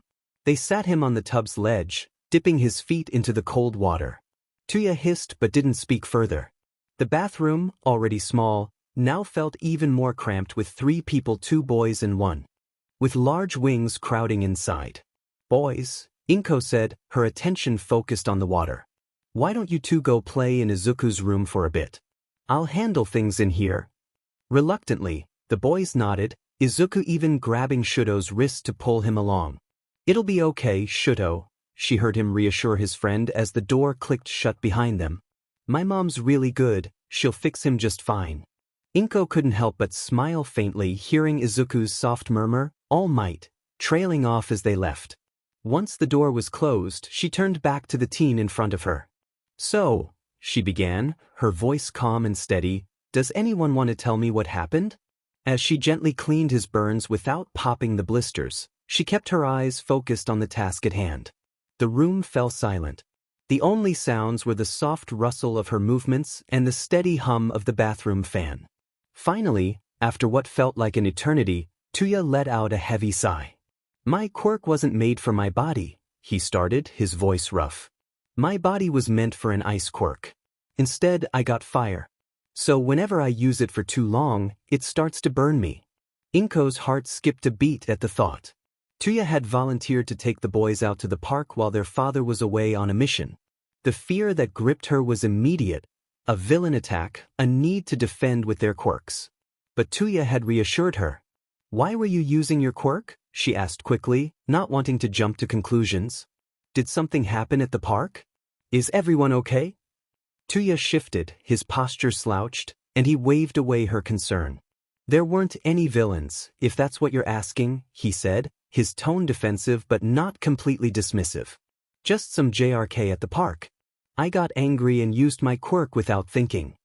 "Always the hothead," the blonde teen spoke up, breaking the tension in the room. Inko hadn't even noticed he was still there, lost in her concern for Tuya. The smirk on his face, though playful, hinted at fondness. "Fighting everyone that looks at you wrong is probably not the smartest move, don't you think?" "Shut up," Tuya snapped, but it lacked its usual venom. He winced, his gaze flickering to Inko as he realized his mistake. "Sorry," he muttered, and Inko couldn't help but smile softly at his rare apology. Ignoring the slip, Inko decided to press forward. I don't think we've properly introduced ourselves, she said, lowering herself into a small bow. I'm Midoriya Inko. She raised herself and gave him a steady look.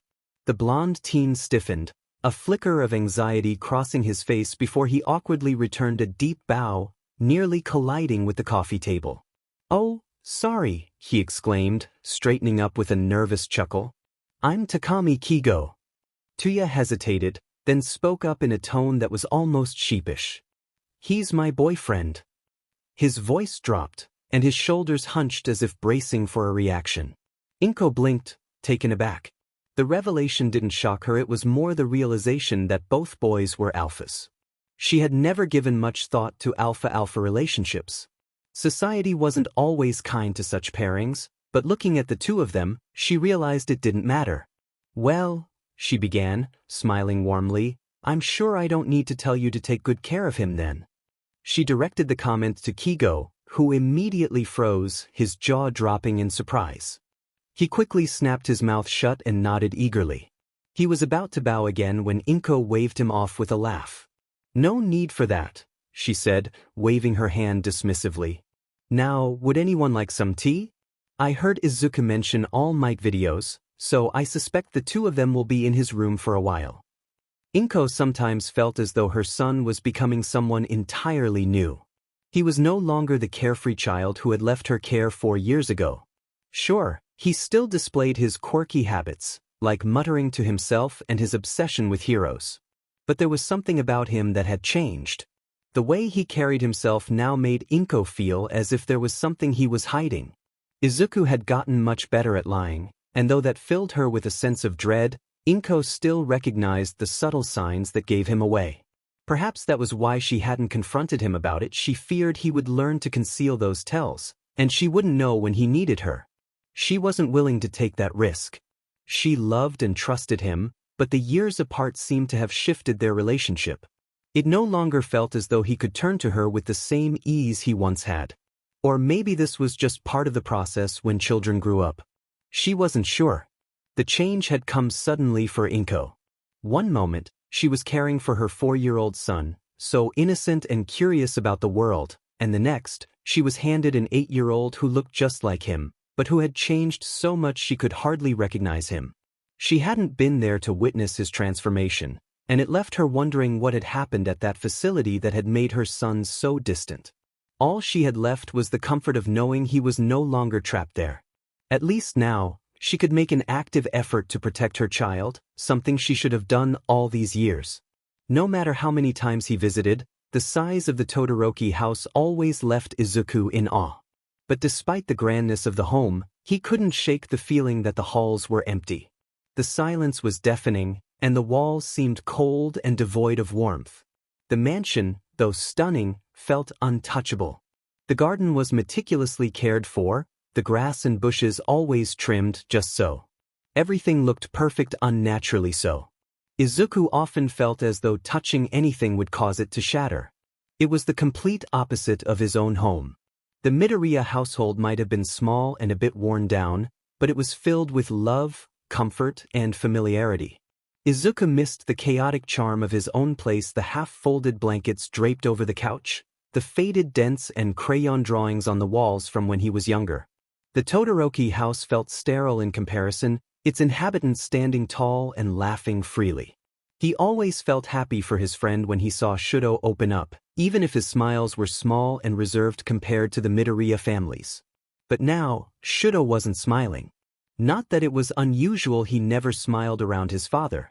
Endeavor had taken the entire day off and decided they would all train together. Normalies would have thrilled Izuku, but the fear he saw flash across Shouto's face when Endeavor announced the plan unsettled him. Shouto had been silent ever since, refusing even to glance in Izuku's direction. Izuku felt upset, even a little scared. It was just training, right? So why was Shouto reacting this way?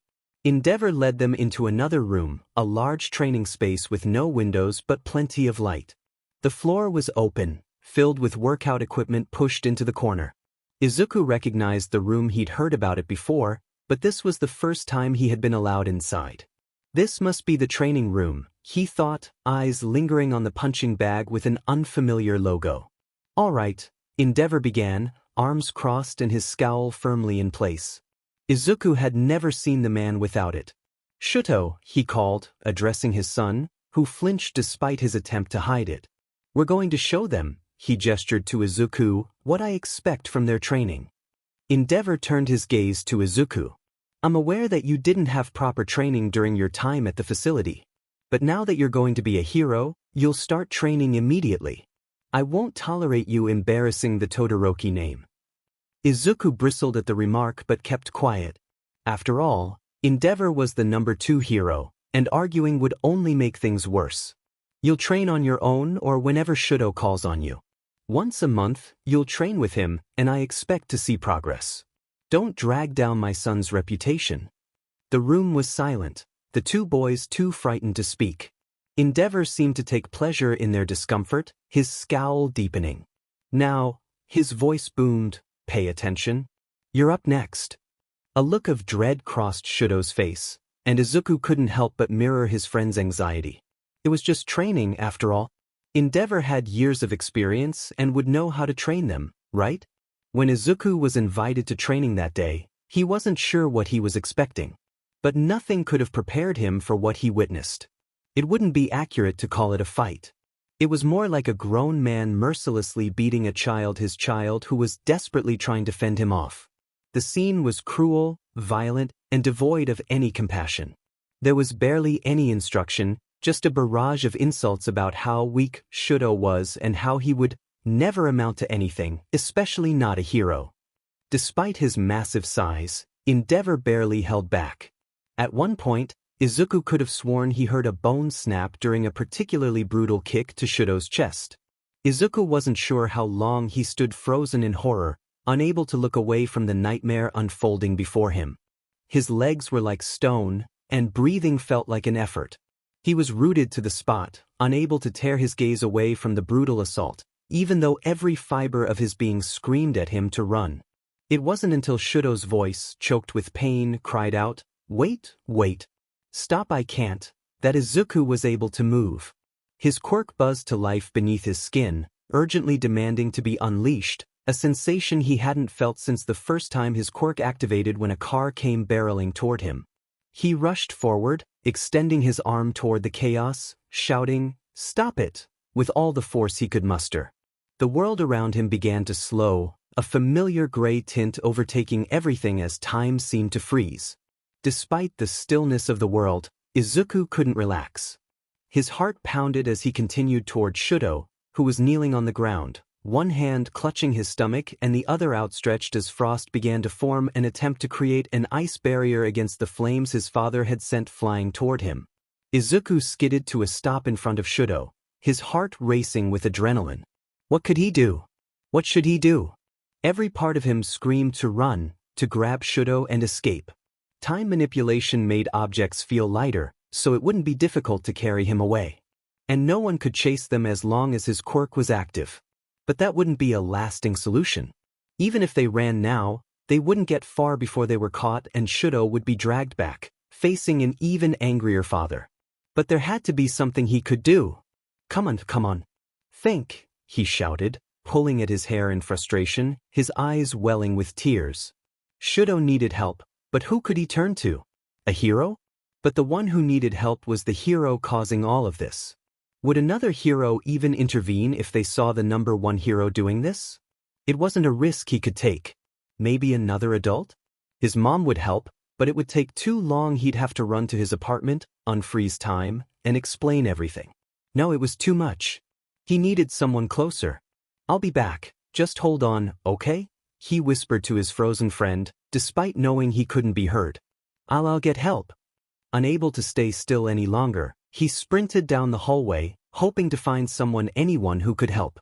He'd seen maids, tutors, and gardeners around the Todoroki household before.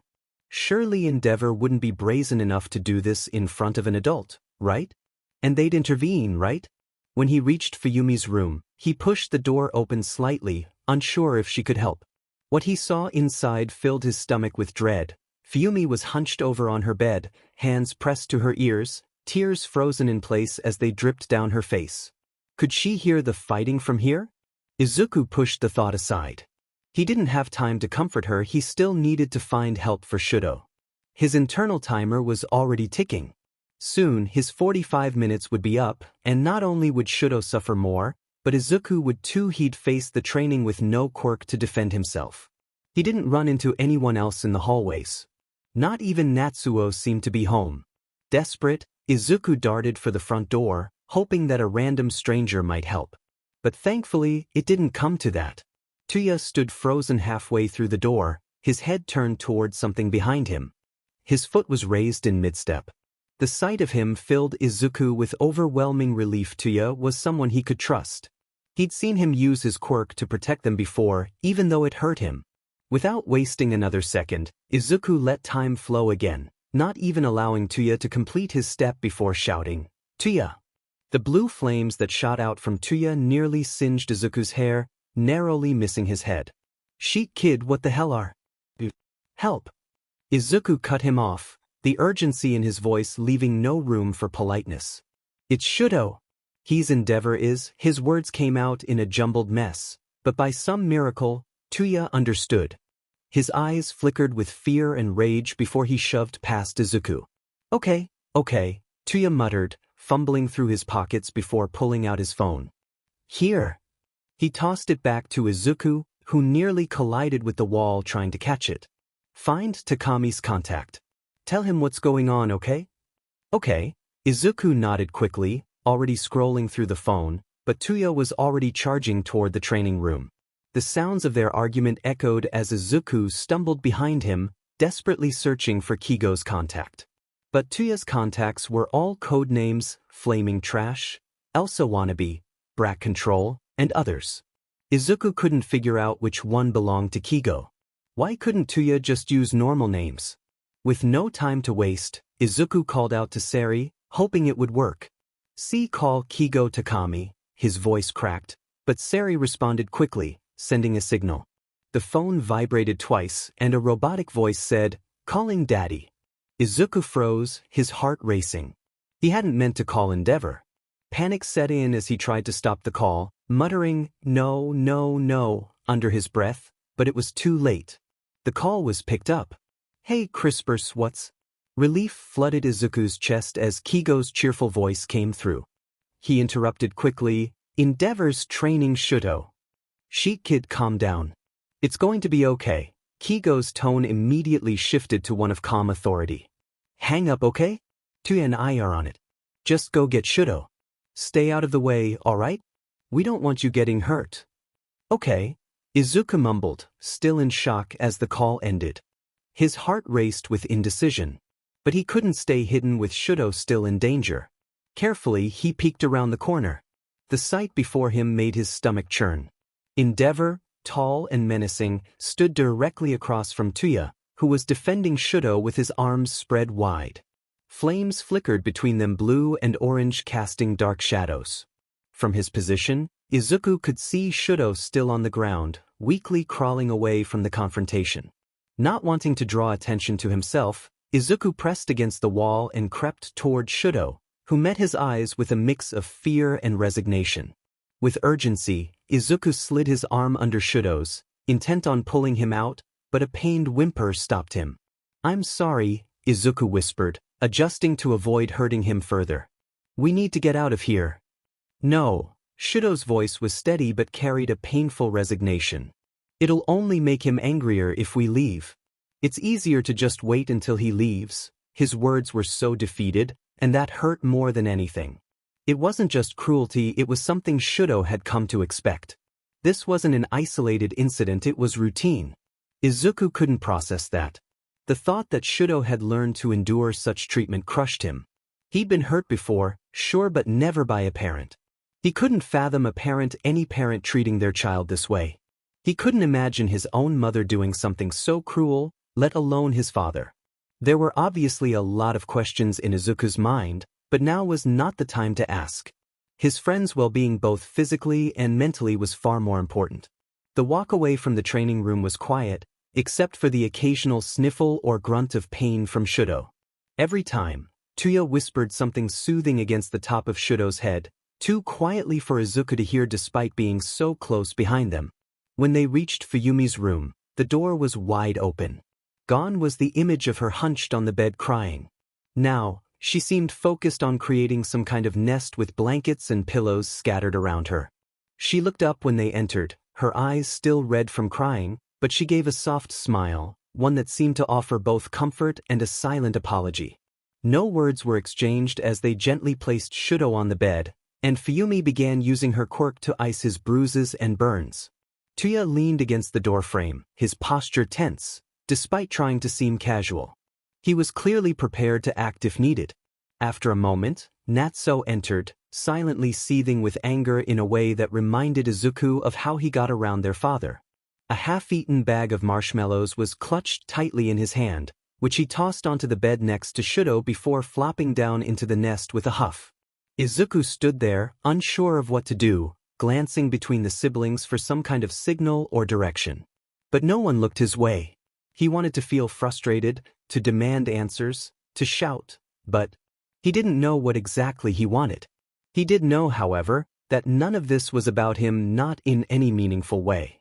Fortunately, Tuya broke the silence, clearly irritated by the avoidance of the issue. With a deep groan, he pushed himself off the wall and slid the door shut behind him. "All right, let's get this over with," he muttered, his voice laced with annoyance.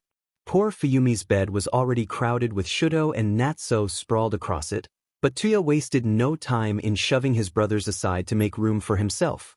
Natsuo mumbled a protest but was ignored. Fuyumi rolled her eyes at the antics, clearly used to this dynamic. Izuku tilted his head in confusion, wondering how they could possibly all fit comfortably. "You could at least try to make room for us all," she said, her tone affectionate as she lifted Shouto and carefully positioned him on top of herself when she lay down. "Or pick a bigger space.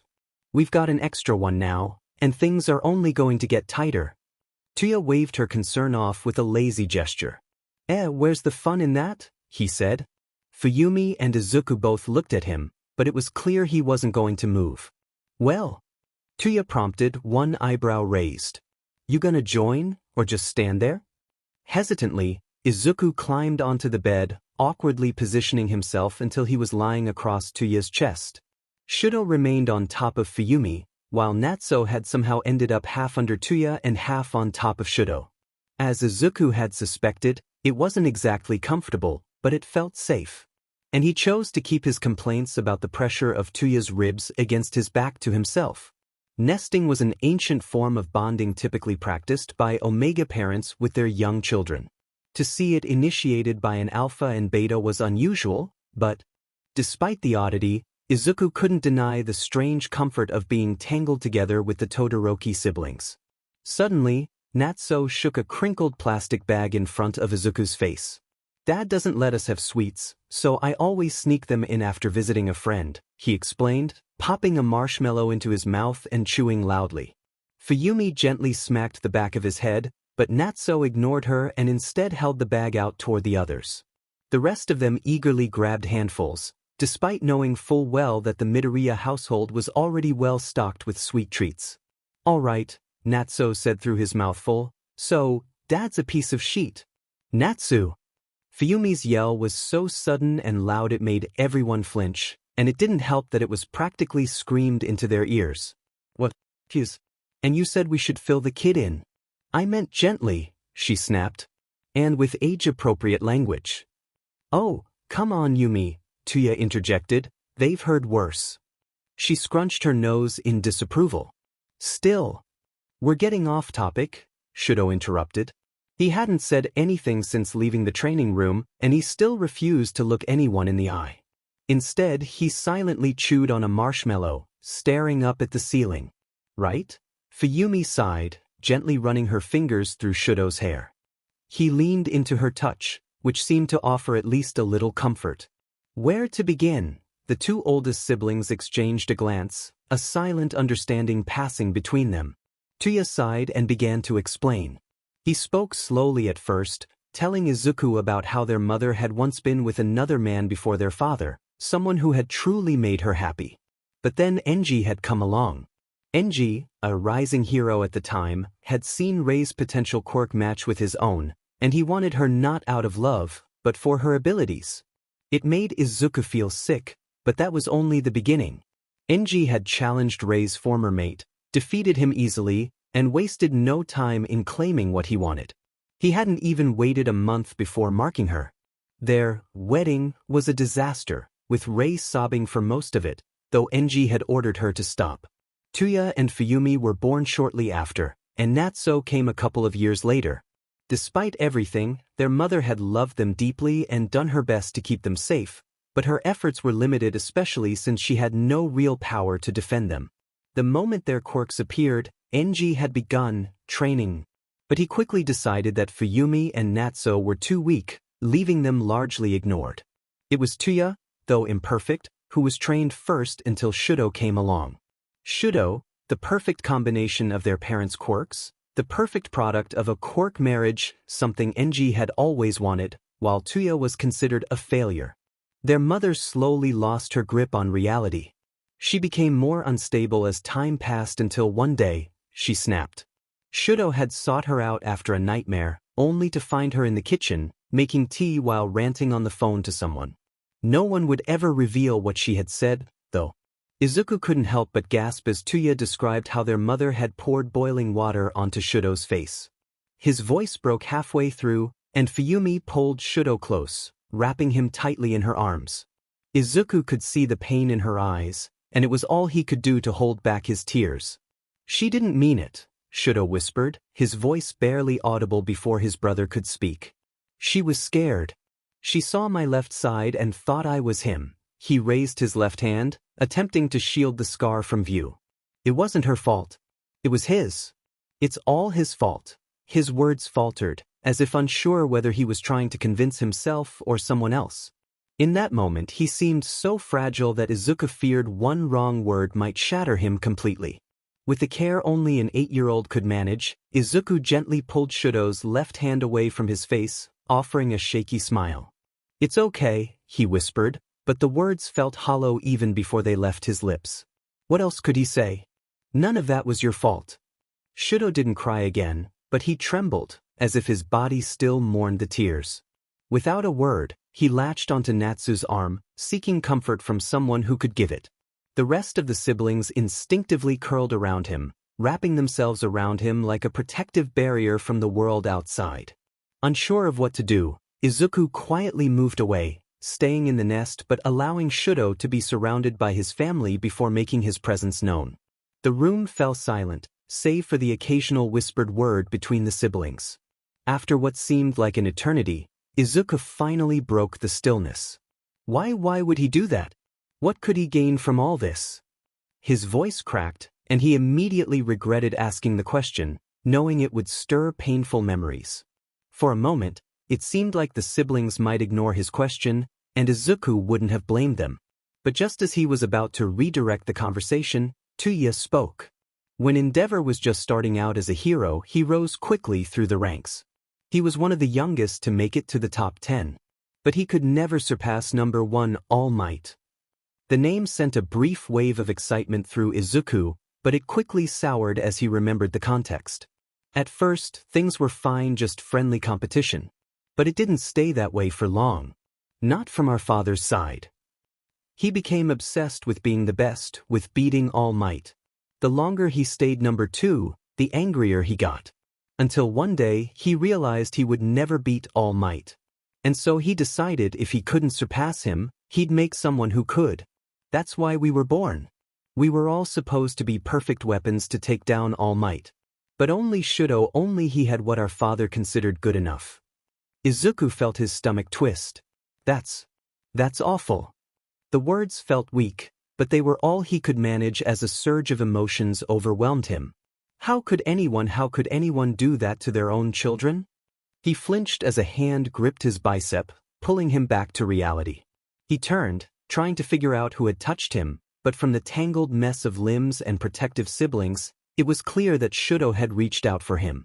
Despite being buried in his family's embrace, he had somehow found him. "It's all right," Shouto's soft voice floated to him. "We're used to it. By now."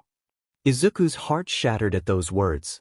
No, it isn't, he replied, not bothering to soften his tone. None of this is all right, Shouto. None of it. Parents shouldn't do this, heroes shouldn't do this. You and your siblings don't deserve any of this. He understood now why they spent so much time in his cramped apartment. How they could ignore the creaky floorboards and walls marked with old crayon drawings. Anything was better than being in that house. Anything was better than enduring that life. Just then, the doorbell rang, and simultaneously, Tuya's phone buzzed. The siblings stiffened, and Izuku tensed as well, but as the seconds passed, they all seemed to come to the same conclusion: Endeavor wasn't likely to be at his door. The pile shifted as Tuya reached for his phone, only to remember that Izuku had it. Kid, pass me my phone, he commanded. Izuku scrambled to reply. 1 second, he mumbled, realizing that at some point during the walk to Fuyumi's room, he'd dropped the phone. Please don't be broken, he thought as he searched near the door. Thankfully, it wasn't far, lying in front of Fuyumi's door, still intact. Here, he said, placing it in Tuya's outstretched hands. Stupid bird, Tuya muttered, examining the notification. What did Kigo do now? Fuyumi asked. He's at the door, Tuya said with a roll of his eyes, and apparently he brought chicken, claiming it's for comforting Shouto. He made air quotes around the last part. Guess we should let him in. The doorbell rang again, louder this time. The siblings groaned in unison, then began untangling themselves from one another, careful to be gentle with Shouto, still bruised but more stable than before. Once free, Tuya stretched with a satisfying pop and shouted, I'm coming, you stupid chicken. Izuku doubted anyone on the other side could hear him, but it felt necessary to yell anyway. Fuyumi shook her head in exasperation. Come on, you guys, she said, gesturing toward the living room. Let's find a show to watch before Dad gets home. The boys followed, though Natsuo was preoccupied with stuffing his face with marshmallows at an alarming rate. Izuku was beginning to wonder if Natsuo even chewed before swallowing. Shouto walked quietly beside him, his expression deep in thought. After a moment, Shouto reached out hesitantly and took Izuku's hand, his grip tentative as though unsure if Izuku would pull away. I'm sorry you had to see all that, he muttered. I understand if you don't want to come over anymore. Or if you want to be someone else's friend. Izuku gently bumped his shoulder against Shouto's, offering a warm smile. Hey, he said softly, waiting for Shouto to meet his eyes. We're friends, right? Well, friends stick together. Kaken had no problem leaving you behind, his mind whispered, but he pushed it aside. So don't worry about any of that, okay? They entered the living room, where Tuya and Kigo were already bickering. Kigo, with a bucket of fried chicken in hand, greeted them with a cheerful, hey, chickies. He shook the bucket of chicken. I gotcha some chicken. Yeah, sure you did, Tuya shot back, entering the kitchen with a handful of napkins. Kigo puffed up, indignant. Excuse me. I was totally going to share anyway. Tuya rolled his eyes, reaching for a piece of chicken, but Kigo quickly snatched it back. Nah, Javis don't get chicken. Petty much. Tuya quipped, reaching again, this time more forcefully. Really? Fuyumi groaned, looking at the boys with a mix of frustration and amusement. You're going to make a mess. They ignored her, still bickering. You don't even like chicken, Kigo said, holding the food behind him with a wing, trying not to topple off the couch. Yes, I do. Tuya argued, exasperated. Not as much as I do. Fuyumi buried her face in her hands. I swear, I'm surrounded by 5-year-olds. Kigo cried dramatically, save the chicken, tossing the bucket toward the 2 8-year-olds before continuing his squabble with Tuya. In their scramble to catch the bucket, Izuku tried to pull back to avoid interfering, but Shouto had the same idea. The bucket hit the floor with a loud thud, spilling fried chicken everywhere. Oops, Shouto said blankly, though his words were drowned out by Kigo's theatrical cry of despair. Shouto bent down, casually picking up a few pieces of chicken from the floor. Guess it's a good thing Dad has the maids clean the floors every day. Fuyumi snorted at Shouto's nonchalance. I suppose it is, she said, while Tuya muttered, huh, who knew the Biggie could do something right? Natsuo burst into the room a moment later, holding a bag of chips and the remote. "What are we watching?" he asked, shoving both Tuya and Kigo off the couch. "Hey!" Kigo spluttered as Natsu crashed on top of him. "Do any of you Todorokis have manners?" No one responded, too focused on the TV as Natsu began flipping through channels. "Here," Fuyumi extended her hand toward him expectantly. "No way," Natsu said, clutching the remote behind his back. "I'm picking the show this time." "You picked last time." Fuyumi tried to pull him off the couch, but Natsu fended her off. "What's wrong with JoJo?" he protested, trying to keep the remote out of her reach. Their tug-of-war caused the buttons to change channels repeatedly. The voices from the TV blended into a blur as the channels flicked rapidly until Tuya decided to intervene, smacking the remote from their hands. It slid across the floor and skidded to the far side of the room. The siblings continued their bickering and wrestling, with Kigo occasionally reaching out to trip anyone he could from his spot on the floor. Even Shouto joined in, tossing napkins and the occasional pillow. Though they all knew Shudo's injuries kept him out of the real chaos, he still managed to get in a few good hits when a pillow connected with someone's face. Izuku, however, was distracted. His attention kept flicking between the scuffle and the strange commercial now playing on the screen. Does your Omega suffer through painful heats? Do they get aggressive, unmanageable, and refuse to let you close during this important time? Two actors appeared on screen, both nodding obnoxiously in exaggerated agreement.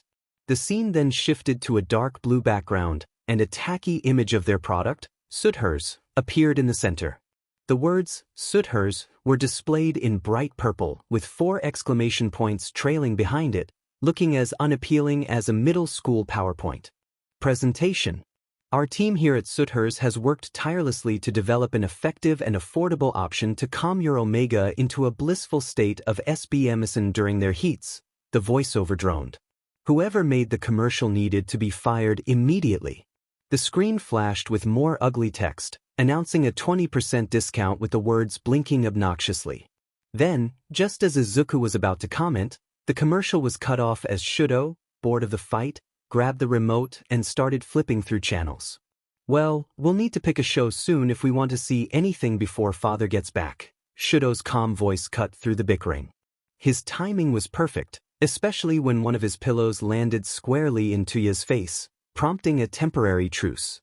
The group shared amused glances and exchanged playful gestures behind each other's backs, but the mood had settled. They regrouped, retrieved the scattered food and napkins, and all crammed onto the couch. Kigo, ever the brave soul, made the courageous sacrifice of sitting on Tuya's lap, stretching his legs across the others, much to their exasperation. It was a brief but welcome moment of peace. After everything that had happened that day, it was nice to just sit together, watching a low-budget, overrated hero movie that was trying to cash in on All Might's name by making him a main character.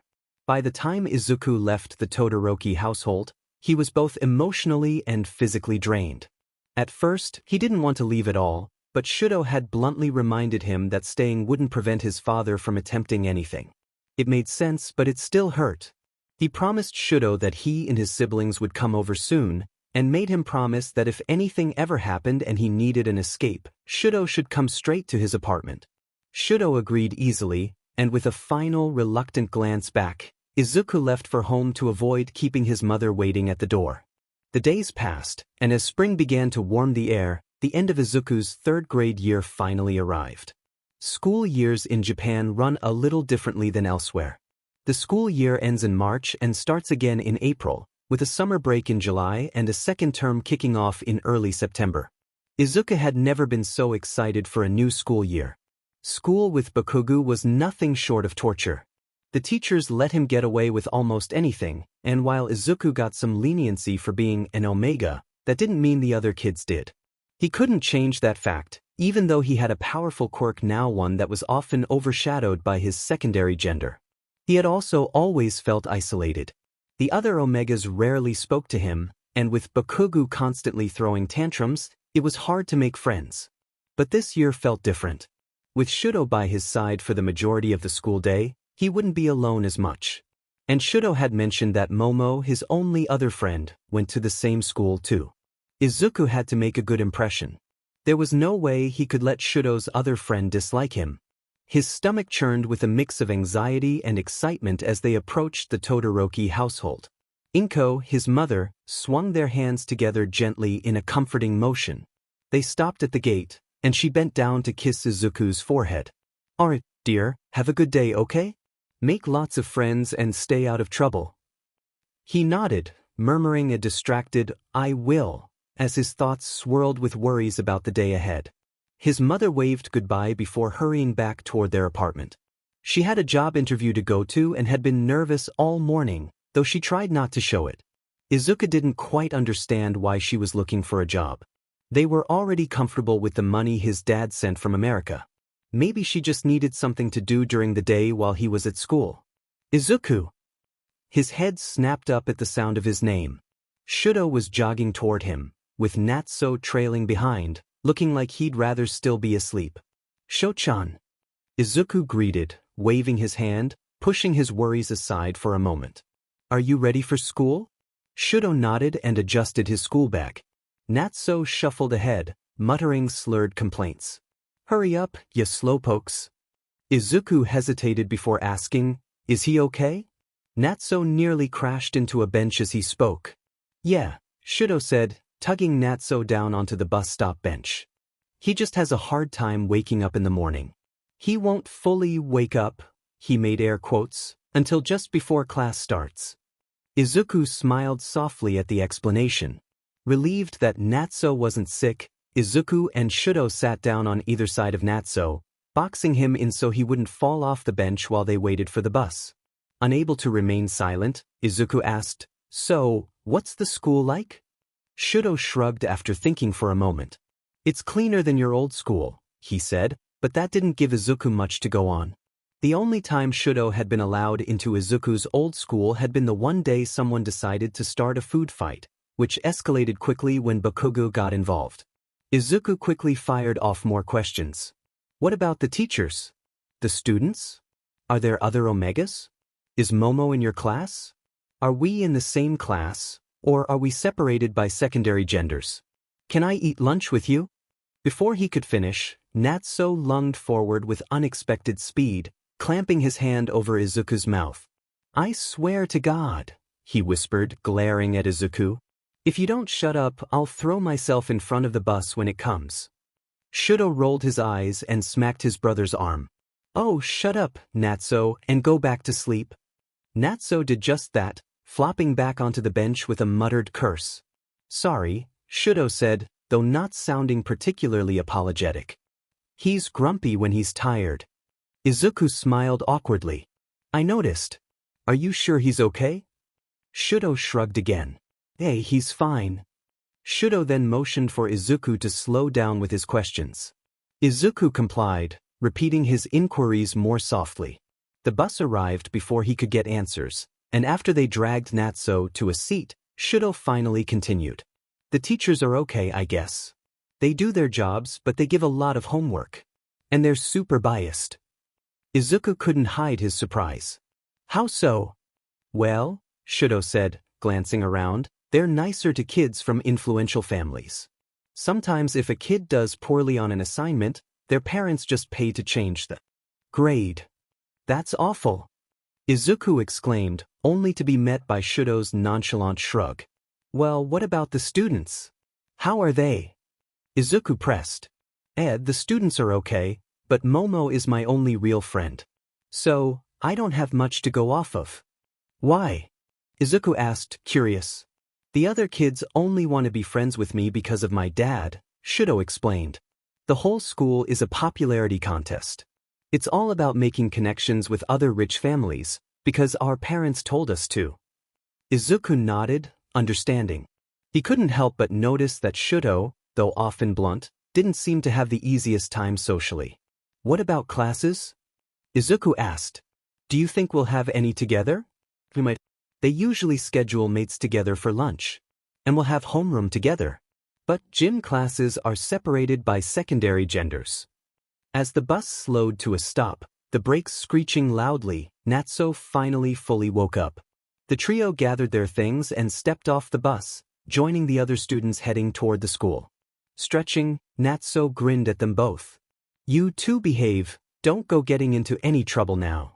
Izuku gave a confused look to Shouto, who only sighed, already looking ahead to the school gates. The day would be filled with new things for Izuku, but somehow, with Shouto by his side, he felt like he might just survive it. When Izuku had first heard about moving schools to be closer to Shouto, he was ecstatic at least, internally. He didn't want to trouble his mom, after all. But his excitement had only grown the longer he spent time with his childhood friends. He wasn't even sure if he could still call them that. The idea of leaving his old school behind was almost irresistible. Despite Bakugo's mostly verbal aggression, which had only stopped once he'd been scolded by multiple teachers for trying to attack him with explosions, it wasn't exactly a better situation. And if Izuku was being honest, his school wasn't the worst thing he'd been through. If it came down to it, he could tough it out, hoping the bullying would eventually stop. But that didn't mean he was eager to stick around any longer than he had to. He was lucky, too, that the transfer had gone smoothly. It was doubtful the move would have been approved so easily if it wasn't for the Todoroki family. Especially for a prestigious school like the one he was about to attend.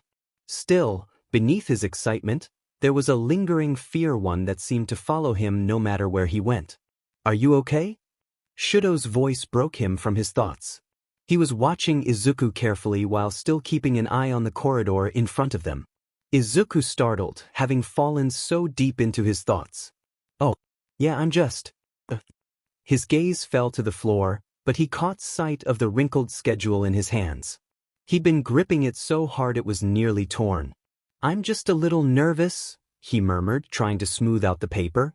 Why?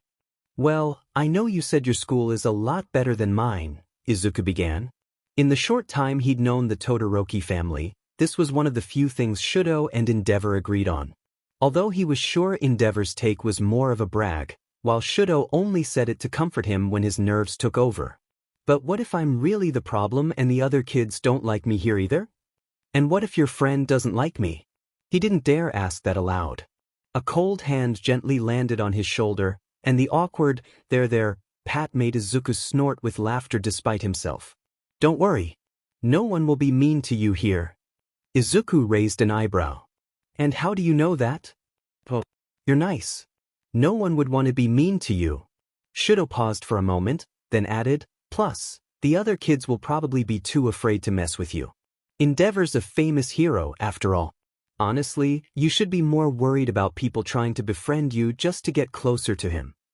Izuku wasn't sure that was exactly the kind of comfort he'd hoped for, but it was better than nothing. Shouto quickly changed the subject, sensing his mistake. What does your schedule look like? Grateful for the distraction, Izuku unfolded his crumpled sheet of paper. His classes were listed in order with the times and classrooms, as well as the teacher's name. He read aloud, homeroom, math, science, health O, home economics, social studies, P, Japanese, crafts, music, and English.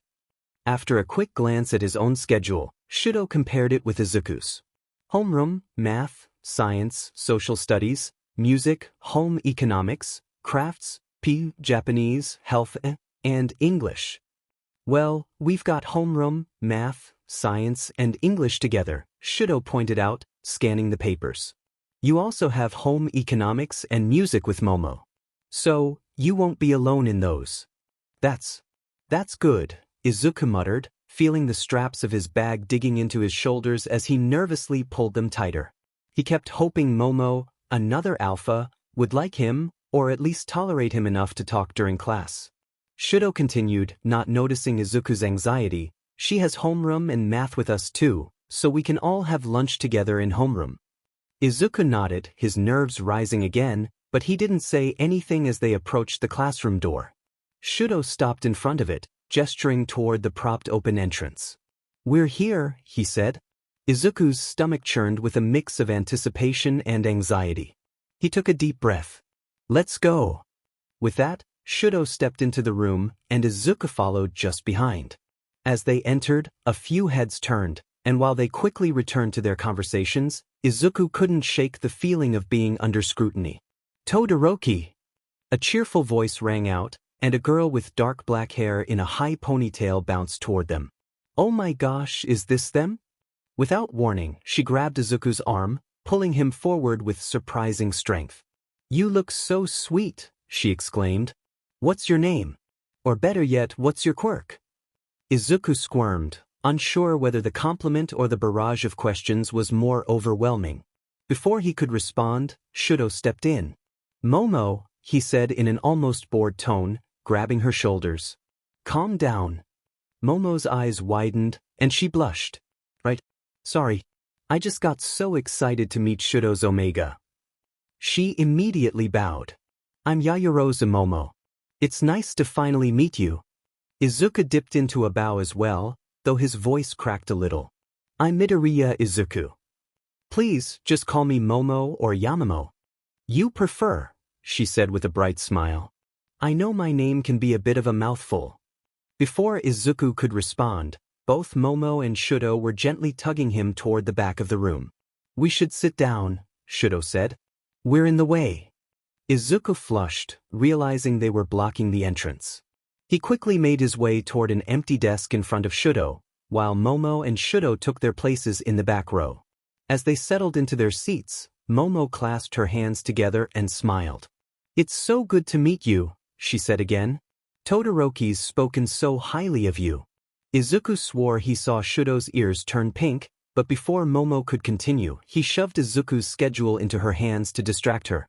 Look, he said, you have classes together. Momo eagerly scanned the paper, her excitement palpable. Homeroom, math, home economics, and music, she listed off. I'm so excited. I can introduce you to everyone and help you catch up in class if you'd like. I remember Todoroki said your old school wasn't very good, so you might be a bit behind. Izuku could feel his anxiety creeping up again as Momo rambled, but before he could respond, the teacher called for everyone to come up and check the seating chart. Izuku clutched the strap of his bag tightly, following Shouto and Momo toward the front. As he scanned the seating chart, relief washed over him when he saw his name listed right in front of Shouto. He shuffled toward the seat quickly, thankful to be near his friend. The class buzzed with activity as the students settled in, and Izuku, now seated, tried to calm his nerves. Shouto gave him a quiet, encouraging look before turning to face the front. To his left, Momo sat with a straight posture, eyes gleaming with excitement.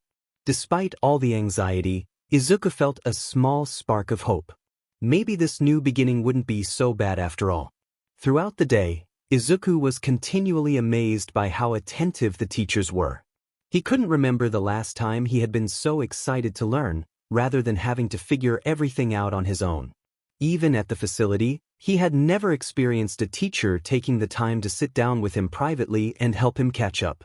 The only private conversations he had ever had with teachers there were usually about his failures or being told to be more docile so he wouldn't upset other students. It was a strange experience, but not an unwelcome one. Even the students at this school were kinder, though most still spoke formally, their words lacked emotion, and their smiles were often plastic. As the day went on, Izuku felt the discomfort of everyone sizing him up with a single glance, as though evaluating his worth. Connections? Shouto had explained earlier, it's normal at schools like this. They don't rely on government funding but on donations from wealthy parents or alumni. They're just trying to figure out if getting to know you is worth their time. Izuku had nearly flinched at Shouto's bluntness, but he understood that his friend didn't mince words. He spoke plainly, without sugarcoating anything. While refreshing, it still stung to hear such unvarnished truth. Oblivious to his internal struggle, Momo added, parents encourage their kids to befriend certain people or connect with teachers, hoping to use those connections later in life. That's actually how Shouto and I met. She smiled at him as they exchanged a glance, Momo's expression warm, while Shouto maintained his usual mask of indifference. A lot of people tried to be his friend in the beginning, but he was so closed off. I was really surprised when he let me sit with him at lunch. Shouto nodded in agreement. She was the only one who didn't ask about my father or my quirk. I figured being friends with her would stop people from asking, so I agreed to sit with her. And we've been friends ever since. Momo beamed, her enthusiasm palpable. Izuku couldn't help but smile at the warmth in her voice. It was clear that despite their differences, she and Shouto had formed a deep bond. He suspected Shouto hadn't intended to make friends with Momo at first, but Izuku had heard too many stories about Momo before meeting her to believe he felt that way anymore. Izuku hoped that, with time, he'd be able to make friends like that, too. "I'm home." Startled by the sudden sound of her son's voice, Inko quickly set aside the paperwork on the counter and rushed into the hallway. "Welcome home," she called, smiling brightly before wrapping him in a warm embrace. "How was your day? I want to hear all about it." "It was great." Izuku cheered, and Inko's heart swelled at the sight of his wide smile. It had been a long time since she'd seen him come home from school so full of happiness. "I made a lot of friends. There were a bunch of Omegas there too. I haven't seen so many in one place since the facility. And Shochan's friend liked me, and we all ate lunch together, and—" Inko listened intently as Izuku rambled on, excitedly recounting his new friendships and how the teachers were attentive, helping him catch up on lessons. But soon, his attention seemed to shift, his gaze falling on the pile of papers she had left on the counter. "What are those?" he asked, cutting himself off mid-story. Inko followed his line of sight, then quickly responded, "Oh, those. Here." She gently guided him to the couch, sitting beside him. "We need to talk, okay? It's nothing bad," she added quickly, seeing his expression change to one of concern. "It might just be a bit hard for you to understand." Izuku nodded, his face serious. Inko took a deep breath, her hands clasped tightly together as she tried to find the right words. There were so many ways this conversation could go wrong, and there was no manual for telling your child something like this. "Izuku, I want you to know that your father and I love you very much. Even though he isn't always around, he cares about you more than anything." She needed him to understand that no matter what, his parents' love for him wasn't in question. Hisashi had participated in only a handful of the monthly calls to the facility, but each time, it had been because he genuinely cared. However, their physical distance had made it difficult for them to both call Izuku at the same time, so Hisashi knew that Izuku needed his mother more than him. "But we've both grown apart over the years," Inko paused, watching her son's face carefully. "We still love each other," she quickly reassured him. "It's just not the same as it used to be. It's more like how you'd feel about a sibling or a best friend." She hesitated for a moment before delivering the hardest part. "So, we're going to be getting a divorce?" Izuku's face scrunched, and for a moment, Inko couldn't tell what he was feeling. His silence stretched on, making her heart ache. After what felt like forever, he finally asked, "Does this mean Dad's not going to come over anymore?" Inko felt a pang in her chest as she replied, "Of course not. Your dad will still come over as often as he can, and we'll still visit him for vacations. The only difference is that you'll probably visit him on your own more often, and we might both try to see other people." She added the last part cautiously, unsure of how Izuku would take it, but she didn't want him to be blindsided if either she or Hisashi decided to date again. She watched as a flurry of emotions crossed his face, his expression shifting with each passing second. Finally, he nodded quietly, his voice soft. "Okay." Though he seemed to accept the news, Inko could tell he was still processing it all. "Izuku," she said gently, "your dad said he'd have time later tonight to video call, so you can ask him any questions then, okay?" Izuku nodded, his face brightening just a little. "Actually, can I borrow your phone? I need to call Shouto for help on our homework. It'll be quick. I promise." "Homework?" Inko raised an eyebrow, amused. "On the first day?" It seemed absurd, but then again, school was only getting more demanding at younger ages these days. She didn't envy children these days. "Well, I'll help you in a minute. I just need to clean up this mess first," she said, gesturing to the scattered papers on the counter. "No, it's okay," he quickly assured her, waving his hands in front of his face. "It's just some catch-up work. Shouto school is doing more advanced stuff than my old school, so they just want to make sure I can keep up with everyone. Shouto should have finished it earlier, so he'll already know all about it." "Well," she said, pulling out her phone, "if you're sure. Just don't take too long, I have a few calls to make too." "I will," he promised, rushing off to his room and slamming the door behind him. True to his word, the call only lasted about 20 minutes, and the phone was returned to her without incident. But it only took another 30 minutes before a knock at the door nearly shook it off its hinges. "I'm coming," she called sharply, already irritated at whoever was slamming into her door so late in the evening. "Hold your diamond horses."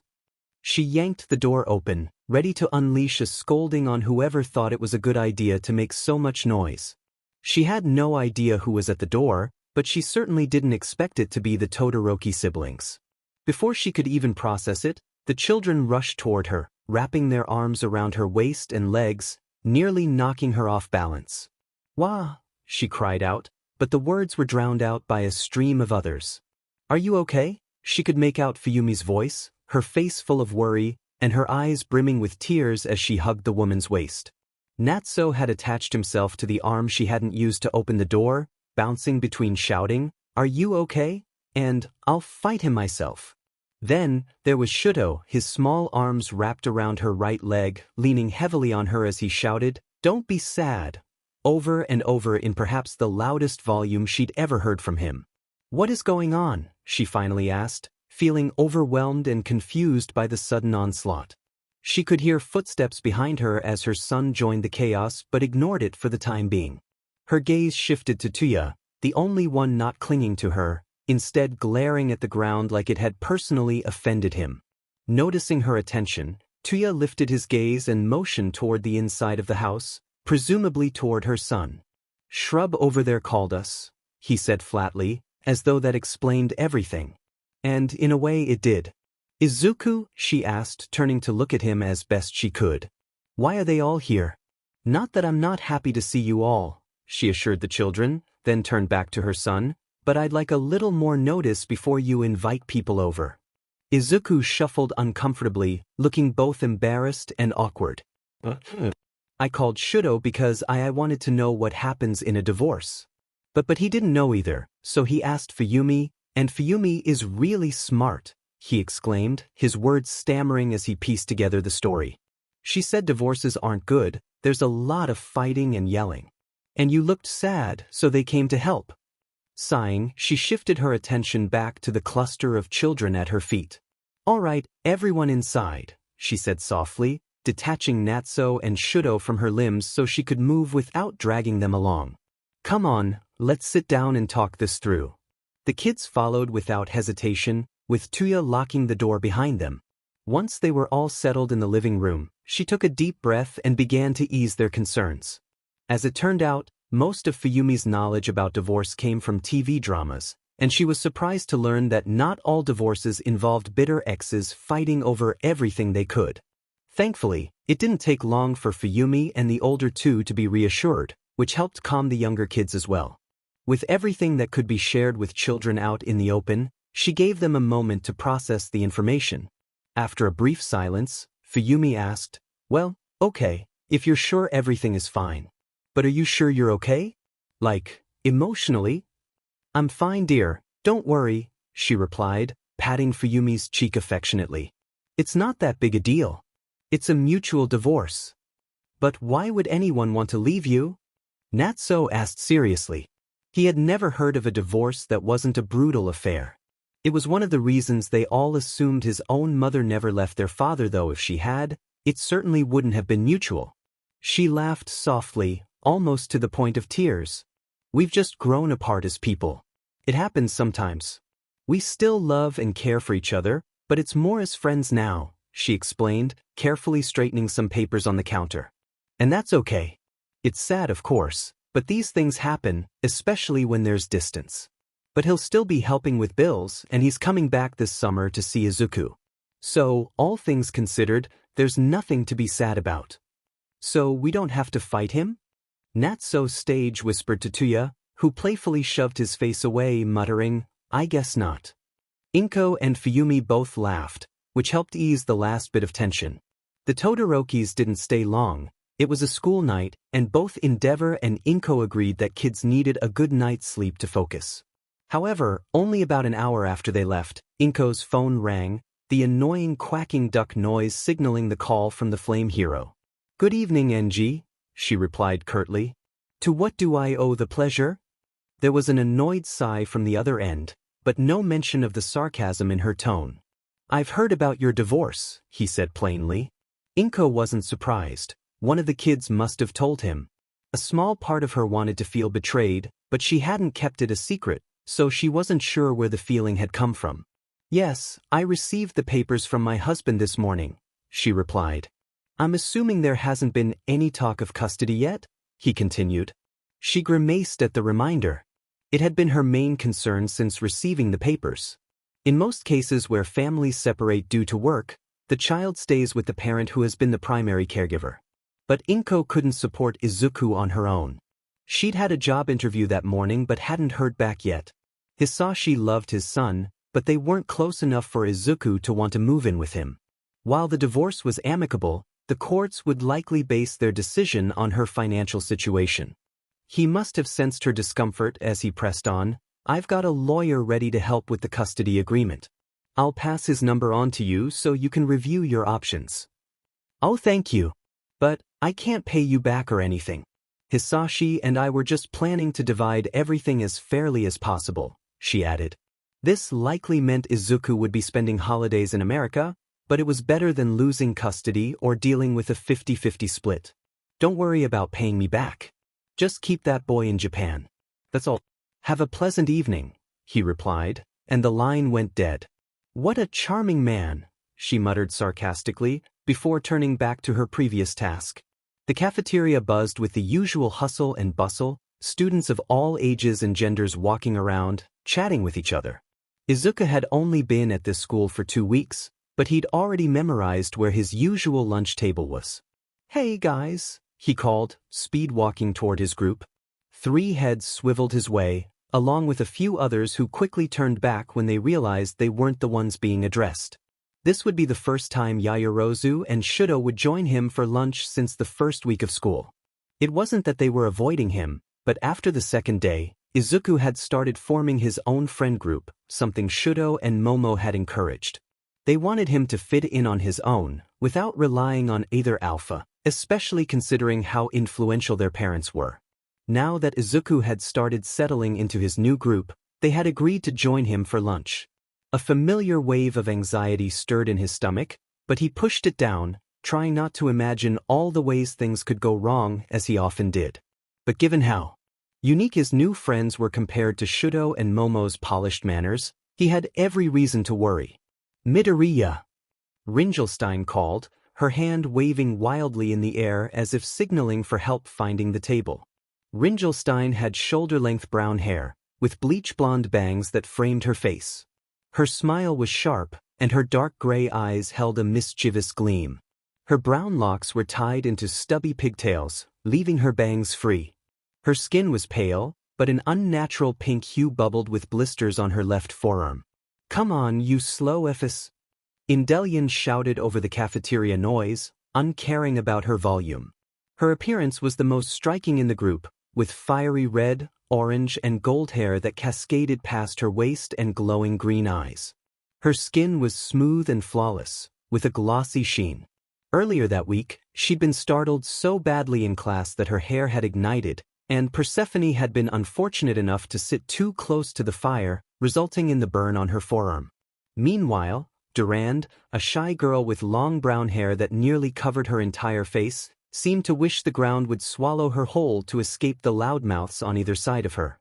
Her soft brown eyes had a golden ring around the pupils, and her teeth were sharp, giving her a menacing look though that only worked in theory, as her hunched posture and nearly hidden face made her seem more timid than intimidating.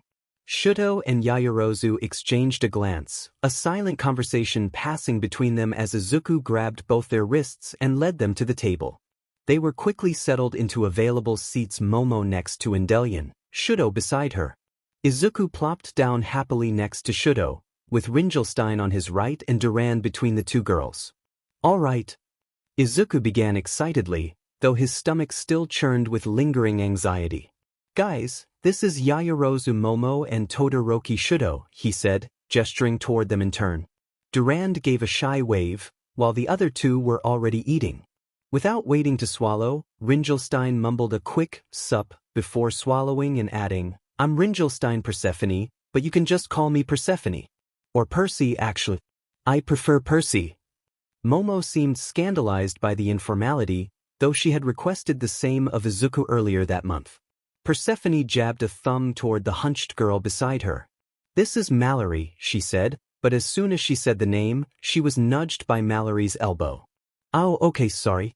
This is Duran Mallory, but you can just call her Mallory too. They're better. Persephone continued, she doesn't talk much around new people. Midoriya only heard her speak once last week when she tripped over him during gym. I'm still upset I didn't have a camera, Indelian added dramatically, throwing her arms up. It was hilarious. I've never seen anyone trip over air quite like Midoriya. Then like 5 other people tripped over him before he could even get back up. Izuku and Mallory both flushed with embarrassment, but the others laughed at the memory. Even Shouto and Momo seemed amused by the story. You didn't tell me that, Todoroki said, though his blank expression couldn't hide the mirth in his eyes. Izuku immediately hid his face in his palms.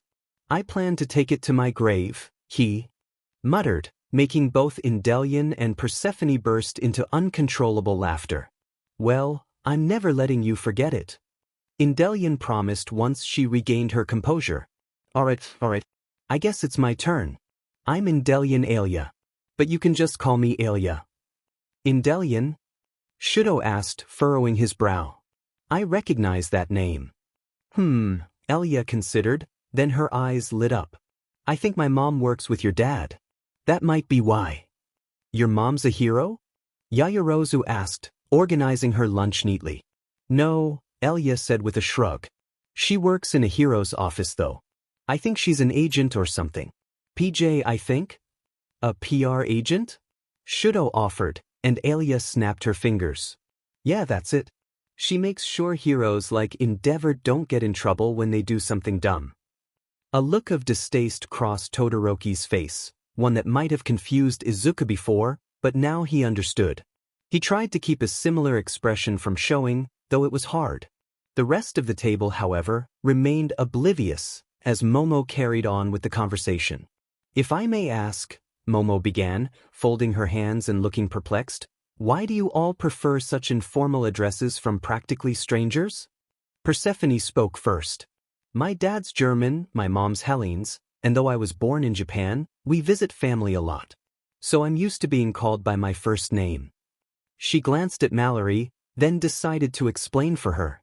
Mallory's dad was French, her mom Japanese. She lived in France until her dad passed away, and her mom moved back here. All eyes turned to Mallory, but her expression remained calm, as usual, despite the mention of her father. She showed no signs of distress. Alia spoke up next. My mom's Japanese too, but my dad's from America. We lived there until last year when my parents divorced. Izuku blurted out, my parents are getting a divorce too, before he could stop himself. It wasn't something he liked talking about, but he felt a strange sense of relief knowing he wasn't the only one going through it. Did your dad sleep with Aware too? The table went silent in shock. Only Mallory looked confused by their reactions. Shouto and Alia remained unfazed, though Alia seemed to enjoy the shock she caused, while Todoroki let the others express their discomfort. You can't say things like that. Yaoyorozu exclaimed, her face red as she covered her cheeks. Why not? That's what my mom says. I overheard her yelling about it on the phone once. Izuku sputtered, you just can't say things like that. It's a bad word. He realized, though, that it wasn't much worse than hearing the same word from Bakugo just a few months ago. It's not nice to call someone that. Though, it wasn't exactly nice to sleep with someone else's husband either. It took a few minutes for everyone to calm down. By the time they did, Alia had firmly established that her mouth was worse than Bakugo's. Todoroki, with his usual deadpan expression, was quick to point that out, though only Izuku seemed to fully understand the reference. So, Momo asked, finally regaining her composure, what classes do you all have together? I'm assuming that's how you met. I don't have any classes with Midoriya, Alia said, taking a long sip of her drink. I just ate lunch with Percy and Mallory, so I met them when they dragged him along. Mallory and I have health and Japanese together, Izuku answered easily. She introduced me to Percy after class one day. They're mates. Persephone gave a half nod as he gestured toward her. Todoroki, already halfway through his meal, set his food aside. So you two are mates? You must have met around the same time Izuku and I did. We're childhood friends, Persephone said, throwing an arm around Mallory's shoulders. The girl flinched slightly but relaxed as Persephone pinched her fingers together to indicate their size back when they were kids. She's never been to a facility. What? How? Yaoyorozu asked, jaw slack. All Omegas have to go to a facility, right? Not all, Persephone replied with a frown, shaking the empty chip bag. There are exceptions. Like what? Izuku asked, feeling a strange knot in his stomach. It seemed unfair that he and other Omegas had been forced to leave, but Mallory had somehow avoided that fate. Her quirk is considered extremely dangerous. A barely perceptible shift in Mallory's posture occurred, as she seemed to curl further into herself. However, it went largely unnoticed by the rest of the group, all of whom were focused on Persephone. And because of the nature of her quirk, she was allowed to come home once a week. But eventually that became too much of a hassle, so they just let her stay at home, but she was required to take the same courses that all Omegas get in the facilities anyways. What's her quirk? Izuku couldn't help but ask. Persephone looked as though she was about to answer, but before a single word could leave her mouth, Mallory moved. With more energy than anyone had ever seen from her, Mallory shot up from her hunched position. Her eyes were wild with a mixture of fear and desperation as she grabbed Persephone's shirt with one hand, tugging her forward, while her other hand pressed firmly over Persephone's mouth. Don't. Her voice was tight, though it was unclear if the tension came from the situation or if this was how she always sounded. It was only one word, spoken just above a whisper, but it was clear to everyone at the table, despite the noise from the bustling crowd of classmates around them. No one knew how to react. Elia was the first to break the silence, her eyes lighting up with understanding as her face softened. Mal, it's okay, she said gently, her hands softly prying Mallory's fingers off of Persephone's wrist. It's all right, she wasn't going to say anything. Yeah, Mal, Persephone added reassuringly, I wasn't gonna say anything. You know I wouldn't do that. The two girls continued to calm their friend down, gently guiding her back into her seat. Mallory's voice was small and meek as she muttered an apology, sorry. Yaoyorozu, Todoroki, and Izuku exchanged worried glances, unsure whether to ask what had just happened or leave the girls to sort it out. Before they could decide, the bell rang, signaling the end of lunch. Momo stood first, still confused by the situation but unwilling to let it affect her attendance. We should get going, she said. Right, Elia replied, scooping up the last of her lunch and tossing it in the trash. Guess we'll see you around, she waved casually as if the earlier scene hadn't happened, before looping her arm through Mallory's and pulling her up. Persephone followed, flashing a small smile. Later, Midoriya, she called over her shoulder before trailing after the two. None of them spoke as they made their way to their next classes, still unsettled by what had just transpired. As the two alpha students split off toward their own classes, Shouto suddenly spoke. Your friends are weird, he said bluntly. And loud. Izuku chuckled awkwardly. Yeah, I guess they are, he admitted, rubbing the back of his neck in embarrassment. But I'm glad you're making friends, Shouto continued, nodding in approval. Momo added, they're certainly strange, but they seem like good people. For the most part. Her face scrunched as she thought about Mallory. Though I'm a little worried about that Mallory girl. Suddenly, Momo stiffened, her back straightening as though jolted by a shock. We're going to be late, she squeaked, turning to speed walk down the hall without even saying goodbye. Shouto watched her go for a moment before deciding to follow. With a calm wave, he weaved through the crowd of students to catch up with his friend. Izuku let out a breath he hadn't realized he'd been holding. His new friends were weird and a bit chaotic, but they had accepted him without hesitation. Unlike everyone else, they hadn't asked him about Endeavor, his quirk, or Shouto right away. He had a feeling that nothing could be said to make him want to stop being friends with them, but it was still nice to know that his best friend and their other friend approved of them.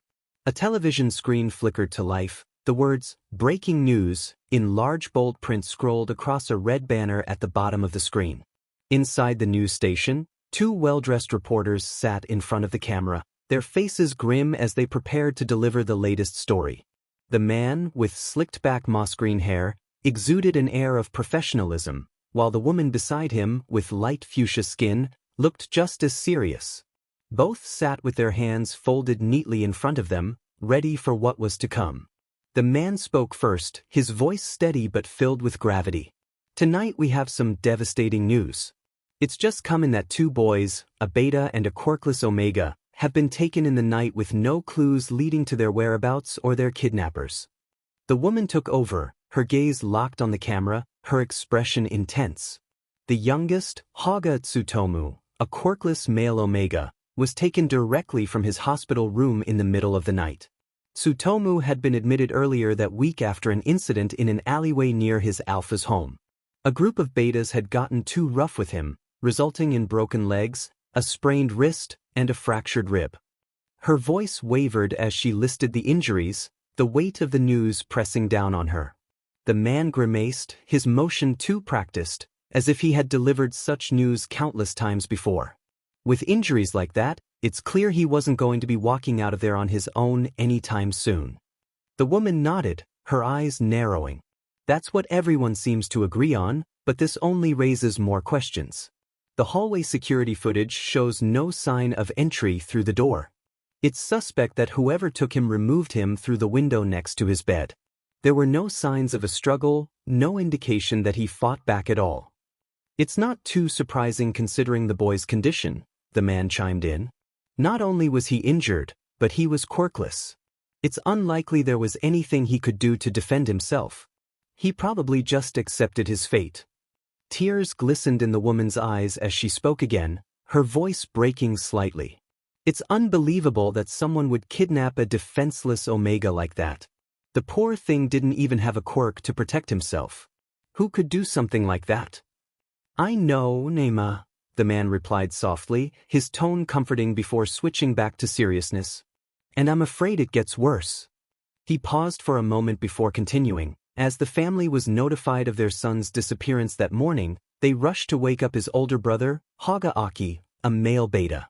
But when they entered his room, they found it in disarray, and there was no sign of the boy. With a deep breath, Nakajima regained control, her expression now steely. "The police have confirmed that the window latch was broken, and there were signs of a struggle. His sheets had been slashed as if someone had used a knife on them, and blood was found splattered on the floor next to the bed, as if someone had been thrown down. It's clear the culprit escaped through the window with the boy. But once again, no clues have surfaced that could lead to either of them." The man leaned in slightly, his voice a little softer now. "Have there been any leads?" Nakajima shook her head. "None so far. Initially, it was suspected that this might be linked to a trafficking ring, but that theory was dismissed when the youngest boy's lack of quirk came to light. As the quirkless are undesirable for the purposes of enhancing future children's quirks, which is often the goal of these rings." The screen filled with static for a brief moment, distorting the man's next words, but his sentence was still barely audible. "It's remarkable the boy was able to find such a loving mate in the first place." The screen flickered once more, clearing up just as quickly as it had fuzzed. "If anyone has any information about the whereabouts of either boy, please use the number below to contact the police working on the case. Thank you." And now the screen switched off abruptly. The first term of school flew by, and before long, summer break had arrived. School ended at the end of July, and while Izuku had enjoyed making new friends and attending his new school, he was ecstatic about spending the summer with his mom for the first time in years. With the second term starting in early September, he had 4 whole months of freedom ahead of him. For the most part, anyway. Endeavor had decided to ramp up training sessions for Shouto due to the newfound free time, and in turn, he began pushing Izuku harder to take his training seriously if he ever wanted to become a sidekick for his masterpiece. It was annoying, but Izuku understood where the man was coming from. So far, the only training he had done was messing around with his quirk with his friends, with the occasional help from Shouto, who would teach him some moves he'd learned from his father. As much as he hated to admit it, Izuku knew he'd need to step up his game if he wanted to be a hero. But where to start? Humming to himself, he shuffled over to his computer and opened the search bar. He stared at the blinking cursor for a moment, trying to decide what to search for first. What do you need to know to be a hero? Immediately, his screen filled with titles like 6 Ways to be an Everyday Hero and Everyone Can Be a Hero. Here's how. He scrolled halfway down before deciding to refine his search. What martial arts are best for hero work? This time, he got much better results. He clicked on the first link, which led him to an article titled, Different Types of Martial Arts, and Which is Best for You. The page listed various martial arts styles, including karate, jujitsu, kung fu, and several others Izuku had never heard of before. He read through the page several times, then grabbed a notebook from his shelf. This wasn't a decision he could make lightly. He needed to choose a style that would work best with his quirk and whatever kind of hero he wanted to be. What kind of hero do I want to be? He muttered aloud. A hero that smiles, he wrote on the first blank page he found, and makes everyone feel safe just by being there. Like All Might. He stared at the words, hoping they would give him some kind of clue, but all he received was silence as his scrawl mocked him from the page. But I can't be like All Might, he whispered, the words stinging his chest. He wasn't All Might, he didn't have a quirk like his, and he wasn't as strong. So, he couldn't be a hero like him. But if he couldn't be like All Might, who could he be like? Frowning, he pushed the notebook aside and opened a new tab, saving the previous one for later. He entered, What type of hero can I be? A bullet point list appeared, along with a link underneath it. Spotlight, heroes that fight. Support, heroes that assist. Rescue, heroes that save. Intelligence, heroes that gather. Underground, heroes that stay away. Izuku quickly clicked the link and the page took forever to load. When it finally did, his gaze bounced around the screen, trying to absorb all the information. He dragged his notebook closer and began jotting down everything he could find. So, All Might and Endeavor are spotlight heroes, he muttered aloud, tapping his pencil eraser against his lips as he thought. Heroes like number 13 are rescue heroes. Underground heroes are mostly anonymous, but there's Crawler, a vigilante turned underground hero. And Night Eye. Wait, wasn't Night Eye listed as an intelligence hero? He quickly scrolled up to double-check. Sure enough, Night Eye was listed in not 1, but 3 categories: support, intelligence, and underground. How can he be an underground hero if he's so well known? Izuku wondered aloud. Unless, maybe he just works with underground heroes? Is that who he gathers information from? His mind spiraled as he tried to figure out how someone could fit into multiple categories. But it made sense. He supposed some quirks were versatile and could be used in many situations. What kind of hero would I be? He wondered aloud, glancing between his notebook and the glowing screen. Endeavor wants me to be a support hero for Shouto, but I want to be a spotlight hero too. If for no other reason than I want the world to see that an Omega like me can be a hero.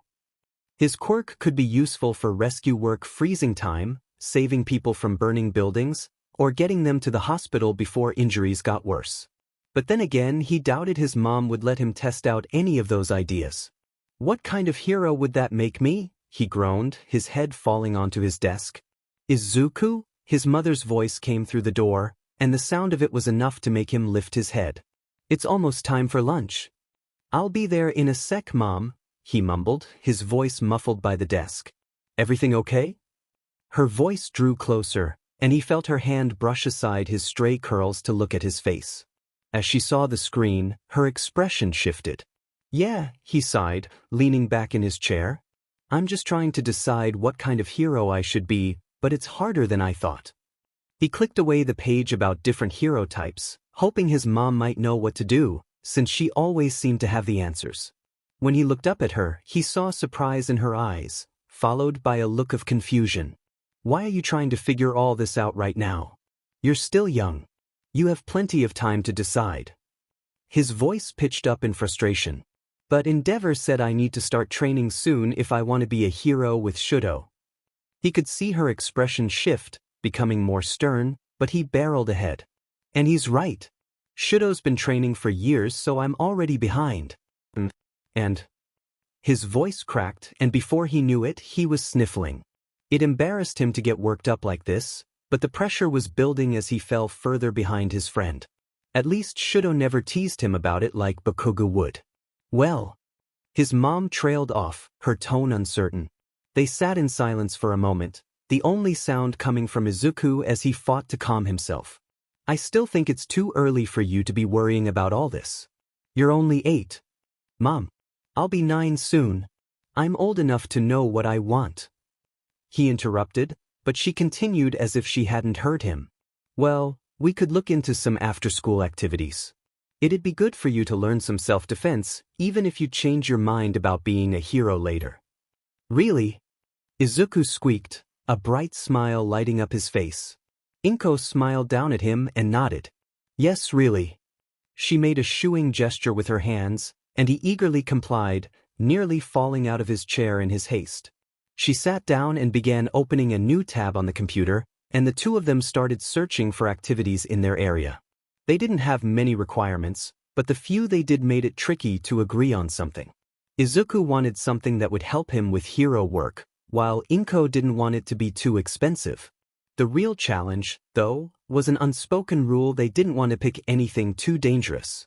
Izuku had tried multiple times to convince her to let him take Hapkido or Jujutsu classes, but despite her earlier comment, she was firm on keeping him away from those options. When you're older, I'll let you sign up, she would say. Well, how old is older? Izuku would protest. Thoughtfully, eyes scanning the screen. When you're 10, she decided. 10. Izuku groaned, frustrated. That's forever away. Oh hush, she flicked his forehead playfully. It's only a year away. You'll be 9 soon, and a year will pass before you know it. Fine, he grumbled, though he wasn't happy about it. Eventually, they agreed on gymnastics. It wasn't perfect, but Inko promised it would make fighting easier, and it was a relatively safe sport. At least she'd have some peace of mind. The trip to the Todoroki household seemed to pass in an instant. The cool morning air did little to calm Izuku's scrambled thoughts as he arrived, his feet instinctively dragging him toward the door. He pulled out his copy of the house key, pushed the door open, and gently kicked off his shoes. Stepping inside, he was met with an unsettling silence. While Endeavor was known for preferring quiet, his children were another story. Given that it was a weekday, and Endeavor should already be out on patrol, Izuku expected some sort of noise to greet him. Hello. Izuku called out as his feet softly patted against the tatami floors, but there was no response. His head poked into the kitchen, but it too was empty and spotless. No dishes, no signs of breakfast in the making. Normally, Fuyumi would be in there, rushing to get breakfast ready for her brothers before scrambling to catch the bus to school. It was rare for everyone to be quiet, especially on a weekday morning. This wouldn't be the first time Natsuo or Shouto had accidentally overslept, but it was odd that both of them were still asleep. Even stranger, Fuyumi wasn't there to wake them. Shochan.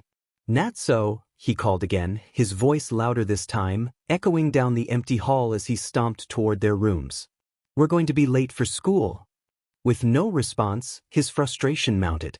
I swear, if we get in trouble because you two decided to sleep in, I'm telling both Mom and Endeavor it's your fault.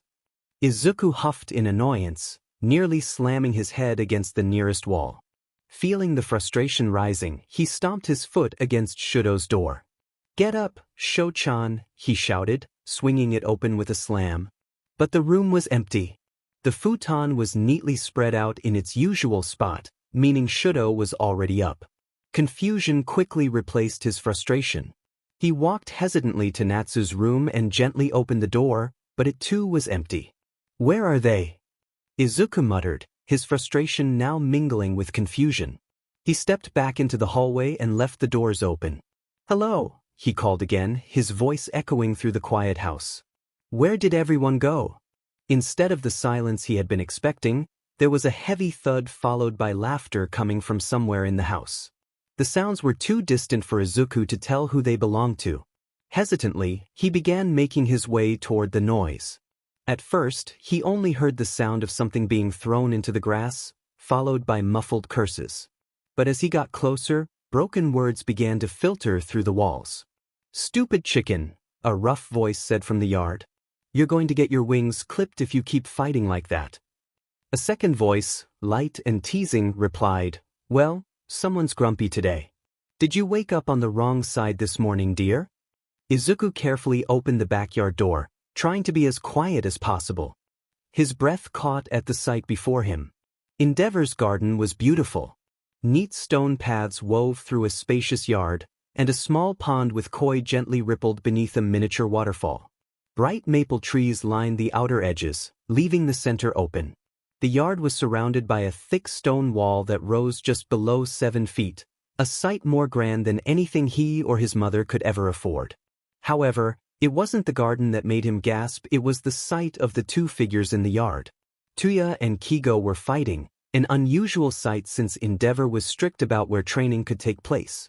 Neither of them appeared to be strangers, but seeing them spar in the yard was a surprise. Tuya's arm blazed with blue fire as he waved the fiery appendage threateningly at Kigo. "Come on, Kigo. I thought you liked fried chicken."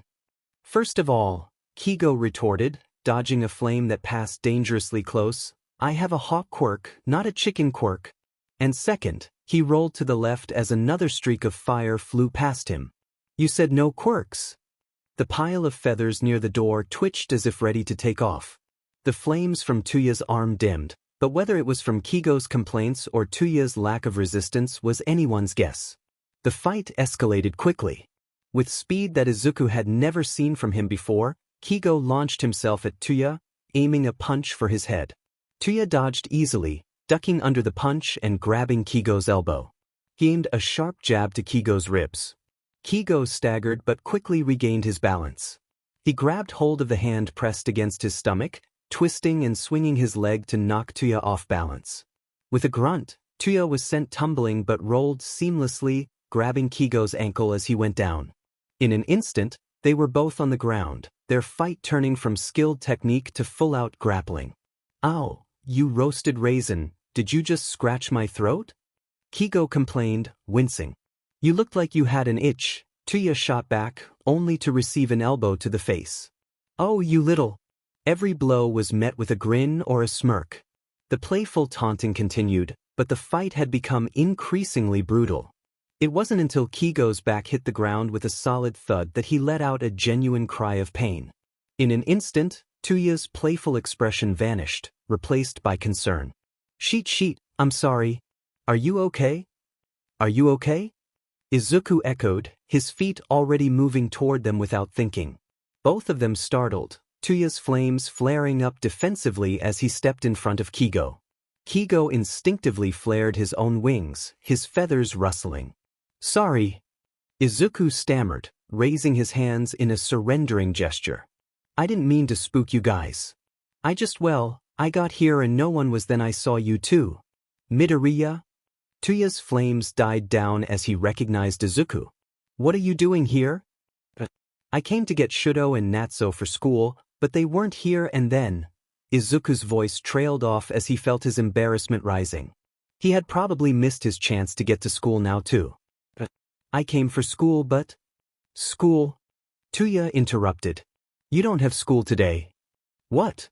Kigo stood up with a grunt, dusting off his pants before offering a hand to Kigo, who took it and hoisted himself up. "You all right?" he asked, ignoring Izuku's confusion. "Yeah, I'm fine," Kigo replied, stretching his wings. "Just landed on them wrong." "What do you mean, no school today?" Izuku repeated, still processing. Tuya gave a small smirk, leaning against Kigo. "School's cancelled for the week. Some hero tossed a villain through several classrooms, so they've shut it down for repairs." "Didn't the school call your mom?" Kigo asked, eyeing Izuku. Izuku shook his head, a small pout forming. He had walked all the way here when he could have stayed in, watching All Might reruns with his mom. "No, they didn't." His irritation grew as he realized how much time he'd wasted. I bet they figured Endeavor would tell your mom," Tuya muttered, irritation creeping into his tone. "Well, where's Shouto and Natsu then?" Izuku asked, still hoping for some plan. "Without school, Maybe they could go to the park or do something fun. Tuya scowled. Endeavor took Shouto to work with him today. Something about introducing his masterpiece to his future employees, he air-quoted. And Natsu's out with friends. Izuku sighed, kicking his foot into the grass. Guess I'll head home then. He pouted, wishing he could have stayed in bed instead. Sorry, kiddo, Kigo said, though he was more amused than apologetic. You should probably get back before your mom leaves for shopping. Izuku groaned. I really wanted to go to school today. He rubbed his head in frustration, muttering to himself about his plans for the day. Well, Kigo said, laughing softly, at least you'll have time to relax. Who doesn't like staying home from school? Izuku's eyes lit up as a new idea crossed his mind. Can I hang out with you guys? The two exchanged confused glances. Why would you want to hang out with us boring teenagers? Tuya asked, a smirk tugging at his lips. We're not even doing anything fun today, Kigo added, shrugging. Well? Izuku glanced at the patch of grass where they'd been sparring. You guys look like you were having fun. His voice softened as he formed a bold new thought. Can you teach me? Tuya and Kigo blinked in surprise. What? Izuku's mind was made up. He clenched his hands together and nearly shouted, Teach me to fight. His arms extended in a pleading gesture, and his eyes sparkled with determination. The pair exchanged a confused glance before turning their concerned gazes back on him. Huh? Kigo asked, his brow furrowing slightly. If it were any other time, Izuku might have laughed at how startled they looked, almost like they expected him to sprout horns. He wasn't backing down though. Teach me to fight, he repeated, his voice firm as he dropped his hands and stomped his foot on the ground like a child throwing a tantrum. You've both had training, right? Another look was exchanged between them. Kigo, you're going to a hero school, and I know your dad has worked with you before, Tuya? If he'd been paying more attention, Izuku might have noticed the brief shift in Tuya's expression, something hardening behind his eyes. Tuya crossed his arms over his chest. And? His voice had lost its warmth, replaced by a tone that was almost cold. Why do you need our help? Izuku pouted, copying the older boy's defensive posture as he crossed his arms. Mom won't let me be taught by actual professionals, he muttered, a hint of frustration in his voice. And I'm not an idiot. I know it's too dangerous to try and teach myself. No, Tuya responded immediately, his tone brokering no argument. The abruptness of his answer nearly knocked Izuku off balance. You're too young for training. Enjoy being a kid while you can and wait a couple more years before starting. I'm not too young, Izuku protested, his voice rising into a whiny pitch. I'm almost 9. I can handle it. Shochan's been training for longer than me and… His words trailed off as a cold sweat broke out on his forehead. He could feel the temperature in the room shift as if the air itself had thickened. He didn't need to look up to know he had crossed a line by bringing Shouto into the argument. Thankfully, attention was pulled away when Kigo spoke up. Come on, he cooed, his voice light, oblivious to the tension in the room. He didn't seem to notice the rigid set of Tuya's shoulders. You heard him. He's a big kid now. We can show him a few moves. Tuya's blazing azure eyes glared at Kigo. Takami, he growled, his voice low and dangerous. No. Kigo waved him off, still upbeat. Nothing serious, just some self-defense practice. We're not gonna start wailing on him or anything. His tone was casual, and for a moment, Izuku felt his shoulders relax. But that comfort was short-lived. Before he could respond, Tuya's hand clamped down on his shoulder, his grip so tight that Izuku felt his blood drain from his face. The alpha's voice was hard and unyielding. Izuku, he said, his tone making Izuku's stomach drop, go home. Without thinking, Izuku bolted. He sprinted through the backyard, across the house, and out the front door without a second thought, not even bothering to close it behind him. His mind was a blur, consumed only by the thought, go home. He didn't stop until he reached his apartment, his chest heaving with the rush of adrenaline. Only once he was safely inside did he feel his heart rate slow, though the knot of panic in his stomach refused to loosen. For the rest of the day, Izuku stayed locked in his room, barely managing to tell his mom that school had been cancelled and that he would be catching up on homework. If the plate of cookies she brought him later in the day was any indication, she didn't buy his excuse. "Izuku, Tuya's on the phone for you," his mother called from the doorway, handing him the phone before returning to the living room. Izuku's stomach churned with worry as he answered. "Hello. Meet us at Takoba Municipal Beach at 2 o'clock. Tuya's voice came through, firm and without its usual teasing edge. "Don't tell your mom what we're doing. I'd like to keep my head on my shoulders." Before Izuku could respond, the line went dead. Izuku pulled the phone away from his ear, his heart racing. "Well, I guess I have a teacher now," he thought to himself, though his excitement was tainted by guilt. He hadn't meant to cause any tension between the two boys. He had just gotten so caught up in the idea of someone finally agreeing to train him that he hadn't considered the fallout of pushing too hard. He just hoped Kigo and Tuya weren't still upset with him. The familiar cold stone of the facility's floor sent an unpleasant shock through Izuku's body as he slipped off his bunk. A deafening silence filled the space around him. Not even the sound of breathing from his roommates could be heard. This unnerved him greatly, so carefully he inched towards Hisakawa's bunk, reaching up to tug the blanket back and check on his friend. But when he pulled the fabric away, no one laid underneath. Despite this fact, Izuku had clearly seen a lump under the sheets. "Hisakawa?" he whispered, his soft voice echoing in the quiet of the room, causing him to flinch. His breath caught in his throat, a tight knot of dread coiling in his chest. The silence was oppressive, loud noises were forbidden after 8 p.m., and the thought of breaking that rule filled him with terror.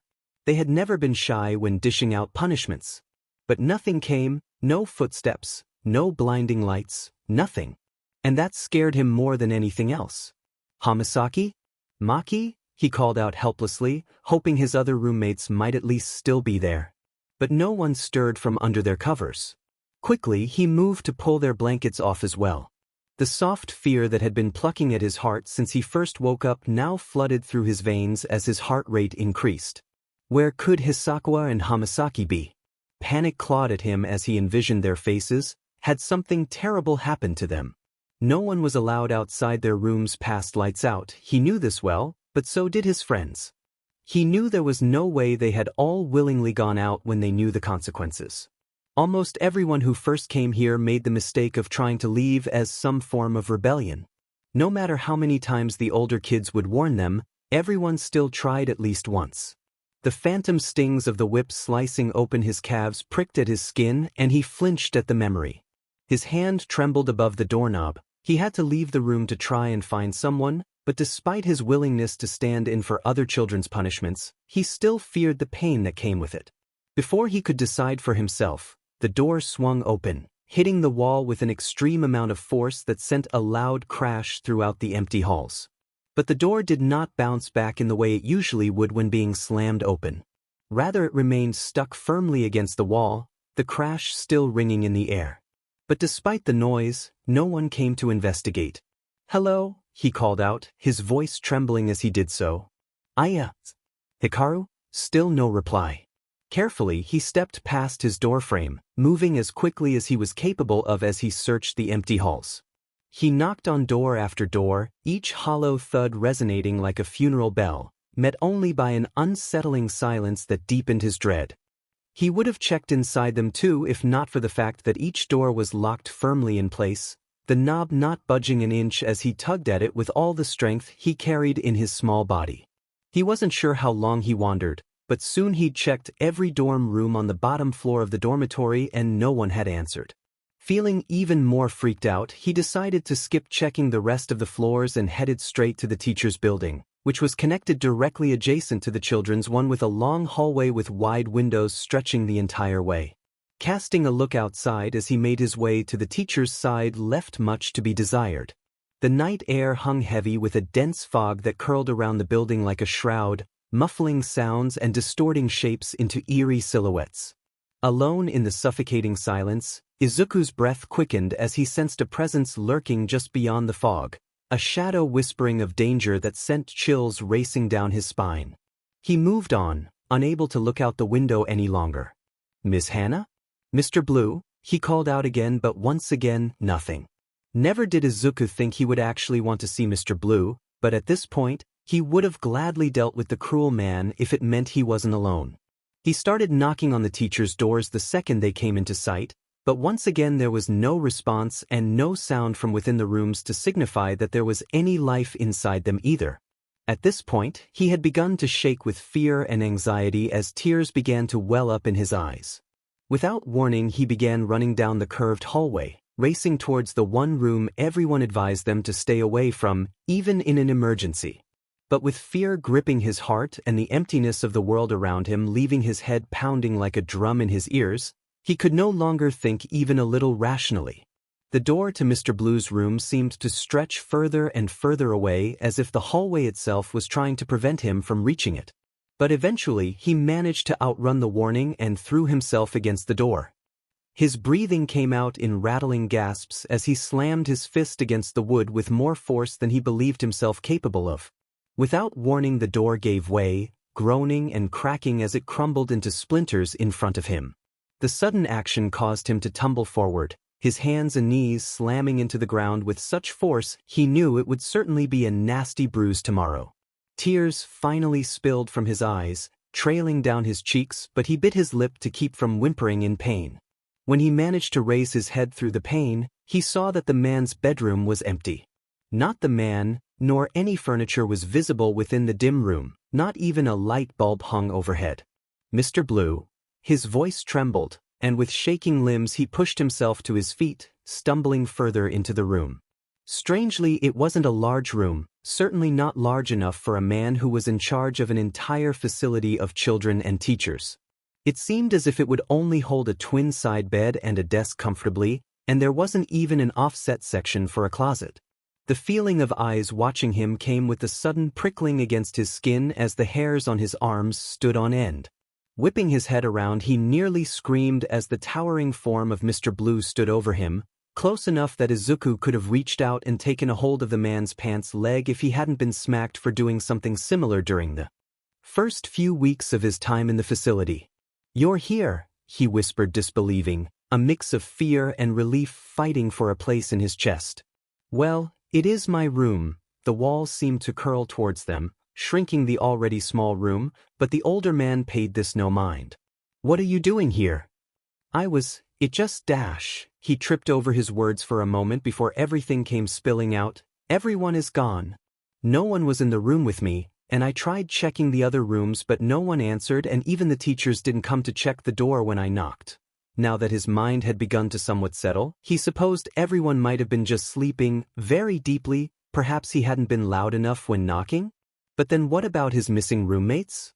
He hoped they didn't get in too much trouble with Mr. Blue if it turned out they had just snuck out and he had ratted on them, but if that was the case he was a bit hurt they hadn't even invited him along. Mr. Blue interrupted his racing thoughts with a rather underwhelming reply. Simplifying, sighing with a curt, "I see." Not bothering to hide his disinterest in the boy's explanation. It was at this point that Izuku realized the door that he had entered through was no longer broken on the floor. In fact, it no longer existed, instead being filled with pale white walls as if it had never been there. "Your hands. What happened?" "Huh?" Startled, he held up his hands' palms to see what the man was talking about, only just now noticing that his hands had already begun to bruise from his earlier fall. It certainly wasn't the worst injury he's gained while here, but wasn't a very pretty sight either, and writing out his English assignment would be even more troublesome with his pencil pressing against them. "What happened to your hands?" he repeated again. "And your knees?" Oh, he had never received such interest in his bruises, only being dismissed to immediately get them healed without asking any questions. "I just fell on my way here." "Liar," the man replied pleasantly, lurching forward so that he could grasp the boy's shoulders, his fingers digging deeply into the skin as his fake smile widened. "What dash?" "Ouch, I'm not lying dash," he replied indignantly, immediately trying to defend himself and push the man away, but the pressure on his shoulders only increased. The force with which he was being held felt inhuman, and he swore he could feel his bones begin to creak in protest underneath his skin. "No one likes a liar, my dear boy," he chided. "We both know that no harm has ever come to you within these walls." "Not to anyone, and certainly not to you. He hated this, how the man always denied what he said as being a lie. Especially when it came to injuries. He especially hated it when he denied the injuries the man had personally given him. Always wore such a condescending smile as he did so. Izuku may have been young, but he wasn't stupid. He saw the joy in the man's eyes. The same joy he had felt when receiving the newest All Might figure, or when his mom would take him out for ice cream after he'd received high marks on his test, was the same joy he could see reflected in Mr. Blue's eyes whenever he was given the opportunity to DSPLN a child. Yes, it did, he insisted, his fear being replaced with anger that didn't feel entirely his own. These bruises didn't just come from nowhere. Then where are the marks? The man chuckled, his smile shifting into something genuine and much crueler than his usual plastic smile. Lifting up his hands once more to show the man, he found that the bruises no longer marred his skin. Where's the proof? He didn't have any time to question how the bruises had disappeared so quickly when he was sent tumbling to the floor as Mr. Blue shoved him backward. The man's words began echoing around the room, bouncing off the walls and filling his head with static. He pushed himself up, ready to take whatever beating was going to be given this time with a brave face, but he found that the man had disappeared entirely.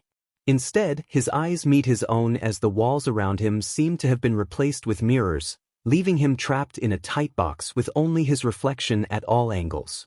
Like a time-lapse, he could see through the mirrors. Red welts formed on his back and arms from the sting of a whip before quickly disappearing back into his pale freckled skin.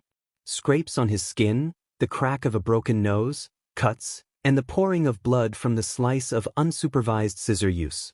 Even injured, he remembered receiving, down to the smallest paper cut seemed to crawl against his skin before disappearing as if they never happened. But he remembered them. He swore they happened. He remembered the pain, he remembered the tears. The smell of the nurse's nail polish as she fixed another injury with disinterest and apathy. It had happened. He wasn't a liar.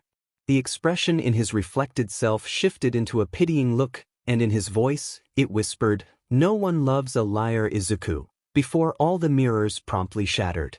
He woke up. Izuku had never been more anxious in preparation for an afternoon as he was today. Since Tuya's phone call, he had been restless, and even when he had managed to get to sleep that night, he had been plagued by nightmares he had believed to have left behind him. It was absurd because he was now free, the facility no longer had authority over him, and nothing even remotely awful had occurred to him since leaving.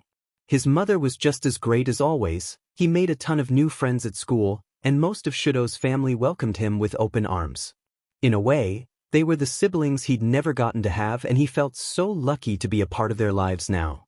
So it didn't make sense for nightmares to only now start popping up that his life was getting better. When Izuku arrived at the beach, he had already begun to shake from his built-up anxiety.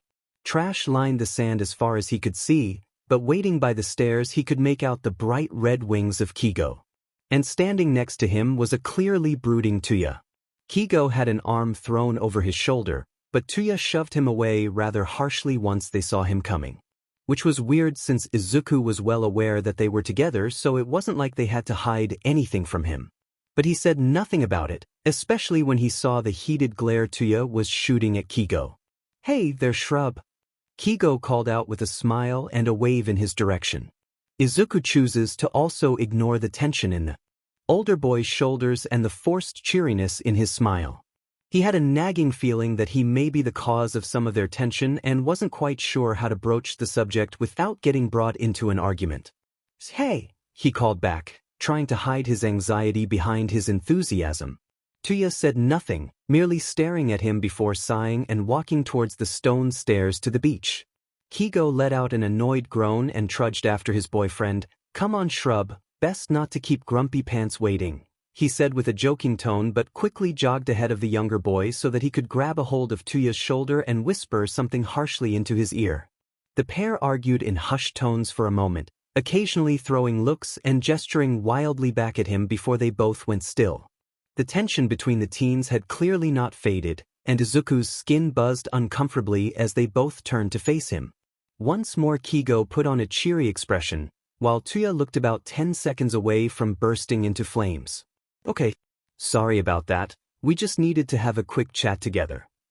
Kigo tried to gently assure him, but the sneer Tuya sent his way did little to soften the mood in the air. You ready to get started? Nodding quickly, his enthusiasm still shining through despite his worries, he quickly moved closer to the older boys. Tuya tensed before quickly schooling his expression, although the way smoke began to lift from his body gave himself away. Come on, the boy snapped, speaking directly to Izuku for the first time that day. He snapped his fingers once before pointing in front of him. Don't waste my time, let me see your stance. Izuku rushed to comply, spreading his feet apart and balling his fist the same way he'd seen in those old martial art movies his dad would send him. Immediately Tuya began adjusting his stance, grumbling under his breath as he did so. You're a bit stiff, Kigo explained as Tuya pushed his feet further apart and shoved his shoulders down so that he was in a lower position. You're also too boxed up, you need to spread yourself out a bit more so that you can move and block attacks easier. Tuya continued to remain silent while he adjusted the younger boy's stance, his partner filling in the silence for him. With a firm grip, he took hold of Izuku's elbows and shifted his arms so that his right fist was closer to his abdomen and his left fist was now positioned higher in front of his chest. There, the older boy took a step back, nodding once in approval at the new stance. Now, he moved back in front of the boy. Throw a punch? Hesitantly, Izuku did so. Taking a step forward, he brought his left hand closer to his chest, raised his right hand, and then struck with his still balled fist. Tuya caught it easily, gripping the fist of his right hand with a firm hold. No, he snapped and Izuku flinched at the sharp tone. You're going to break your hand if you punch like that. Still holding the boy's hand, he forced the fingers apart before quickly adjusting Izuku's grip so that his thumb was tucked beneath his knuckles rather than pressed against the palm covered by any of his other fingers. It's okay, Kigo encouraged from the sidelines. It's only your first time, you'll pick it up in no time. He nodded at Kigo's encouragement and then awaited Tuya to step back before trying again. Although it was caught just as easily as the previous, Tuya seemed significantly less agitated this time. Better, but don't think you can start a fight at school simply because I showed you one punch, he said sternly. This is just the basics. The true training will begin once you are familiar with your forms and I have a basic understanding of your capabilities. Izuku made an effort not to become overly offended by the other boy's assumption that the first thing he would do with this information was pick a fight, and instead only nodded in silent agreement to the boy's terms. Not wasting another moment, Tuya instructed Izuku to stand in various forms, loosely imitating fighting stances he'd recognized from television. Once he had positioned the boy, he'd instruct him to strike out a couple of times in practice before moving on to the next position. Just out of sight, Kijio had begun typing something on his phone, occasionally taking photos of Izuku as he moved in and out of positions. After some time, the two teenagers moved away and began to converse quietly while looking over the pictures Kigo had snapped, making remarks among themselves and jotting down notes on their phones. Every time Izuku tried to not so subtly lean closer, they seemed to get quieter, making it impossible for him to hear what they were saying. All right, Tuya started, making his way back toward him after another couple of minutes. I'm going to have you take some tests now. Do as many as you can, and I want you to really push yourself. I can't teach you if you aren't willing to give it your all. Right. Izuku cheered in affirmation, eager to get started. That was until Tuya told him to start by doing push-ups in the sand. He admits that he loathed doing the exercise from physical education class at his school, therefore he hesitated. But after taking one glance at Tuya, he realized that his viewpoint was unnecessary and that it would be best if he simply followed directions before the teen blew his top again. Different drills were given to him. Push-ups, jumping jacks, lunges, bear crawls, bicycle kicks, burpees, squats, and a variety of other exercises left his legs and arms aching and his breathing labored as he fought to keep up. Tuya made him run laps around the beach's trash piles after noticing how out of breath he was getting and telling him to keep going until he couldn't any longer. And with trembling legs Izuku did so, only making it about 4 laps before he collapsed into the sand. He heard an exasperated sigh behind him followed by the crunch of sneakers on sand approaching him.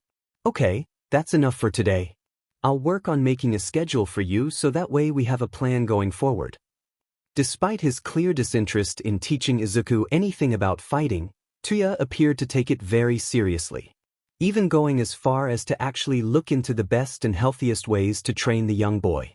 Although perhaps that was just fear of what Inko might do to him if she found out about any of this. With shaking arms, Izuku pulled himself up from where he collapsed in the sand, Kigo skipping over to help him while Tuya had already stalked off towards the stairs.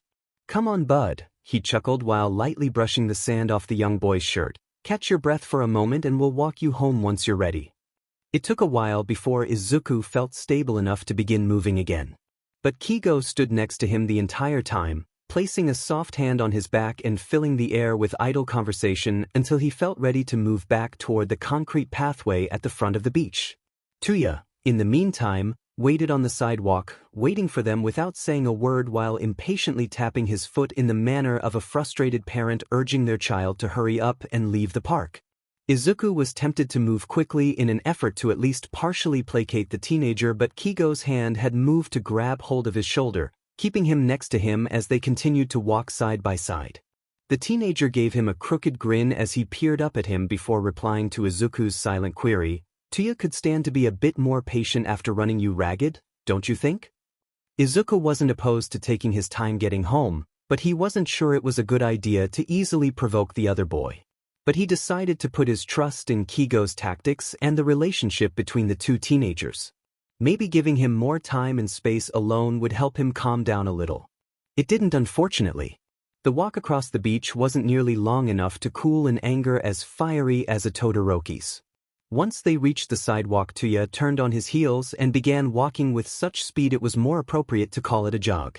And despite his earlier attitude, even Kigo couldn't help but speed up after the boy as they all ran toward Izuku's apartment. When they arrived, he could feel the world spin as his head pounded with exhaustion. Faintly he heard Tuya bark out a good night before hurrying on his way home, not even bothering to wait for his boyfriend who was still racing after him. An argument was no doubt going to take place as soon as they left earshot once again, but Izuku had more personal concerns to worry about as he leaned against the metal railway of the apartment staircase. His chest heaved as burning air struggled to enter his lungs. Never had he worked so hard in an afternoon, and the burn of strained muscles was something he was not familiar with. The feeling was an entirely different sensation than the pain caused in the facility. Somehow along the way he had become accustomed to the ache of bruises and the sting of a whip, or the searing pain of broken bones, so this new sense of a persistent ache was unfamiliar. But it wasn't unpleasant because he knew that, at the very least, this suffering would lead to something positive and, in the end, make him a stronger person. Now if only he could bring himself to finish the climb up the stairs into his apartment. Tuya Todoroki was the eldest son of Enji and Rei Todoroki, the first creation and one half of a pair of twins. His sister Fuyumi was not far behind him in terms of age, only a couple of minutes, but she was born far weaker than he was, having to be taken from their parents almost the moment she was born to be put under observation. She had returned after a couple of days when the doctors deemed her able, but their mother was also excessively careful with her daughter from that moment on. Tuya Todoroki always knew he was destined for greatness. From the moment his quirk awakened, a burst of brilliant blue flames that engulfed his small hands just days after his 4th birthday, his father had declared him a genius. The pride in his father's eyes that day was all Tuya ever wanted. He'd be just like him. The greatest hero, just like Endeavor. His training began immediately. At first, every lesson with his father felt like a gift. His muscles ached, and his skin tingled with the heat, but he reveled in the attention. He could hardly wait to get stronger, to see the awe on his father's face. He only had to push a little harder. Always a little more. Fuyumi, his twin, wasn't as lucky. She had a quirk, sure, but when she froze a glass of water and cried about being thirsty, their father dismissed her future as a hero with a single glance. Better suited for another path. Their mother's quiet sigh of relief had baffled him at the time. Tuya hadn't understood why their father's rejection of Fuyumi's rejection didn't like a failure to them. And then Natsuo was born. Tuya still remembered the joy of seeing his little brother for the first time, small and helpless, just like him once. Being an older brother made him feel important in a different way. He would protect Natsuo, just as their father protected them all. But Natsuo's snow quirk never caught their father's interest. As Tuya grew, so did his flames. But something was wrong. The power that surged from him, his beautiful terrifying fire, started to scorch his own flesh. His father, determined to keep Tuya on the path to becoming a hero, doubled down on the training. Push through the pain, he would say, though Tuya noticed that Endeavor's lessons became fewer and fewer, and the concern in his mother's eyes grew deeper. Doctors told them the truth he refused to accept.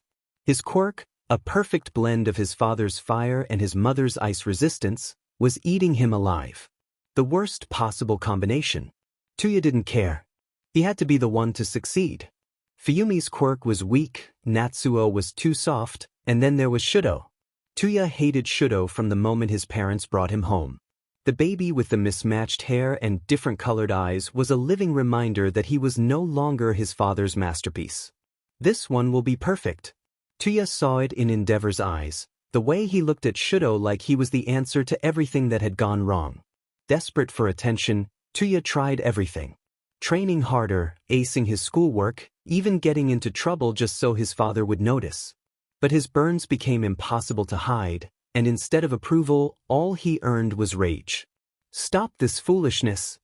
Endeavor would roar, but Tuya couldn't. He needed to prove he was still worthy. By the time he turned 13, the tension in the house was unbearable.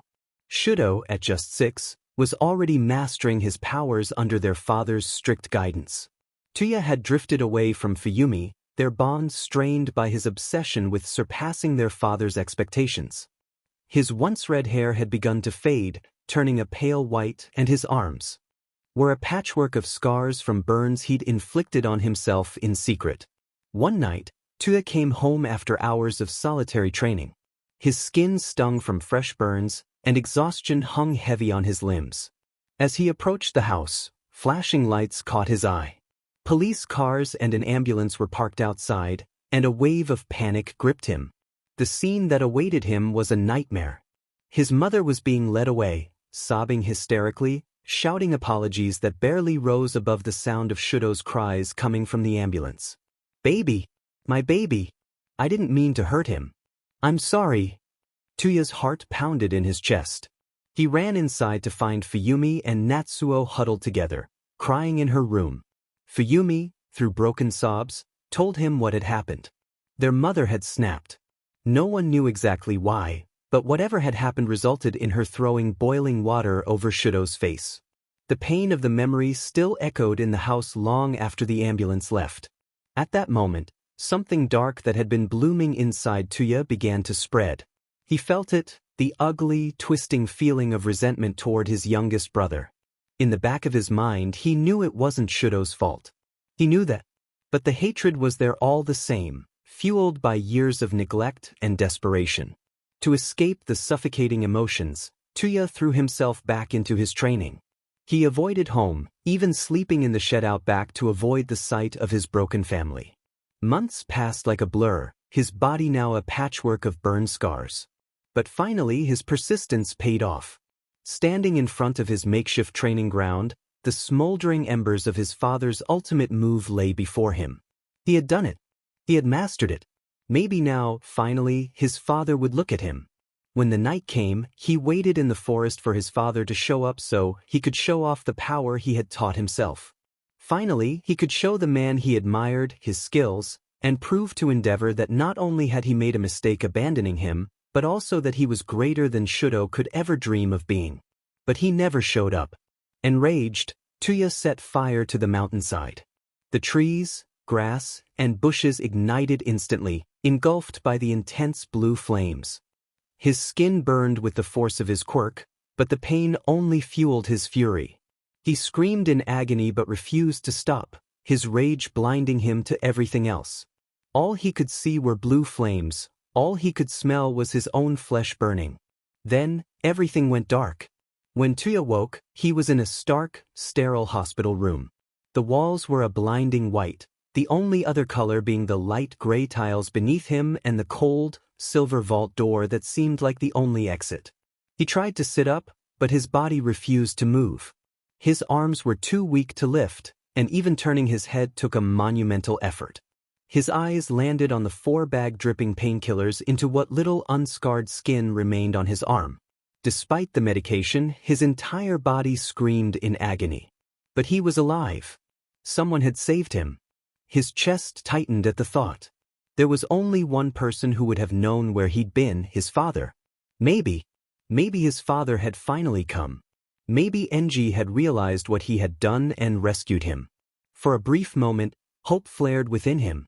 Perhaps, if he had just waited a little longer, he could have proven his worth and shown his father his true power. The loud clunk of the vault door unlocking shattered that hope.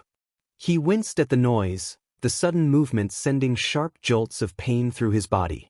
The door creaked open slowly, metal grinding against metal. Tuya's heart raced, excitement mixing with dread. His father had to be furious with him for the fire, for getting hurt, but at least he had come. At least he cared enough to. Bright red filled his vision, but it wasn't the red of his father's hair. Instead, it was the vivid red of feathers. Large wings attached to a young man stepping through the door. "Oh, you're awake," the stranger said, his voice casual, though surprise flickered in his golden brown eyes. Tuya's heart sank. The fragile hope that had bloomed in his chest shattered. This wasn't his father. He had been left behind, after all. The thought twisted inside him like a knife, feeding the anger that always simmered beneath the surface. His hands twitched, instinctively trying to call forth his flames, but nothing happened. "Yeah, that's not gonna work," the boy said, his voice tinged with amusement. He leaned against the wall, his posture relaxed, though Tuya could sense the cautious tension in his stance. "I'm Kigo, by the way." Tuya barely registered the introduction, his eyes narrowing as he glanced down at his wrists. Two shiny, metallic HNDCFFs were clasped around them. Quirk suppressors. Kigo must have noticed his gaze because he grinned. "Quirk suppressors. You kept lighting yourself on fire in your sleep, so I borrowed them from the cops." His tone was light, almost teasing, but it only made Tuya's blood boil. He glared at the blonde, gritting his teeth. His flames were gone, his father hadn't come, and now he was trapped in this room with a smug stranger who didn't seem to realize just how dangerous Tuya could be. "So, who are you?" the boy asked casually, but Tuya remained silent, his gaze fixed on the blanket draped over his lap. He clenched his jaw, refusing to meet the stranger's eyes. How dare he walk in here and mock him? Why had they bothered to save him, treat his wounds? Did they think Endeavor would thank them for rescuing his son? What a joke. Endeavor hadn't cared about him in years. If anything, the man would probably hate them for saving him. The boy sighed theatrically, moving closer until his hand grasped the railing of the bed, his expression far too amused for Tuya's liking. "All right, let's try a different question," he said, leaning in slightly. "What were you doing on that mountain, Todoroki Tuya?" At the sound of his name, Tuya's head snapped up, eyes locking onto the smug face hovering over him. "Why ask if you already know?" he snapped, glaring at the boy with all the intensity he could muster. The boy ignored him, a smirk tugging at his lips. "Arson's a pretty serious crime," he continued as if Tuya hadn't spoken at all. "Especially when it causes a massive forest fire. Even if you're the son of Endeavor, that's a big deal dash. I am not that man's son." Tuya shouted, cutting him off, his voice filled with raw, seething anger. His hands trembled as he gripped the blanket tightly. He glared at Kigo, his voice sharp and unsteady. "How could someone as useless as me be that BSTRD's son? You want to know why I was on that mountain?" Tuya spat, his breathing uneven. "It was to show him I was still worth something. That I could be the hero he wanted, the one he could be proud of. I trained myself so hard, even when it hurt, just so he'd look at me the way he looks at him." His voice cracked, and the bitterness surged again. But he didn't care. He never does. Not about me. Tuya's fists clenched tighter as the raw emotion poured out. Instead, he cast me aside like I was nothing. Just because my quirk hurt me. Like it was my fault. And now Shouto gets everything. His training, his attention. I'm the one who was supposed to be his legacy, not him. I hate it. I hate watching that BSD give everything to Shouto when I'm the one who tried harder than anyone else. His voice grew louder, more desperate as if the weight of his pain was finally too much to hold back. And my siblings? They're afraid of him. Natsuo, Shouto, they hate him. Fuyumi? She's pathetic. She loves him even though she's scared of him. But they'll never understand what it's like. They don't know what it feels like to be thrown away by the one person you want to be proud of you. Kigo stayed silent, his golden brown eyes watching Tuya with a calm intensity. He didn't interrupt, didn't dismiss his pain. He let Tuya rage, allowing him to release the emotions that had been festering for years. Why was he saying all this? To a kid he didn't even know. There was no reason to be spilling his guts, his thoughts, feelings, and anger, all the worst bits of him out to this stranger. But once the floodgate had opened, it seemed impossible to stop even for a second. Finally, when Tuya's breath came in ragged gasps and his voice quieted, Kigo spoke in a low, steady tone. I get it, he said softly. He seemed to consider Tuya at that moment. Really consider him. His face finally dropped that cocky, laid-back attitude. I know what it's like to want someone's approval more than anything else. To be pushed away by the people who are supposed to care about you. Tuya looked at him, surprised by the calmness in Kigo's voice. My old man, Kigo began, leaning back slightly, he used to beat me for no reason. Told me every day that I was a mistake, that I shouldn't have been born. He kept me locked inside, away from everyone, like I didn't deserve to be seen. I was nothing to him. Just a burden.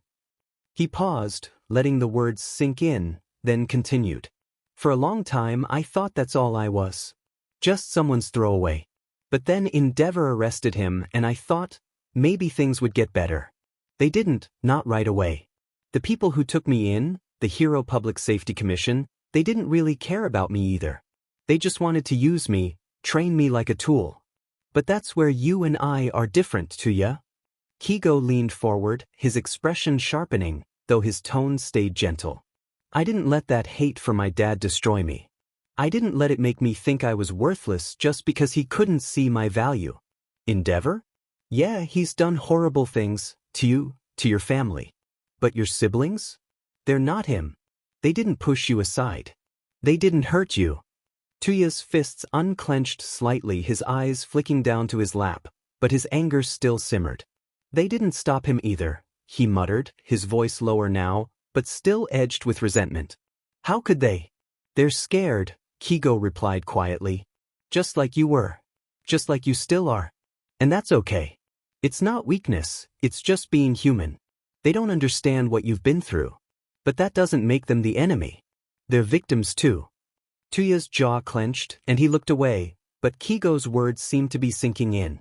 I get why you're angry, Kigo said, his voice even softer now. But don't let that anger turn into hate for the people who didn't do this to you. Natsuo, Shouto, Fuyumi, they didn't burn you. They didn't throw you away. Endeavor did. And trust me, if you keep directing all that rage toward your siblings, all you're doing is burning yourself from the inside out. For a moment, Tuya was silent, his thoughts swirling. He could feel his chest tightening, the familiar heat rising within him as if the flames were threatening to spill out. He wanted to hate them. He wanted someone to blame for how broken he felt. But something in Kigo's words made him hesitate. He knew it should be his father that he hates. But for some reason he couldn't bring himself to do so. They still love him, Tuya whispered, voice strained. How could they love him after everything he did? Kigo sighed, his wings shifting slightly as he leaned back. Sometimes, people love the idea of who they wish someone could be, not who they actually are. It sounds like Fuyumi loves the father she wants Endeavor to be, not the one who hurt you. But she's scared too. And Shouto? Natsuo? They're trying to survive him, just like you. He flinched at that. Was that how he was? Did he just love the image of his father that he built up so much that it excused every action the man had taken against him? Tuya looked up, meeting Kigo's eyes. For the first time, the burning in his chest wasn't rage, but something else. Something softer, more uncertain. I don't know how to let it go, Tuya admitted, his voice barely a whisper. Kigo gave him a small smile, not patronizing, but understanding. You don't have to let it go. You just need to figure out where to aim that fire. Protect your siblings, Tuya. Don't push them away. They need someone strong, someone who can show them the truth about Endeavor, even if they're not ready to see it yet. Be the brother you wish you had. Protect them from the same pain you went through. Tuya swallowed, the weight of Kigo's words heavy in his chest. He looked down again, unsure of what to say, unsure if he could ever see his siblings as anything other than weak. But for the first time, the idea of protecting them instead of resenting them didn't seem so impossible. He still hated Endeavor. That wasn't going to change. But maybe he didn't have to hate them too. They sat in silence for a moment, both digesting the weight of the words exchanged between them. Eventually, Kigo broke the stillness, explaining where he had been that day. The forest fire had grown so large that not only the fire department but multiple heroes had been called in to assist. Kigo had been sent to help with evacuations and moving equipment, and that's when he found Tuya, still smoking from the effects of his quirk. At first, they thought he was the victim of an attempted murder. They assumed whoever attacked him had tried to burn his body to hide the evidence, causing the massive fire. But they quickly realized that not only was Tuya still alive, but he was the source of the blaze. The authorities immediately considered charging him as a villain once he recovered from his injuries. However, DNA testing revealed that he was the son of the number 2 hero, which complicated things. As soon as Endeavor learned that one of his children was responsible for such destruction, he got his lawyers and PR team involved. A story was spun that his eldest son had been kidnapped and used as a test subject for a new experimental drag circulating in the underground. The tale involved a dangerous mixture of the quirk-enhancing drag, Trigger, and a new drag from Soothurst, initially intended to calm an alpha's rage. Which, when mixed with Trigger, it had the opposite effect, sending an alpha into a violent frenzy. This fact led to the product being pulled from shelves, so it was something that strictly existed underground. They sent me in here hoping I could get you to confess to setting the mountain on fire on purpose, no drags involved, Kigo explained. Which I did, Tuya admitted with a long drawn-out sigh. They sat in silence once more. Kigo looked uncomfortable, while Tuya seethed, clearly angry at the situation he now found himself in, having never considered the consequences of his outburst. Eventually, Kigo broke the tension. Hey, Kigo said cautiously. Why don't we make a deal? Tuya narrowed his eyes, knowing he was at a disadvantage. What kind of deal? I'll tell them you don't remember what happened, Kigo offered. That you were in your room one moment, and the next thing you knew, you woke up here with no memory of anything in between. And what do you want in return? Tuya asked, suspicion heavy in his voice. Kigo hesitated, looking uncomfortable. He reached into his jeans pocket, pulling out a card. He scribbled his number on it quickly before holding it out to Tuya. A friend, Kigo said, giving an awkward smile, probably the most genuine expression Tuya had ever seen from him. I don't get out much. And you seem like, I don't know, fun? We could spar or something, whatever friends do.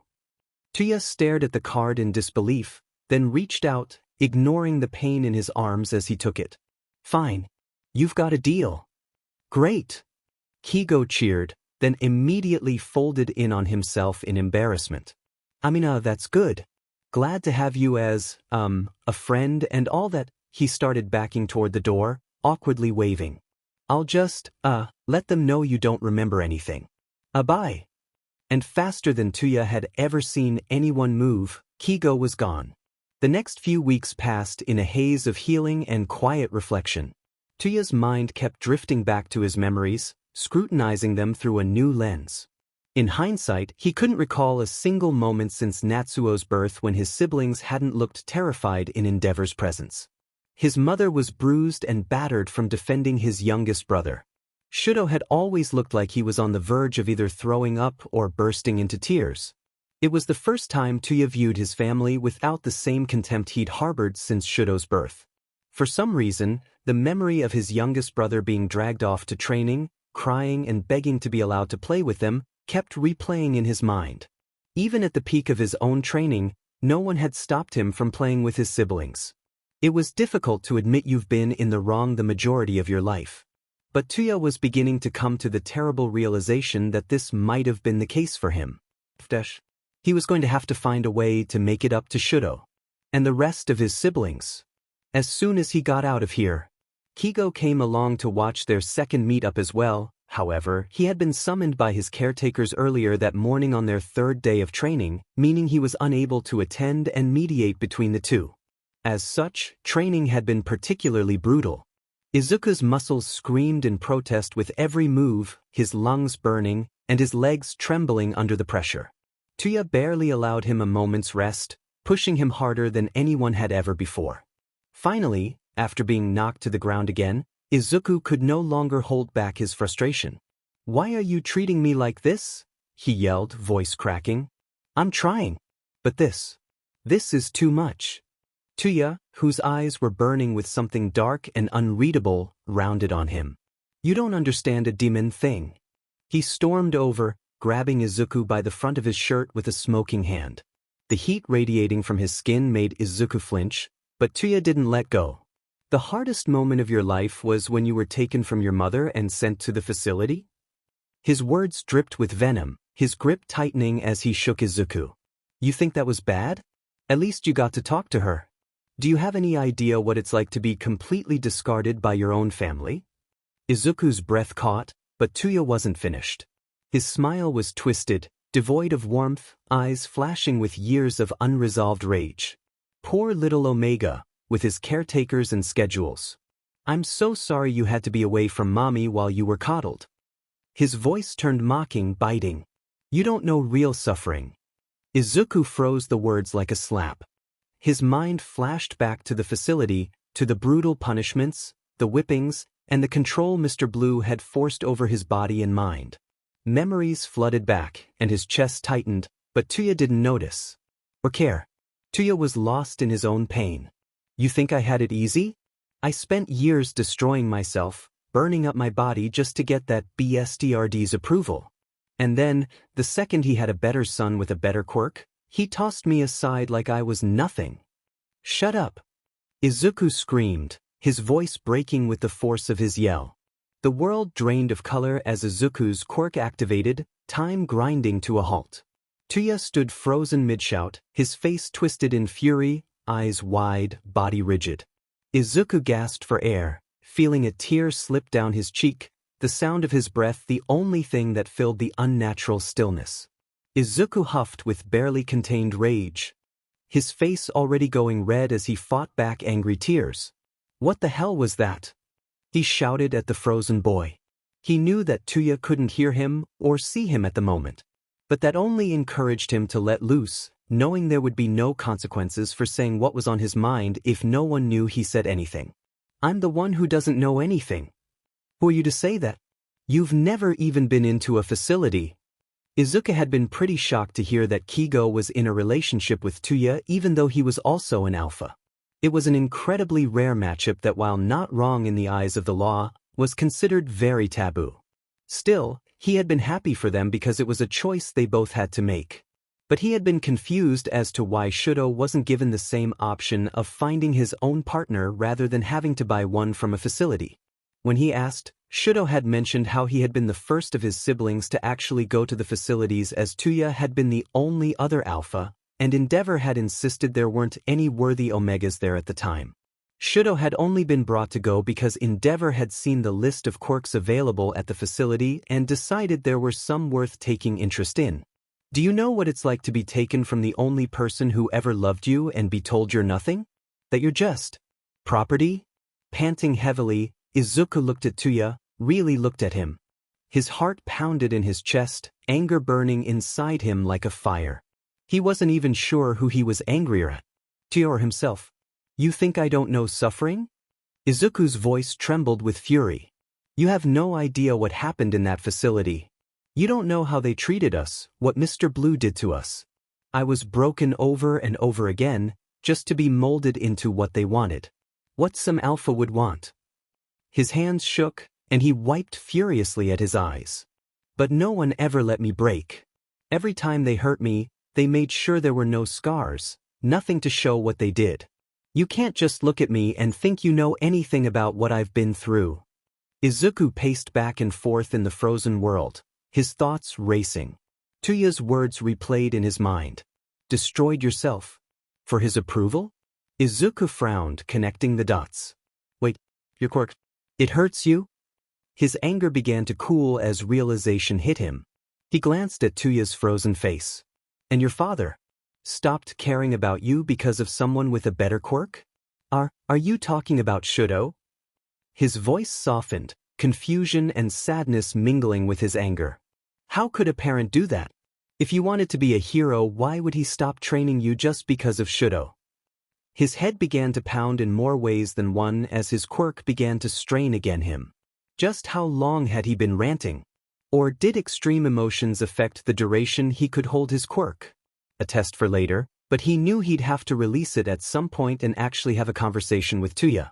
Something he should have done earlier but had been too chicken to even try. Izuku let out a shaky breath, releasing his quirk. The world came rushing back into motion. Tuya blinked, momentarily startled, but before he could lash out again, Izuku cut in. What did you mean, Tuya? His voice was quieter now, but no less determined. What did you mean when you said your quirk destroys you? Tuya hesitated. His anger faltered as his gaze dropped to the ground. He looked defeated. There had always been a layer of cockiness and indifference when it came to the eldest Todoroki son. But now Izuku could find none of that as the boy's eyes flitted around, seemingly trying to find a way to exit this conversation that he had only brought up out of bottled anger. But it seemed he was unable to find any way out of this corner he'd backed himself into. Sheet, Tuya cursed, tossing himself back into the sand. His head remained firmly down as he roughly threaded his finger through his hair. Look, I just dash. Izuku could see his face twitch in frustration as he tried to piece together some excuse for his behavior.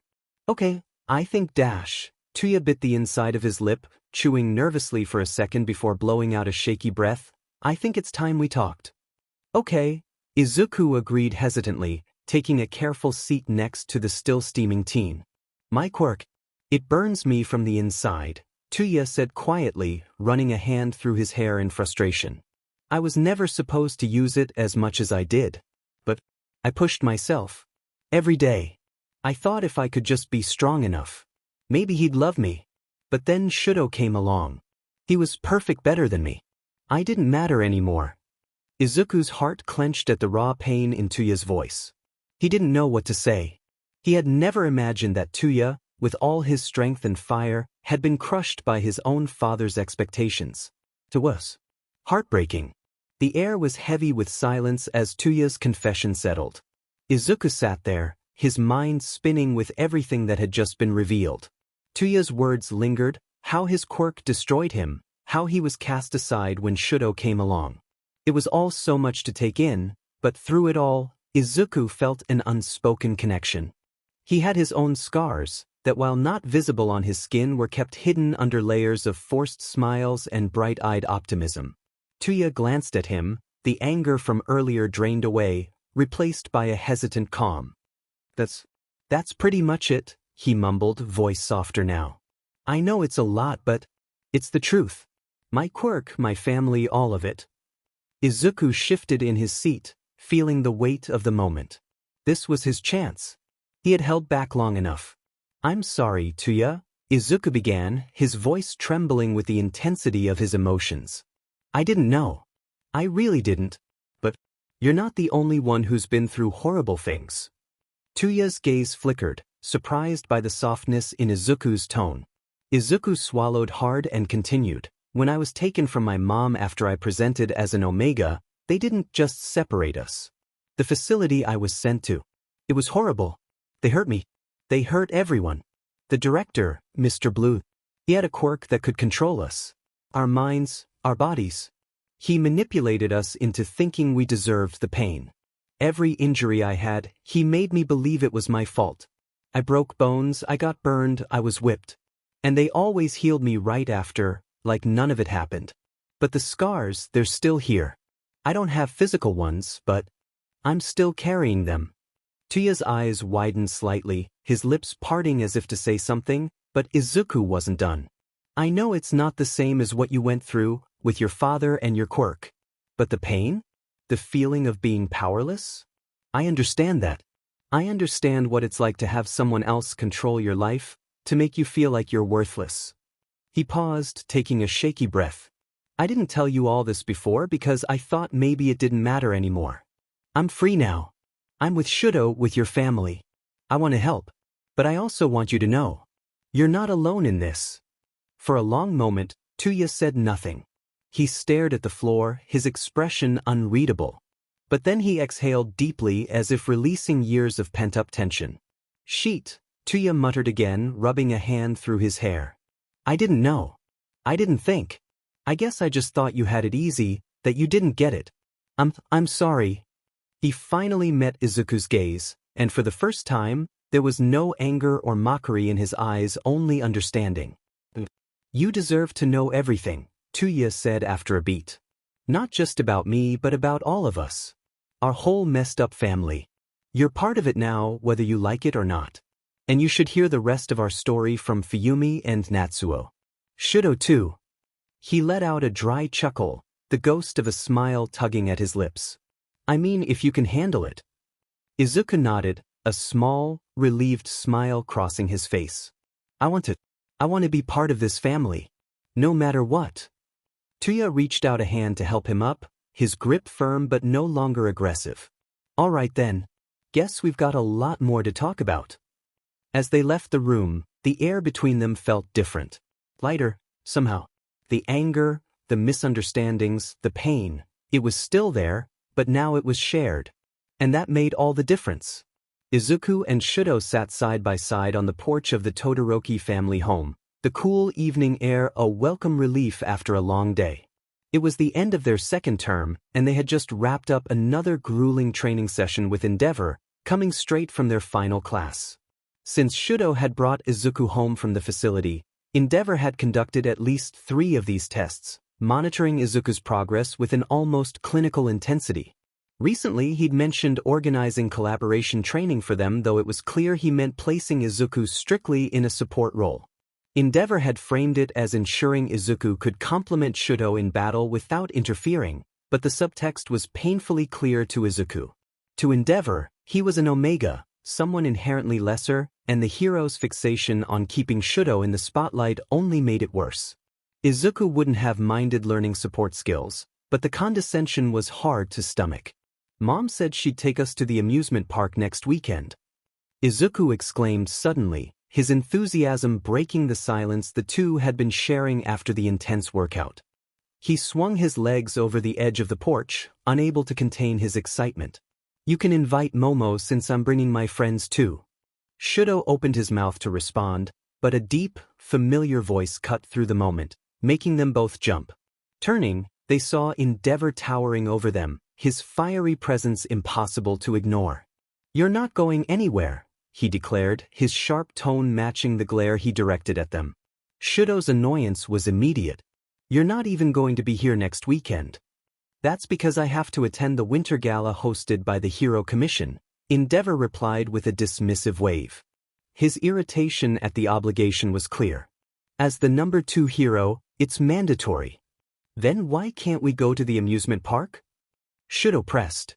You'll be accompanying me, Endeavor snapped, his tone leaving no room for argument. He caught the frustration growing in Shouto's expression and added pointedly, no excuses. And besides, you shouldn't waste time on things like amusement parks. Your training has been slipping ever since you brought him home. His gaze shifted to Izuku, cold and full of disdain. If he becomes a distraction to your future as a hero, I'll remove him. Understood? Shouto's jaw tightened, and for a moment, it seemed he might argue, but then he sighed, his voice low. Understood. Good. Endeavor's tone was brisk as he turned to leave, only to pause mid-step. Glancing over his shoulder, he added, one more thing, make sure you're properly dressed for the gala. It's no ordinary event.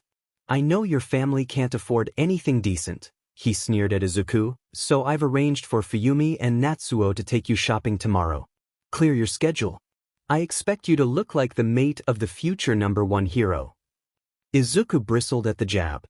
His family might not be as wealthy as the Todorokis, but they were firmly middle class, and his clothes were hardly shabby. Still, He couldn't deny that standing among the elite and famous, even his best outfit would likely seem out of place. Yet, as Endeavor disappeared inside, Izuku felt a flicker of excitement despite the insult. A hero gala was a dream for someone like him, a once-in-a-lifetime chance to see the industry's greatest figures up close. But when he glanced at Shouto, that spark of excitement dimmed. His friend's grim expression spoke volumes. Shouto knew the hero world far better than Izuku, and it was clear there was more to this gala than Izuku had yet to understand. Izuku decided it would be easier to break the news to his friends before tackling the harder task of explaining to his mother that Endeavor had overruled her plans. His mother never hesitated to confront the number 2 hero at any opportunity, and while her courage as a beta standing up to such an intimidating alpha was admirable, it had caused more than a few gray hairs for both Izuku and Shouto over the past few months. He'd messaged the group chat, stating he had something to tell them, but instead of allowing him to explain over the phone, they demanded he met them at a nearby park they had apparently all be hanging out at. As expected, his friends weren't exactly thrilled when Izuku announced the sudden cancellation of their amusement park trip. Surprisingly, though, Elia was the first to take it in stride, a rarity for someone as quick-tempered as her. "Well, it's not like you have a choice," she said with a shrug. "When your alpha gives an order, you've got to follow it. And the Winter Gala is a huge deal for heroes and their families." Her unexpectedly calm response seemed to defuse the tension in the group.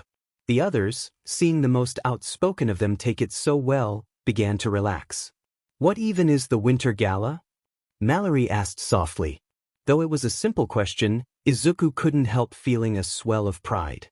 Hearing her speak more openly around him made him feel like he was truly part of the group. "It's basically a fundraiser and popularity contest," Izuku explained. "Heroes show up to flaunt how great they are by donating as much money as possible. My mom says it's a way for them to boost their rankings in the hero charts. It's the easiest way to get money out of most heroes." "That's so scummy," Percy said, wrinkling her nose in disgust.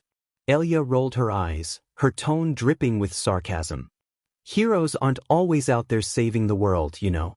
Sometimes you have to dangle a tax write-off in front of them just to get anything done." Her cynicism was clear, and it wasn't hard to tell how unimpressed she was with the hero industry. Izuku felt a familiar urge rise within him, the instinct to leap to the defense of his idols. But as much as he wanted to argue, he hesitated. Lately, his own view of heroes had started to crack. Maybe it was because of Tuya and Kigo, both of whom had suffered under the flaws of the hero system. Or maybe it was Elia's influence, with her constant stories from her mother about the darker sides of working with heroes. Either way, Izuku found himself unable to summon the same fervor he once had for defending them. "Maybe we can just go another time," Mallory offered hesitantly, her voice barely above a murmur. She glanced at Percy as if seeking approval for the suggestion.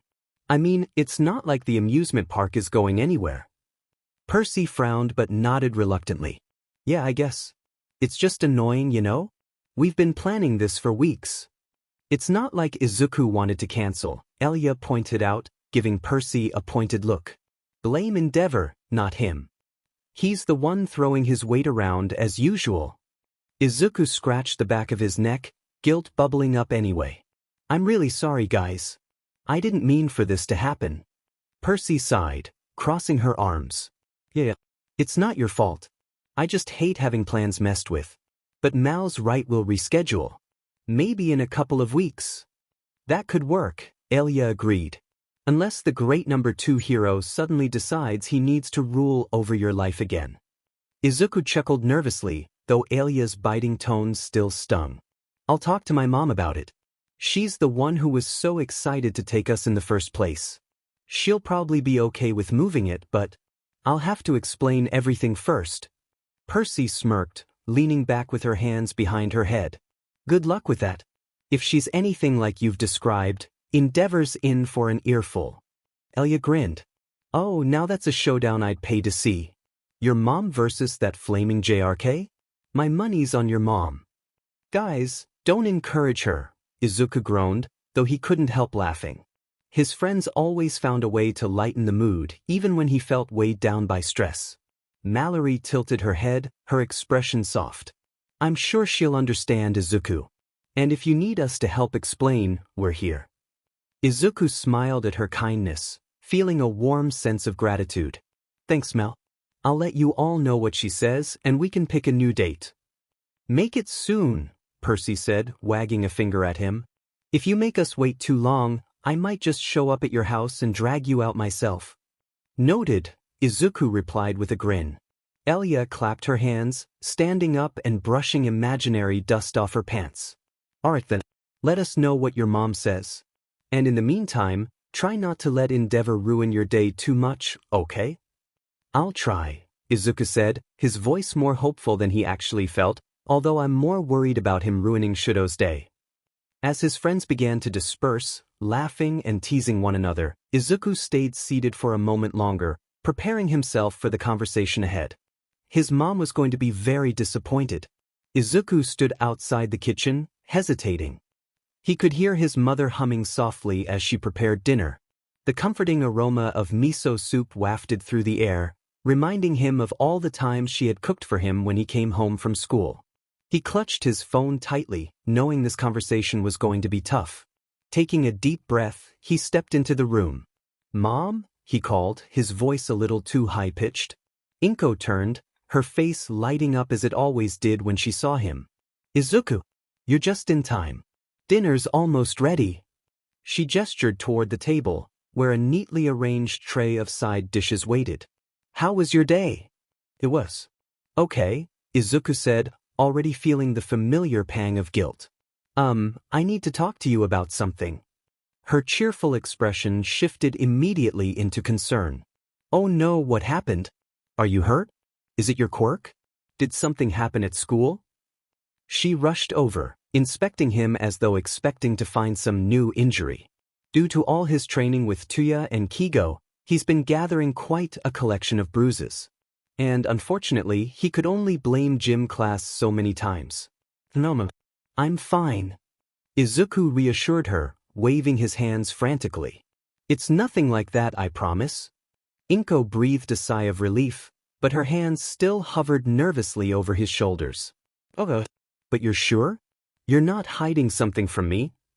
I'm sure, Izuku said firmly, the familiar pang of guilt he often felt for keeping his reign a secret from her. It's just our plans for the amusement park this weekend.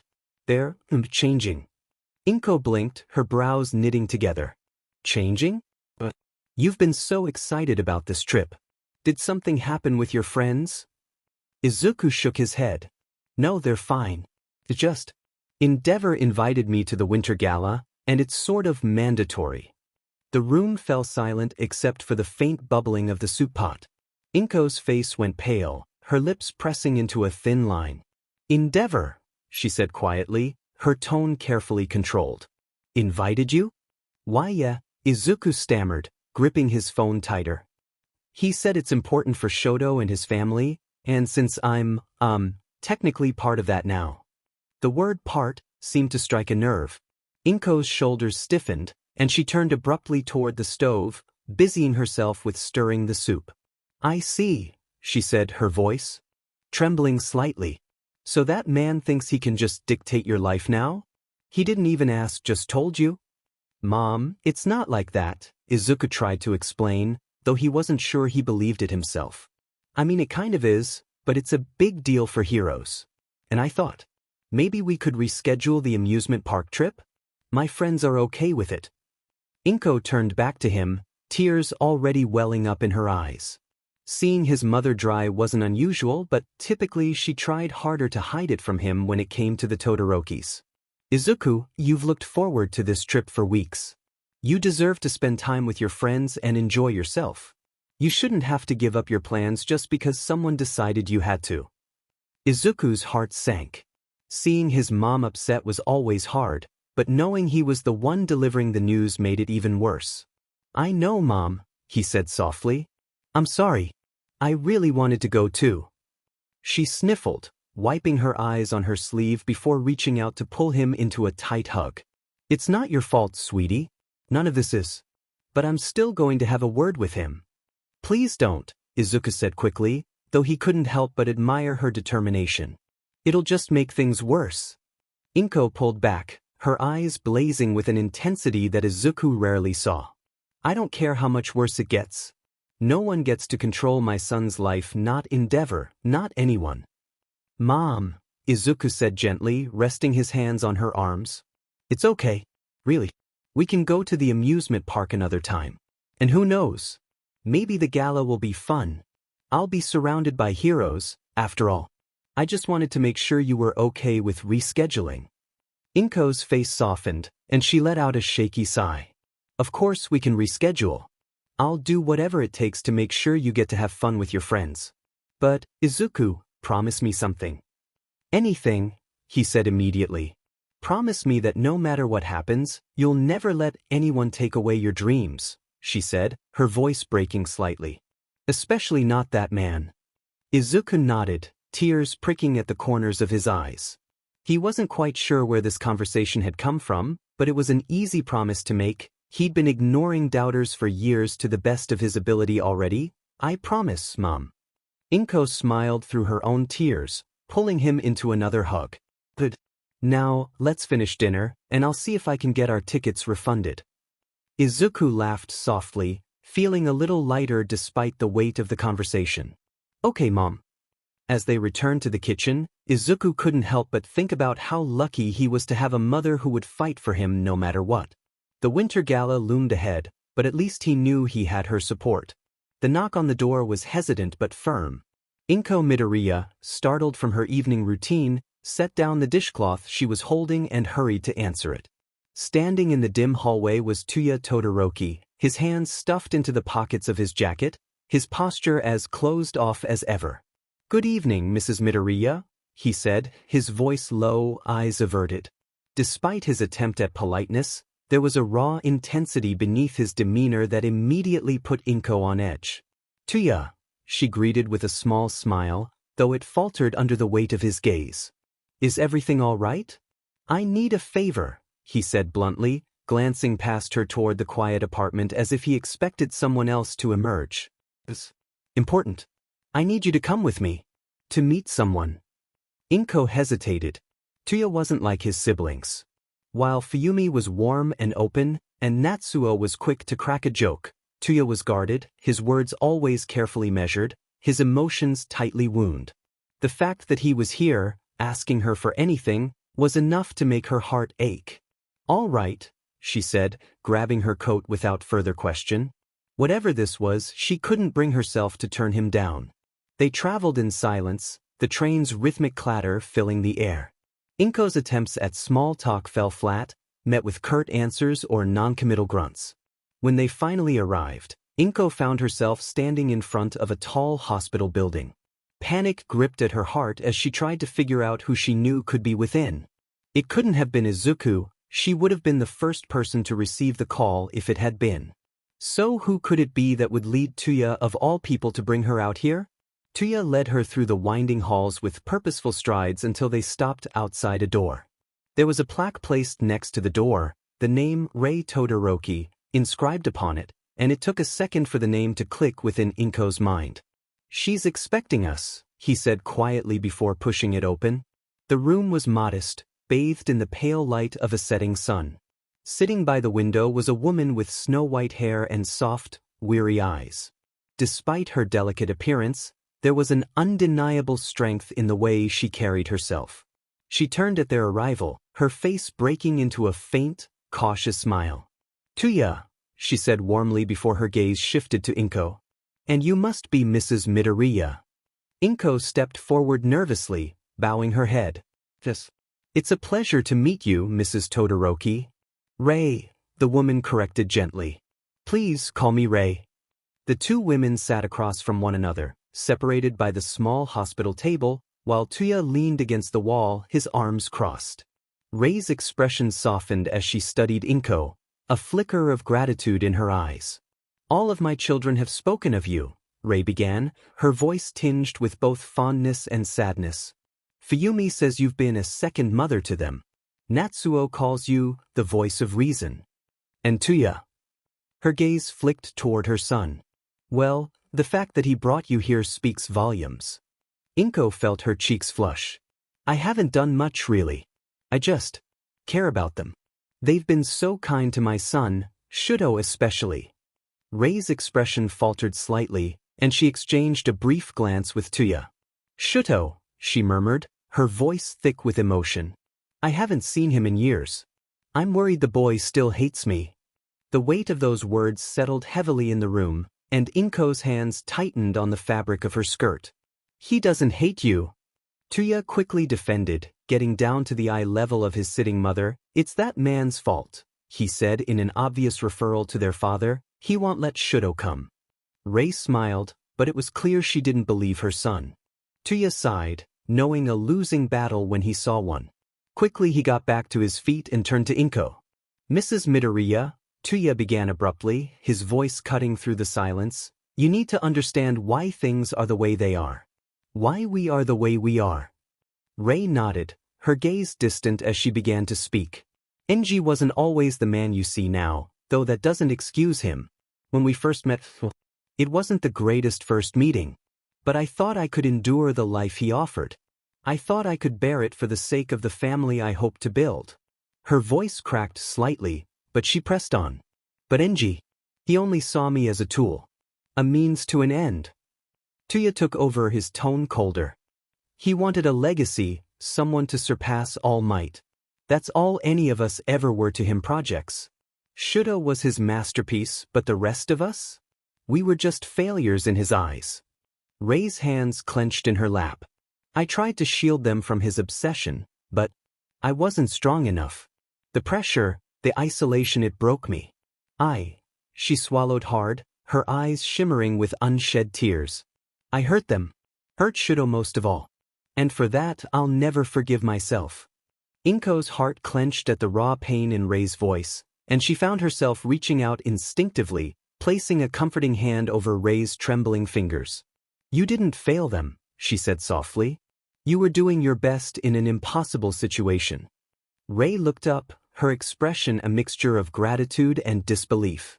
Your kindness, she said, her voice barely above a whisper, is something I'll never take for granted. Thank you for caring for my children when I couldn't. Tuya shifted uncomfortably, his gaze fixed on the floor. She deserves to know the truth, he muttered. Her son's tied to this mess through Shouto. It's only fair. Rei nodded, her shoulders straightening. Tuya's right. I wanted to meet you not just to thank you, but to ask for your understanding. The bond between Shouto and Izuku is something beautiful and pure. I hope it can be a source of strength for both of them, no matter what happens. Inko left the hospital that day with a heart weighed down by the Todorokis' tragic history, but also with a renewed resolve. The bonds between their families were undeniable, and she would do everything in her power to protect not only her son but the fragile hope she saw in Rei and her children. The memory still stung, even now, as Inko set the dinner table for two. When Izuku canceled their trip, citing Enji Todoroki's interference, she couldn't hide her disappointment, not because of the missed plans but because she understood, better than most, what that man's shadow could do to a family. Perhaps for the first time, she realized how powerless she may be in stopping him from affecting her own family. The Todorokis had their ways of handling boring things with a bit of humor, even when Enji Todoroki loomed large in their lives like a shadow they couldn't escape. Today, however, humor was in short supply as Fuyumi and Natsuo stood in the boutique tailor's shop, tasked with wrangling two fidgety 8-year-olds who clearly wanted to be anywhere else. Izuku, stop spinning. Fuyumi called, her tone exasperated but gentle. You're going to make yourself dizzy and throw up, and guess who'd have to pay the cleaning fee? Izuku paused mid-spin, his freckled face flushed with excitement. But Fuyumi, the floor's so shiny. It's like ice. Shouto stood stiffly on a low bench, tugging at the collar of the shirt he was being fitted for.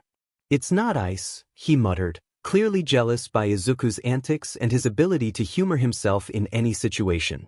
Natsuo crossed his arms, leaning lazily against the wall. Let him spin. At least he's enjoying himself. We're stuck here no matter what. His casual demeanor earned him a sharp look from Fuyumi, who was clearly trying to maintain some semblance of order. This is important, she reminded him, smoothing out the pleats of her skirt. Father wants everything to be perfect for the gala. You know how he gets.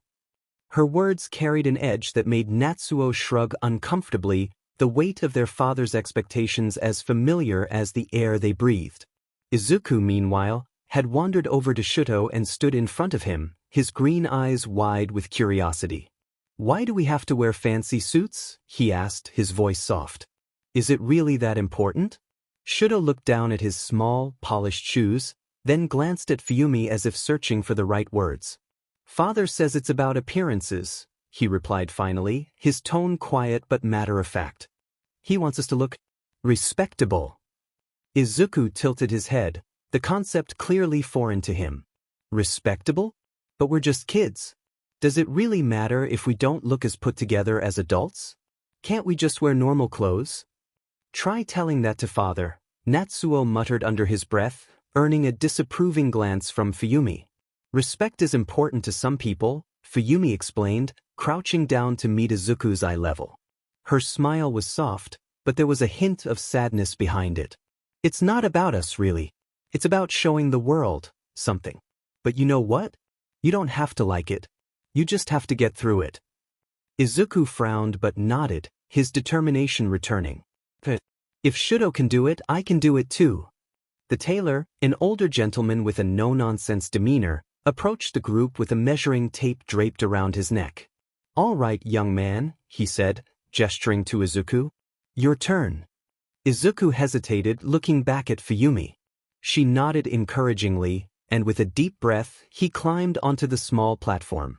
As the tailor worked, muttering about inseams and fabric choices, Izuku tried his best to stay still, though his legs wobbled from the effort. Shouto watched from the bench, a small smile tugging at the corner of his lips. Don't let him poke you with the pins, Shouto whispered, his tone teasing just enough to make Izuku giggle. He wouldn't. Izuku replied, though his wide eyes betrayed a flicker of doubt. Fuyumi sighed but couldn't help smiling as the boys' laughter filled the room. For a moment, it felt like a reprieve, a brief escape from the pressures they all carried. Even Natsuo's usual sarcasm softened as he leaned closer to Shouto. Don't think this means you're off the hook. We still have to practice how to smile for pictures. Shouto groaned audibly, and Izuku's giggle turned into a full-blown laugh. As the boys' laughter filled the room, the tailor reached for swatches of fabric in deep green and silver, holding them up against Izuku's small frame. We'll match his suit to the young alphas, the tailor declared, gesturing toward Shouto. The boys' outfits would complement each other, with Shouto's crisp white shirt and charcoal gray blazer accentuated by a frosty silver tie and matching pocket square. Izuku would echo the design, swapping out the silver accents for emerald green to match his eyes. The rich fabrics shimmered subtly under the shop's lights, and though neither boy seemed excited about their attire, even Izuku couldn't help but admire the way the colors popped against the dark material. They'll look like young gentlemen, the tailor assured Fuyumi, whose approving nod masked the fact that she was just relieved the ordeal was nearing its end. By the time the fitting was over, the boys were practically bouncing with relief. Fuyumi paid for the suits with the credit card NG had provided, her movements deliberate and efficient, though her shoulders were visibly tense. As they stepped out into the brisk winter air, Izuku tugged on Shouto's sleeve. Do you think the gala will be fun? He asked, his voice bright with hope. Shouto glanced at his siblings, at the small smiles they offered despite everything. Maybe, he said quietly, his mismatched eyes thoughtful. If we stick together, it might not be so bad. Natsuo ruffled Shouto's hair, a rare gesture of affection. That's the spirit, kid. Fuyumi wrapped her scarf more tightly around her neck and started leading the group toward home. Come on, boys. Let's get you some hot chocolate before we head back. As they walked through the snow-dusted streets, their laughter and warmth mingling with the cold, Izuku felt something solidify deep in his chest, a bond, fragile but undeniable. The Todorokis weren't perfect, but they were his friends. His family even.